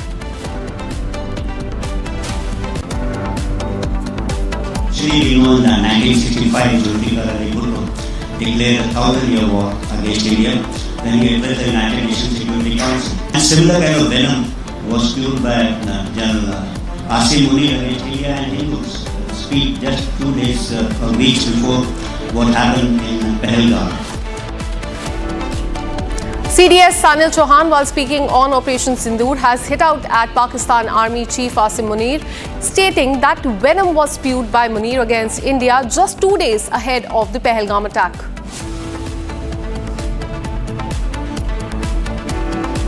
Karnataka High Court wraps Kamal Haasan, asking why no apology, says public figure cannot hurt public sentiments.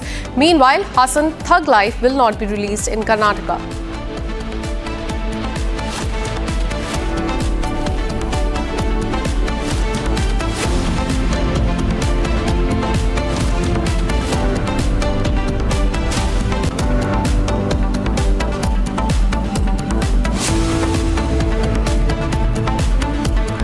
Why no truce with Maoists is what the Telangana Congress chief has asked, that if there can be truce with Pakistan, then not with Maoists.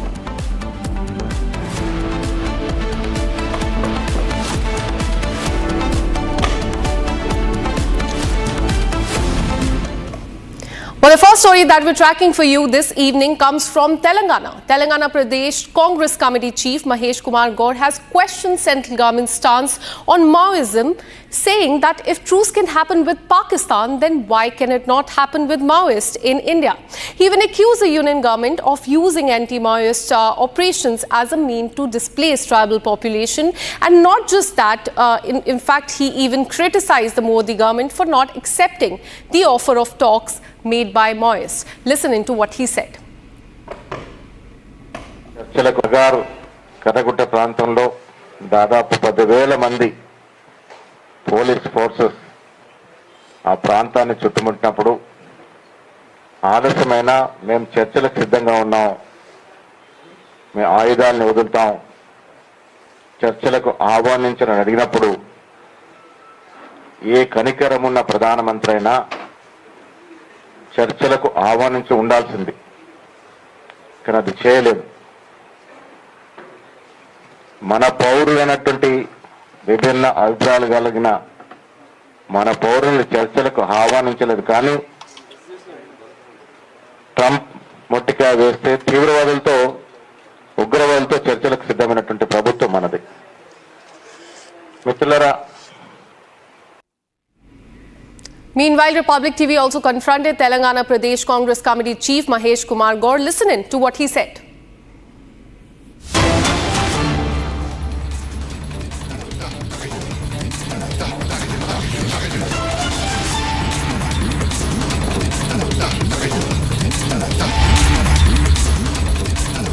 Well, so this massive, in fact, controversy has been stoked by this Congress chief in Telangana. He has, in fact, said that if a truce can happen with Pakistan, then why not with the Naxals? And Republic TV confronted Telangana Pradesh Congress Committee Chief Mahesh Kumar Gaur. We tried to ask him as to why he made a comparison between the truce with Pakistan, the ceasefire, and then the talks with Naxals. See, Kagar issue में हम पहले से साफ करते आए कि कांग्रेस की जो लाइन है वो लाइन अहिंसा है। हिंसा किसी की तरह का हिंसा हो, चाहे वो नक्सल्स के तरफ से हो या सरकार के तरफ से हो, हिंसा नहीं चाहते हैं, हम अहिंसा चाहते हैं। कगार के इशू में जो फोर्सेस नक्सल्स को सराउंड करे, हमको ये बताया गया है कि 3 बार वहाँ से मैसेज भेजे कि हम आर्म्स छोड़ने के लिए तैयार है, सरकार से पीस टॉक्स के लिए तैयार है। देखो, आदमी जीने का फंडामेंटल राइट है। As per the constitution every man has a right to live, no one can curb the right of living. कगार के इशू में पीस टॉक्स नहीं करते हुए सरकार के फोर्सेस हमला करे, और हमारा डर यही था, वहाँ बहुत सारे सिविलियंस थे। नक्सल्स के अलावा वो एरिया में बहुत सारे सिविलियंस थे, हज़ारों के सिविलियंस थे, उनका भी रक्तपात होता बोल के हमने पीस टॉक्स के लिए मांग की। आज भी हम पीस टॉक्स के लिए मांग कर रहे हैं, और अब आपका जो स्टेटमेंट है उसको आप कंटिन्यू करते हैं। आपका जो स्टेटमेंट है उसको अभी भी हम मांग कर रहे हैं कि पीस टॉक्स होनी चाहिए। जब पाकिस्तानी तो विदेश है, उनसे हम सीज फायर करें। जब अपने देशियाँ हैं, नक्सल तो अपने देशियाँ हैं, लेकिन उनकी विचारधारा अलग है।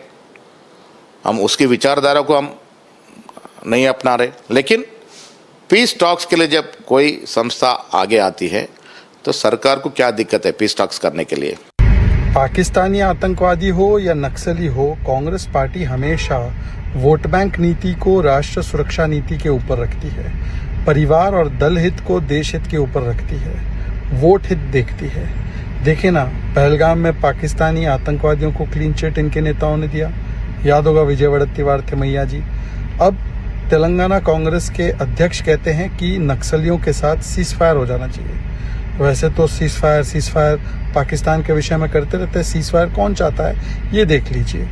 आज जब नक्सलिज्म पर एक करारा प्रहार हुआ है और 125 डिस्ट्रिक्ट से गिरकर 85% नक्सलिज्म भारत में कम हुआ है, मात्र कुछ डिस्ट्रिक्ट्स में बाकी है और वो भी 2026 आते आते समाप्त हो जाएगा। बसवराजू जैसे बड़े नक्सली कमांडर मारे गए हैं, तो कांग्रेस पार्टी नक्सलियों के लिए अब आंसू बहा रही है। Now shifting our focus to Punjab, a youth there was arrested for desecrating a Gurbani Gutka Sahib, that is the holy book at Guru Ramdas Sarai near the Langar Hall of Harminder Sahib in Amritsar. Now this incident occurred when the individual tore pages from the holy book and discarded them. Sikh devotees apprehended him on the spot and he was subsequently handed over to the police. Now the Shiromani Gurudwara Prabandhak Committee has condemned the act, emphasizing the need for a stringent action against such acts. This person has now been arrested. Let me go across to my colleague Lalit, who joins us live on the broadcast with more details. Lalit, what we are learning is that this act was committed by this man who has now been arrested. Take us through the entire act, and when did it happen and what sort of action will be taken against him? This whole incident of sacrilege took place yesterday in the Golden Temple premises at around 10 p.m. When a person named Gurpreet desecrated the holy Gutka Sahib, which is known for the collection of prayers of the Sukhmani Sahib. So the holy pages of that Gutka Sahib were torn, and after that the devotees present there just apprehended him and after that thrashed him. He was being taken by the SGPC, the Shiromani Gurudwara Prabandhak Committee, and he was interrogated for nearly 1.5 hours, and after that he was handed over to the police, where police have arrested him. But to make you recall, the parents of Gurpreet Singh have said that his mental condition is not well, and from year 2014 onwards he was having the medicines of the depression and other things. But if you talk about the SGPC and the devotees, very clearly they have said that it's a sacrilege attempt and they will not accept this against the gurus and especially against the holy book, which is the collection of prayers from the Sukhmani Sahib Gurbani. So they need stringent action should be taken against the youth Gurpreet Singh. If we talk about this particular incident, this has taken place near the Guru Arjan Dev Nivas, and the Gutka Sahib was being taken from Gurdwara Shahid Ganj, which is there in the vicinity of the Golden Temple premises only. Right now, the person, 32-year-old youth, Gurpreet Singh, has been arrested and a case has been registered against him. Apart from that, if you talk about the SGPC members have said that a stringent action should be taken against those persons who always try to attempt to do this type of things, so that no one in the future does this type of sacrilege attempt. Back to the studio. Absolutely, really shameful act done by this person. As far as the Gurdwara there is concerned, he has now been taken into custody. Thank you, Lalit, for all the details. We'll keep coming back to you for more on this. Now, moving on to Bihar, the rape and murder of a minor girl in Bihar's Muzaffarpur has sparked outrage across the country, with the National Commission of Women taking cognizance of this. The girl, who was allegedly raped in her village last week, succumbed to her injuries at a state-run hospital. Republic has been the only channel to question the government over this matter, and the only channel who has exclusively spoken to RJD leader Tejasvi Yadav on this matter. Listen to him.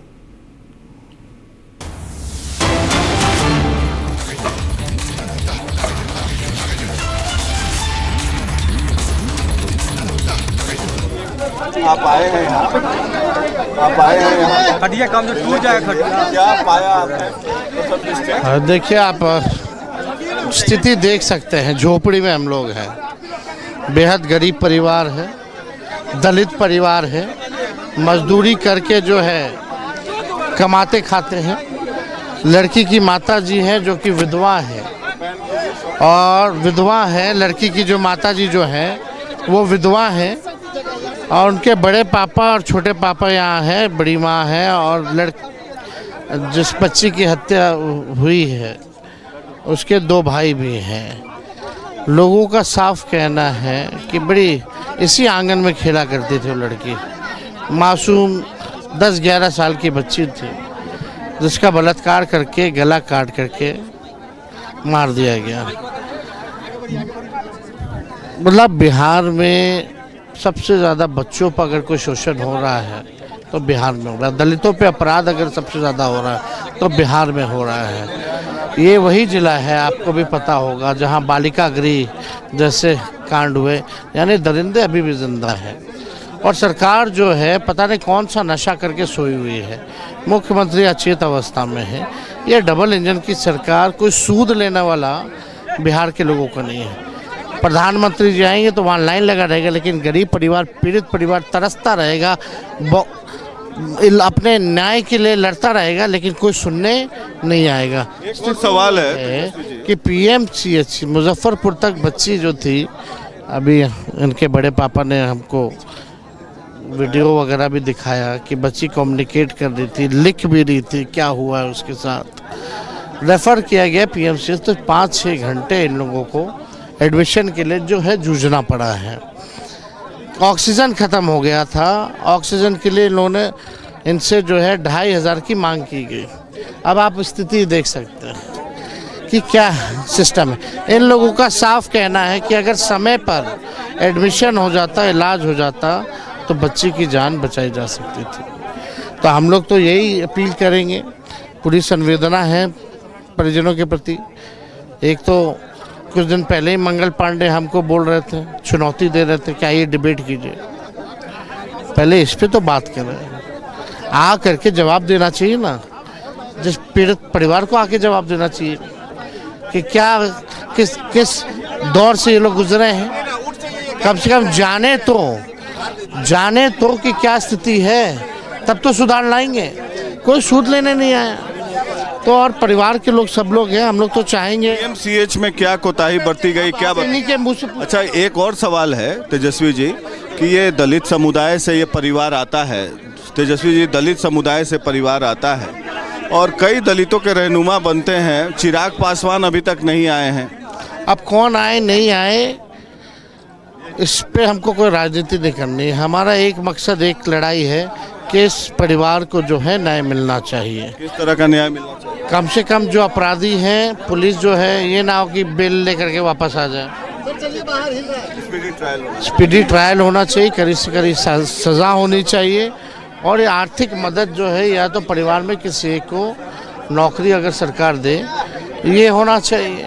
कहाँ से अब बेचारी माँ है, विधवा है, कहाँ से और बच्चों को खिला पाएंगी, ये स्थिति देख लीजिए।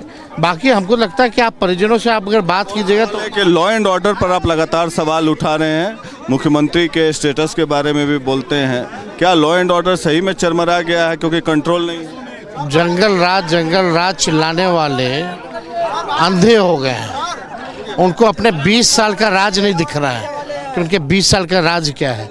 ये है असलियत बिहार की स्थिति, ये है स्थिति। Now shifting our focus, the Bombay Lawyers Association has written a letter to the Chief Justice of India seeking the registration of FIR against Justice Yashwant Verma. General Secretary of that association has emphasized that there are legal provisions which empower the CJI to act against individuals holding prominent positions in the judiciary. He also went on to state that the letter was sent to uphold the public faith in the judicial system. Listen in.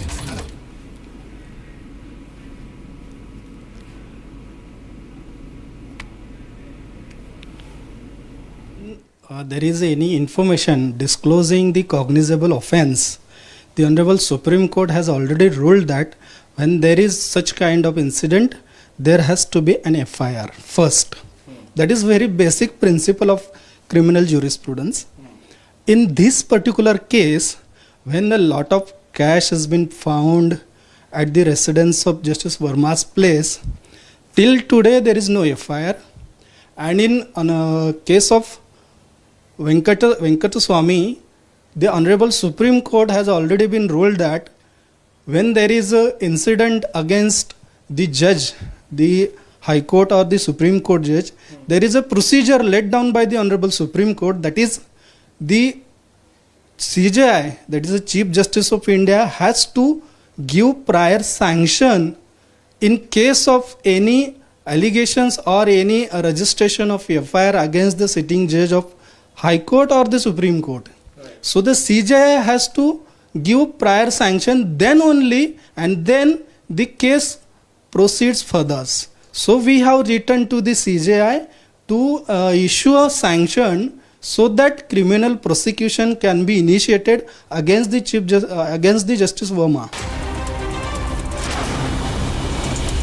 Well, Sikkim evacuation efforts gain momentum. According to CS Rao, the Additional Chief Secretary of Tourism and Civil Aviation Department, a significant progress has been made in evacuating the tourists after heavy rainfall in Sikkim. He also stated that so far 1,670 tourists have been safely evacuated from this area and an additional 30 people were rescued today. He also underscored that the efforts are underway to airlift 130 stranded tourists from Lachen, with operations expected to continue today.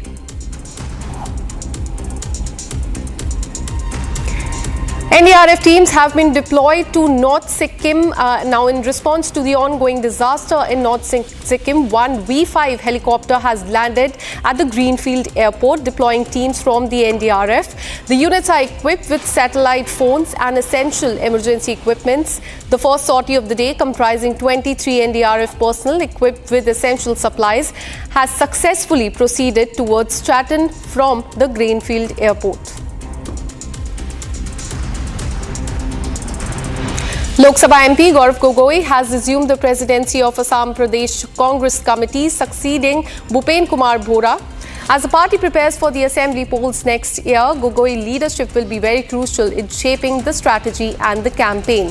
The transfer of charge occurred at the Congress headquarters in Guwahati, with Gogoi now at the helm of the state's main opposition. BJP leader Dilip Ghosh has criticized Digvijay Singh's reported statement on Operation Sindoor, questioning the Congress party's stance on terrorism. Ghosh has pointed out that during the terms of former Prime Minister P.V. Narasimha Rao and Manmohan Singh, Pakistan's attack and shelling did not evoke a very strong response from the Congress government then.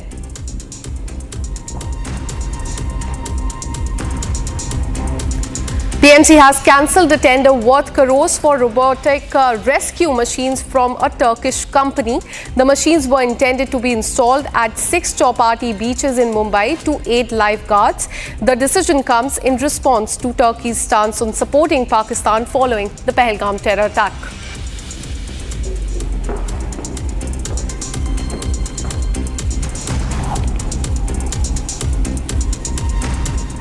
Now, the northeastern states bear the brunt of rain fury there. Now, the NDRF forces have been deployed, helicopters have been deployed to North Sikkim for relief and rescue operations. Here is a quick report.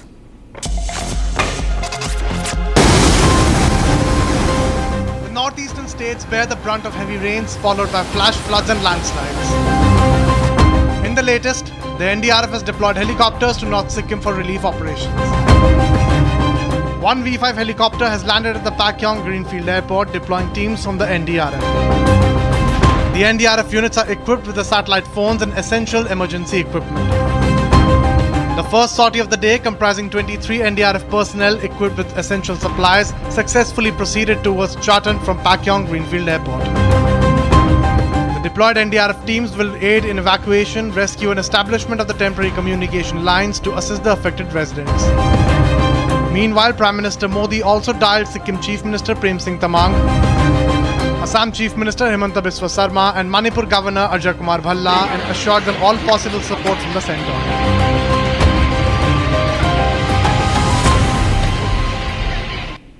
Ram Mandir in Ayodhya is all decked up for the second Pran Pratishtha ceremony, and this time for the Ram Darbar. The city of Ayodhya has been beautifully decorated for the 3-day long consecration ceremony set to begin today. Here's more. The temple town of Ayodhya is once again reverberating with the chants of devotion as it prepares for Pran Pratishtha 2.0. 3-day long ceremony starts today and conclude on June 5. Ayodhya Ram मंदिर में राम दरबार की स्थापना के पहले राम मंदिर को स्वर्ण जड़ित किया गया है। जरा तस्वीरें मैं आपको दिखा देती हूँ कि जो शिखर है उसे किस तरीके से आभा मंडित किया गया है और इसकी वजह है यहाँ पर चढ़ाई गई गुंबद पर सोने की पानी की परत। ये पूरा कार्य सोमवार को ही किया गया था, विशेषज्ञों की देखरेख में किया गया है। 10 शिखर हैं, गुंबद हैं जिस पर ये कार्य किया गया है सोने के पानी को चढ़ाने का। और 14 अप्रैल 2025 की अगर मैं बात करूँ तो श्री राम जन्मभूमि मंदिर की तरफ से बताया भी गया था कि गर्भगृह के मुख्य शिखर पर कलश की स्थापना की जाएगी और वो स्थापना हो चुकी है। सोने की परत चढ़ाने की जो प्रक्रिया है वो पूरी हो गई है। अब 3 जून से 5 जून तक प्राण प्रतिष्ठा समारोह का कार्यक्रम भी चल रहा है। इस बीच में आपको वो मंदिर का तस्वीर भी दिखा देती हूँ जिस मंदिर में जो स्थापना है राम दरबार की वो होने वाली है। देखिए यहाँ से अगर आप देखेंगे तो पहला नहीं, प्रथम तल जो है वो उसके पीछे वाला यानी दूसरा तल है जहाँ पर कुछ लोग भी आपको नजर आ जाएंगे और वहाँ पर अभी भी कार्य किया जा रहा है क्योंकि 5 तारीख को यहाँ पर राम दरबार की स्थापना होनी। उसके पहले एक जो पूरा कार्यक्रम है, भव्य कार्यक्रम है, वो किया गया है। आप मंदिर की सजावट देख सकते हैं कि किस तरीके से उसे सजाया गया है और ये शिखर जो है स्वर्ण जड़ित जो शिखर है वो शुरुआत के 4 मंदिर और उसके साथ साथ बगल के 2 मंदिर और इसी तरीके से दोनों तरफ के 2 और मंदिर यानी लगभग 12 मंदिर हैं जिन पर ये शिखर चढ़ाया गया है। पानी सोने की पानी की परत चढ़ाई गई है ताकि जब आप अयोध्या में आए तो अयोध्या में दूर से ही आपको श्री राम का वो मंदिर नजर आ जाए जिसके पावन दर्शन के लिए लोग दूर दूर से दौड़े हुए चले आते हैं। Following this historic consecration of Ram Lala on January 22, 2024, the temple is now readying for a second round of consecration rituals, which will mark the installation of Lord Ram in his majestic form on the temple's first floor.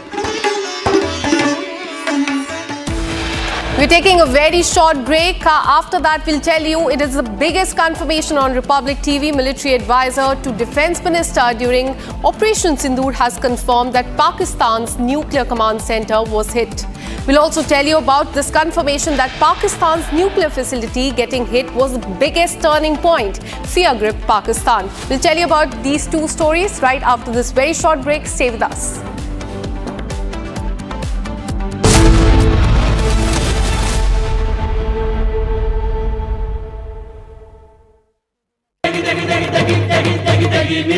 MDH की देगी मिर्च, देगी मिर्च का तड़का, अंग अंग फड़का। MDH की देगी मिर्च। विमल में गुलिस्तां की ये कुछ लजीज फरिश्ते जब साथ घुले तो जी ललचाए और दिल कहे कि स्वाद की इस जुबां में खुद को ऐसा डुबाऊं कि निकल ना पाऊं। विमल की जुबान कुछ है ही ऐसी, मानते हैं ना? विमल, बोलो जुबां Kesari. My name is Ambassador Deepak Vora, and I have been involved marginally in the review activities for the Indus Water Treaty sometime in the 1990s. I don't remember the year. But at that time, the feeling seemed to be from the Pakistani side that they could get away with whatever they wanted. It's important to remember that the creation of Pakistan was in 1947. The Indus Water Treaty was signed in 1960.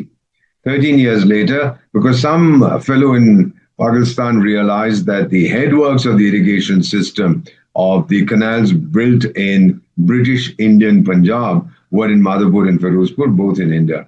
So India gave them some money, I think 6.5 crore pounds sterling, in order to. I have seen what it takes to report from the front lines. Accuracy, urgency, courage and responsibility.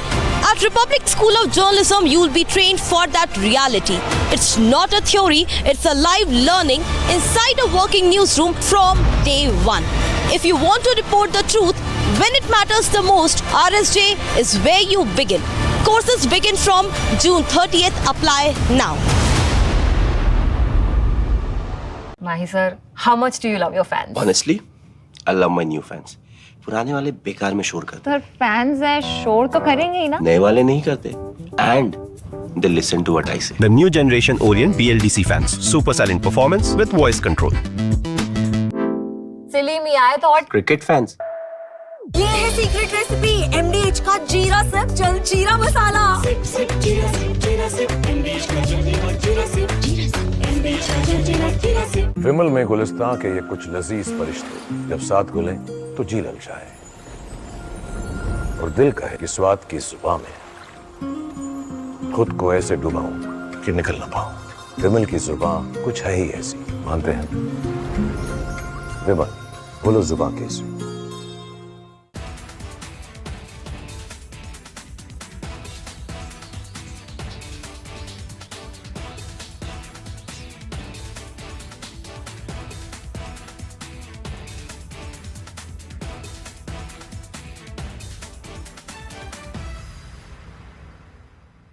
पाँच साल Naini centre में ही तो फिर जीवन कारा होगा. फिर हमें हाई कोर्ट बेल की है फिर छोड़ गए. आप कहा बैठे अब पहले हुए कमाई ले कुछ खाए का आपको कमाई लायक नहीं है. बहुत गुजार दिया सब प्रतिनिधि खत्म हो गया 21 साल. अब बिल्कुल मैं सबसे पहले तस्वीरें आपको लखन की ही दिखाता हूँ. लखन बैठे हुए हैं ये घर के ठीक बाहर खटिया पे बैठे हुए हैं और जो कुछ इनके ऊपर गुजरा है, जो कुछ घटनाक्रम इनके संग घटा है, पढ़कर मालूम चलता है कि व्यवस्था जब फेल होती है तो व्यक्ति किस तरीके से हताश हो जाता है. लखन जी कितने साल रहे जेल में? साहब 5 साल नैनी सेंटर में ही तो फिर जीवन कारा होगा. फिर हमें हाई कोर्ट बेल की है फिर छोड़ गए. फिर लड़ते रहे साहब. उम्र कितनी हो गई? उम्र साहब 3 साल. हाँ 103 साल. हाँ साहब. क्या हुआ था? कौन सा घटनाक्रम, किससे झगड़ा हो गया था जब आपको गिरफ्तारी? साहब हमरे यह रहा है हमारे चाची को मारे रहे. चंदा प्रभु नोखई ये चारों मारे रहे हैं चाची के. देसराज की महतारी के तो फिर कलेसर देसराज मलेसर का लू तो फिर अपन नहीं किए. फिर अपन जो है आप झगड़ा मचा दिए. जेल में कुल कितना साल काट दिए जीवन का? कितना कौन उम्र में जेल गए थे? अरे साहब बहुत. From Asia's largest news headquarters, setting the agenda for Bharat.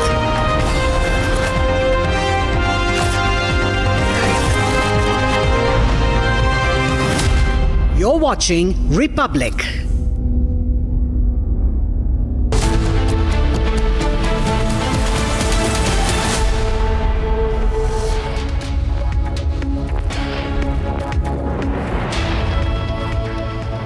Hi there, welcome to Tuesday 5 p.m. live and breaking. A big reveal by the man who was in the thick of action, the military advisor to Raksha Mantri at that time when Operation Sindoor was panning out, and the mystery behind why Pakistan cried uncle is out in this Republic exclusive. Join me, headlines first. At the international level, are you going to say that you targeted? Obviously you didn't target. It got hit and it put a lot of fear and apprehension in the mind of the people there. It's the biggest confirmation on Republic military advisor to Defence Minister during Operation Sindoor confirms Pakistan's nuclear command center was hit. If you hit them so hard that they've got to reach out to you, so you've done your delivery of your arsenal very well. So I think that by itself, what did you hit? How quickly did you hit them? How hard you hit them? Pakistan admits large-scale damage. Internal dossier reveals more targets hit by India than revealed earlier.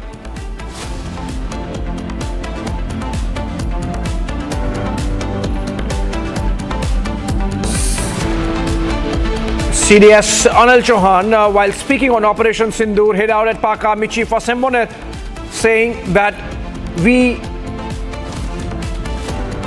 he spewed venom and against India just 2 days ahead of Pahalgam attack.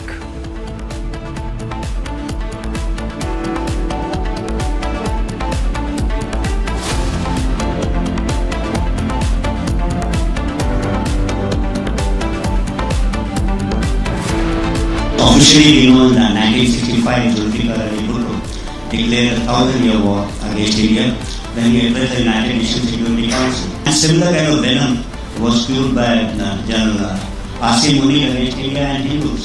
Speak just 2 days or weeks before what happened in Pahalgam.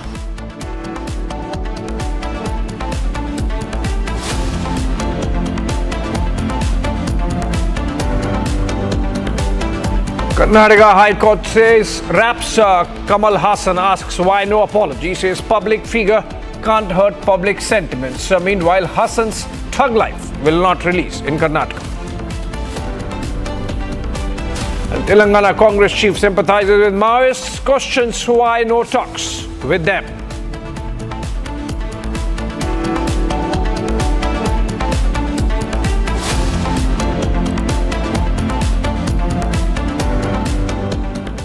All right, we are beginning with the breaking news coming in. The National Commission for the Scheduled Castes has issued a formal notice to the Telangana government seeking an action taken report over remarks made by senior IAS officer Alagu Varshini.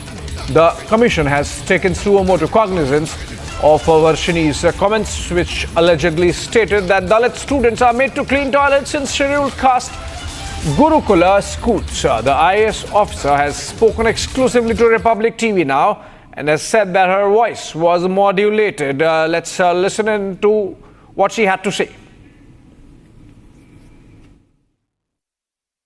Unfortunately, the video or the audio clip which was circulated was a very well edited and grafted and voice modulated version of a 2.5 hour discussion, which is an internal discussion we have with the principal.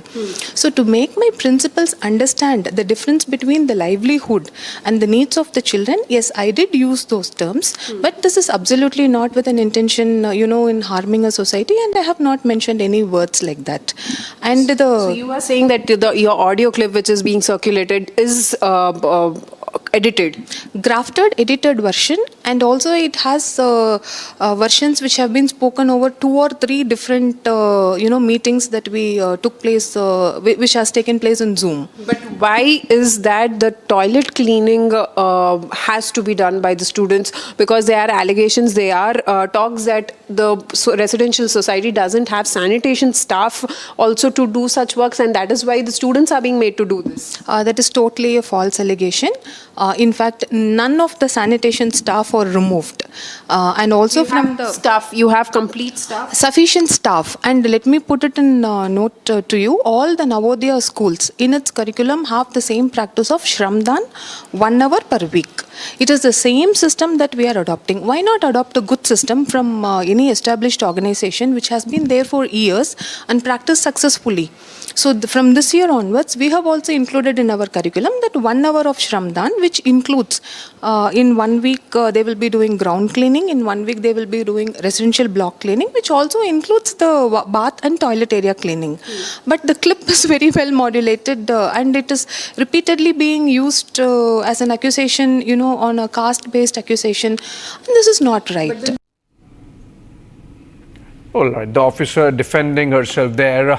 Moving on, all party delegations led by DMK MP Karimuri has returned back now. All MPs stated that whenever there is a terror act in the country, there will always be a united front presented by the political parties. Party and politics do not matter. The delegation tour successful as a strong message has been given on cross-border terrorism. Let's listen to some of those voices who were part of the delegation, including Rajiv Rai, Ashok Mittal and Brajesh Chawda.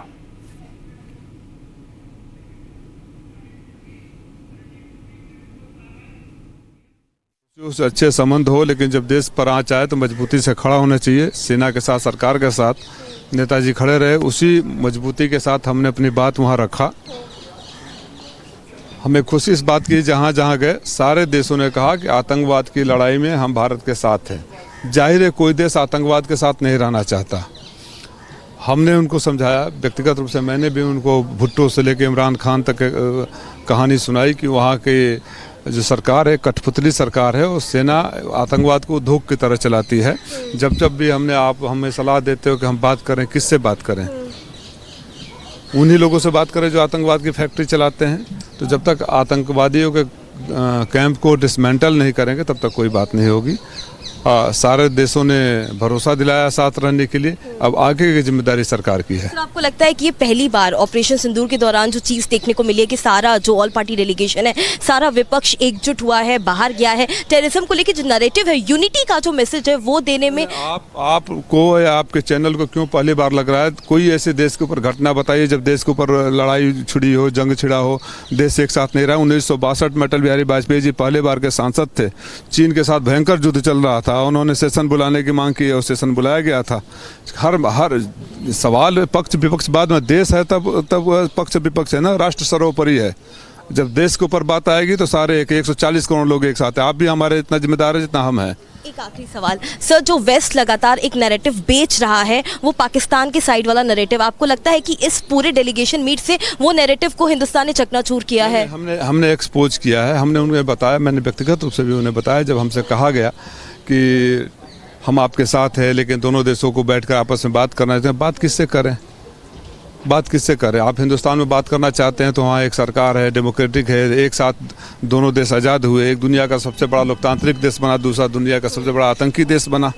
तो जो वहाँ की सेना आतंकवाद को पल पा रही है, आतंकवाद को पोषित कर रही है, आतंकवाद को बढ़ा रही है, आतंकवादियों की फैक्ट्री चला रही है, उससे कैसे बात करें? पहले वो डिसमेंटल करें, फिर हम बात करेंगे। हम 5 देशों से होकर आ रहे हैं, Russia, Greece, Spain, Slovenia, Latvia, और वहाँ के हम बुद्धिजीवियों से मिले, वहाँ के पार्लियामेंटेरियन से मिले, वहाँ की सरकार से मिले, वहाँ के मंत्रियों से मिले और इंडियन डायस्पोरा से मिले। जो हमारा एक मैसेज था कि भारत उग्रवाद का समर्थक नहीं है, भारत युद्ध का समर्थक नहीं है, भारत शांति प्रिय है, वसुदेव कुटुंबकम में हम विश्वास करते हैं कि पूरे विश्व का कल्याण हो। लेकिन यदि कोई विदेशी ताकतें, यदि पाकिस्तान हम पर उग्रवाद ला देगा तो उसका हम खुलकर जवाब देंगे, उसमें हम पीछे नहीं हटेंगे। ये हमारा मैसेज था।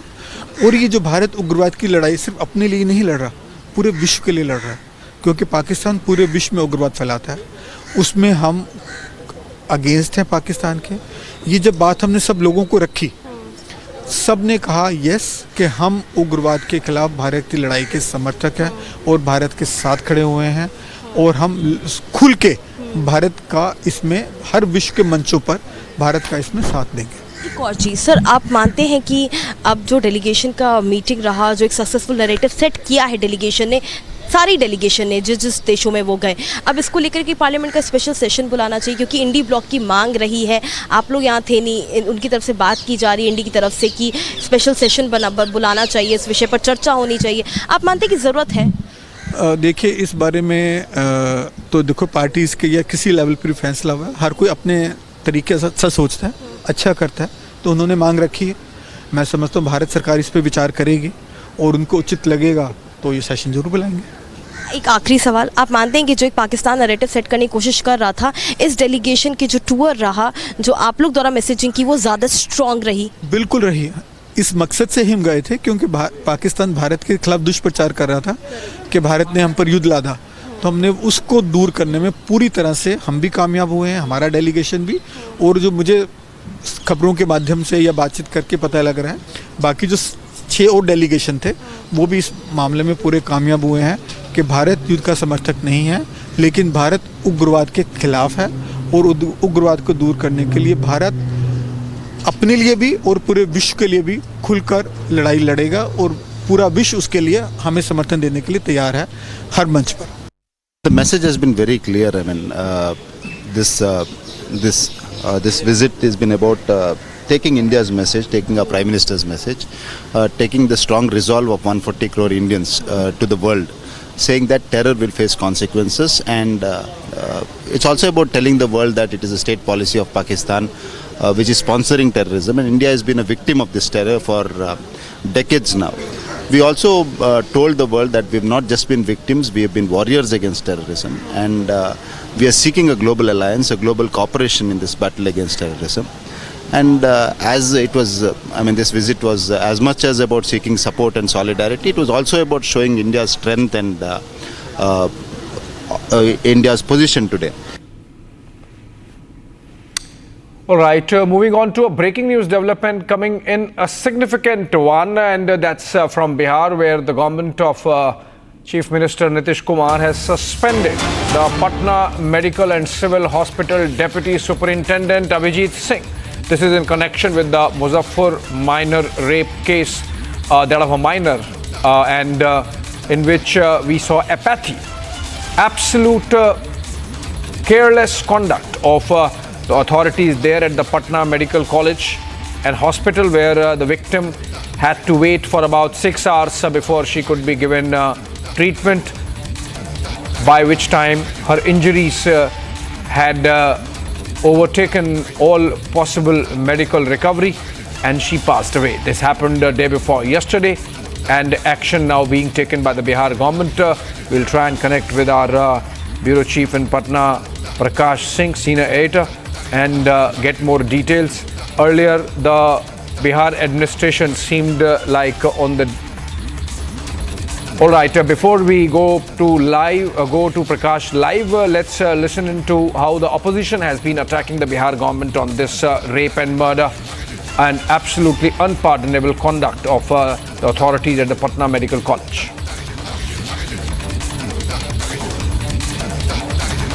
आप आए हैं यहाँ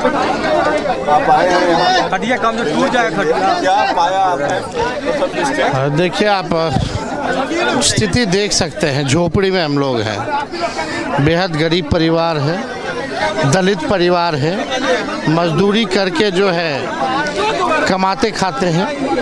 लड़की की माता जी हैं जो कि विधवा है, और विधवा है लड़की की जो माता जी जो है वो विधवा है, और उनके बड़े पापा और छोटे पापा यहाँ हैं, बड़ी माँ है, और जिस बच्ची की हत्या हुई है उसके 2 भाई भी हैं। लोगों का साफ कहना है कि बड़ी इसी आंगन में खेला करती थी वो लड़की, मासूम 10-11 साल की बच्ची थी, जिसका बलात्कार करके गला काट करके मार दिया गया।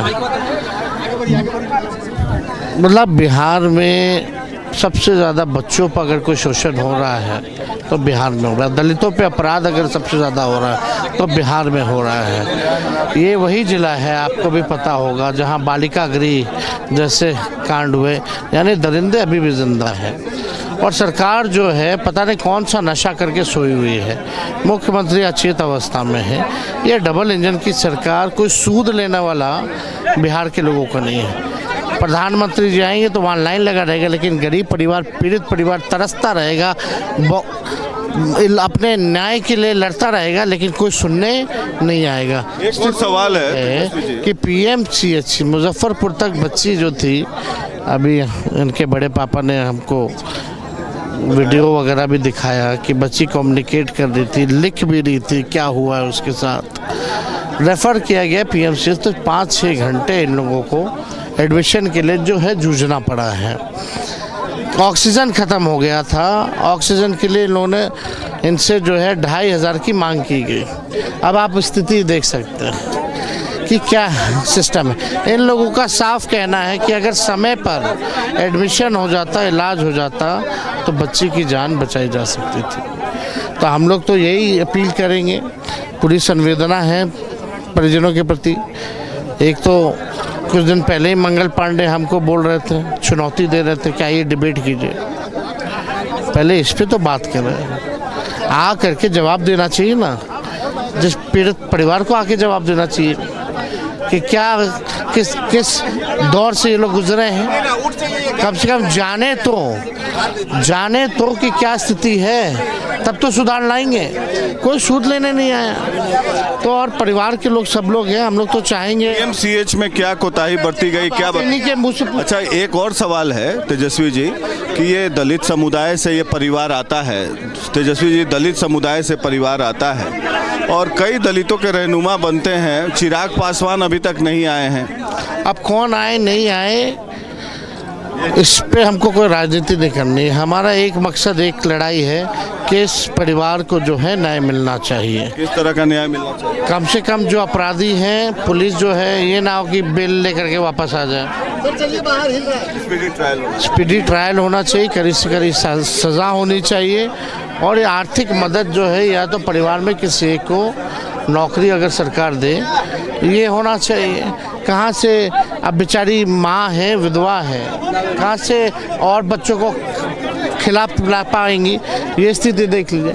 बाकी हमको लगता है कि आप परिजनों से आप अगर बात कीजिएगा तो कि लॉ एंड ऑर्डर पर आप लगातार सवाल उठा रहे हैं, मुख्यमंत्री के स्टेटस के बारे में भी बोलते हैं, क्या लॉ एंड ऑर्डर सही में चरमरा गया है क्योंकि कंट्रोल नहीं है? जंगल राज चिल्लाने वाले अंधे हो गए हैं। उनको अपने 20 साल का राज नहीं दिख रहा है कि उनके 20 साल का राज क्या है। ये है असलियत बिहार की स्थिति, ये है स्थिति। All right, Prakash joins us live now from Patna. Prakash, Tejasvi, throwing jungle Raj jibe back at Nitish Kumar, that would have hurt. You think the Nitish government could have been more nimble-footed and acted faster than it has now by suspending that deputy superintendent?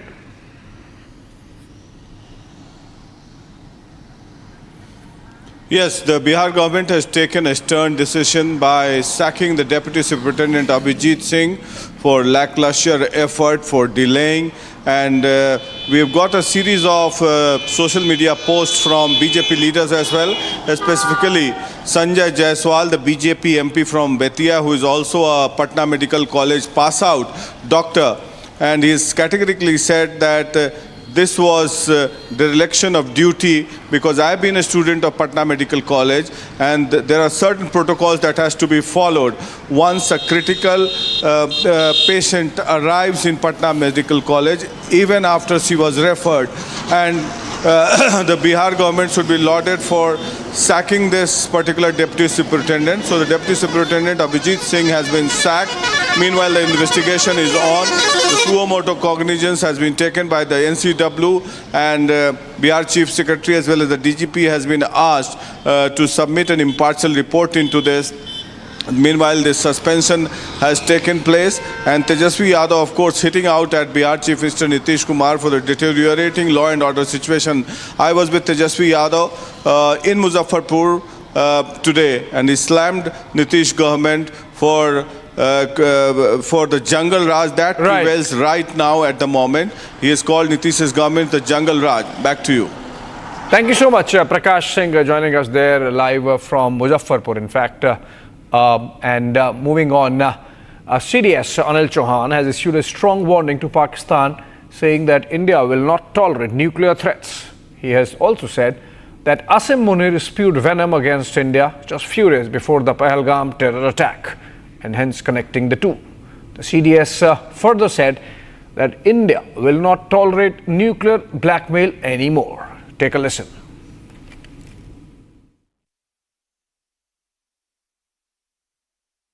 Officially, we know in 1965, Zulfikar Ali Bhutto declared a 1,000-year war against India when he addressed the United Nations Security Council.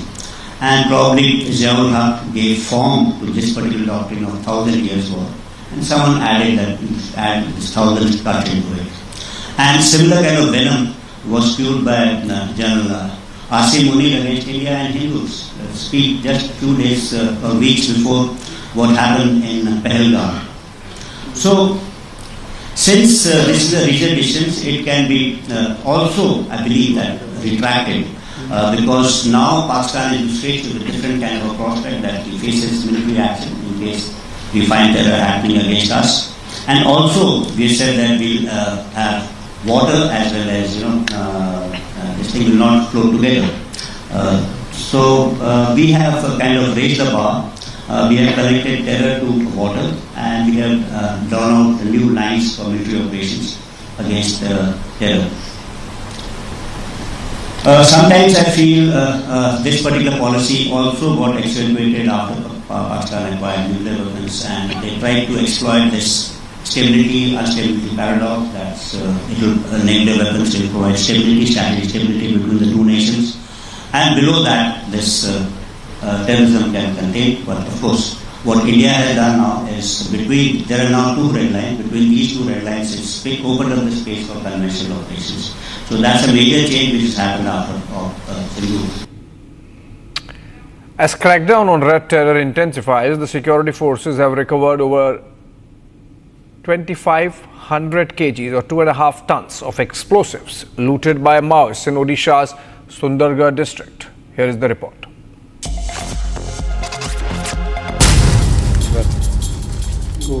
The security forces recovered over 2.5 ton of explosives looted by Maoists in Odisha's Sundargarh district.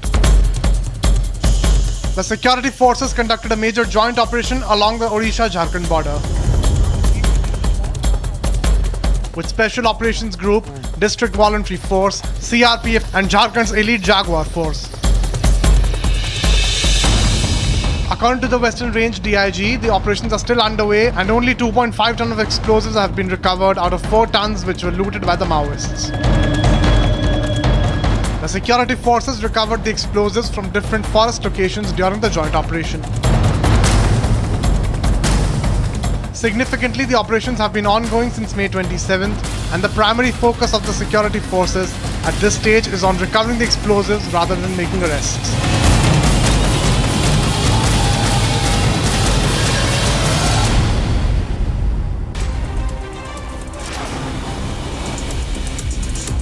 Well, let's look at some of the stories from across the country in Bharat in 2 minutes. According to C.S. Rao, the Additional Chief Secretary of the Tourism and Civil Aviation Department of Sikkim, a significant progress has been made in evacuating tourists affected by heavy rains in the state. He stated that so far 1,670 tourists have been safely evacuated from Lachung and an additional 30 people were rescued from Chaten today.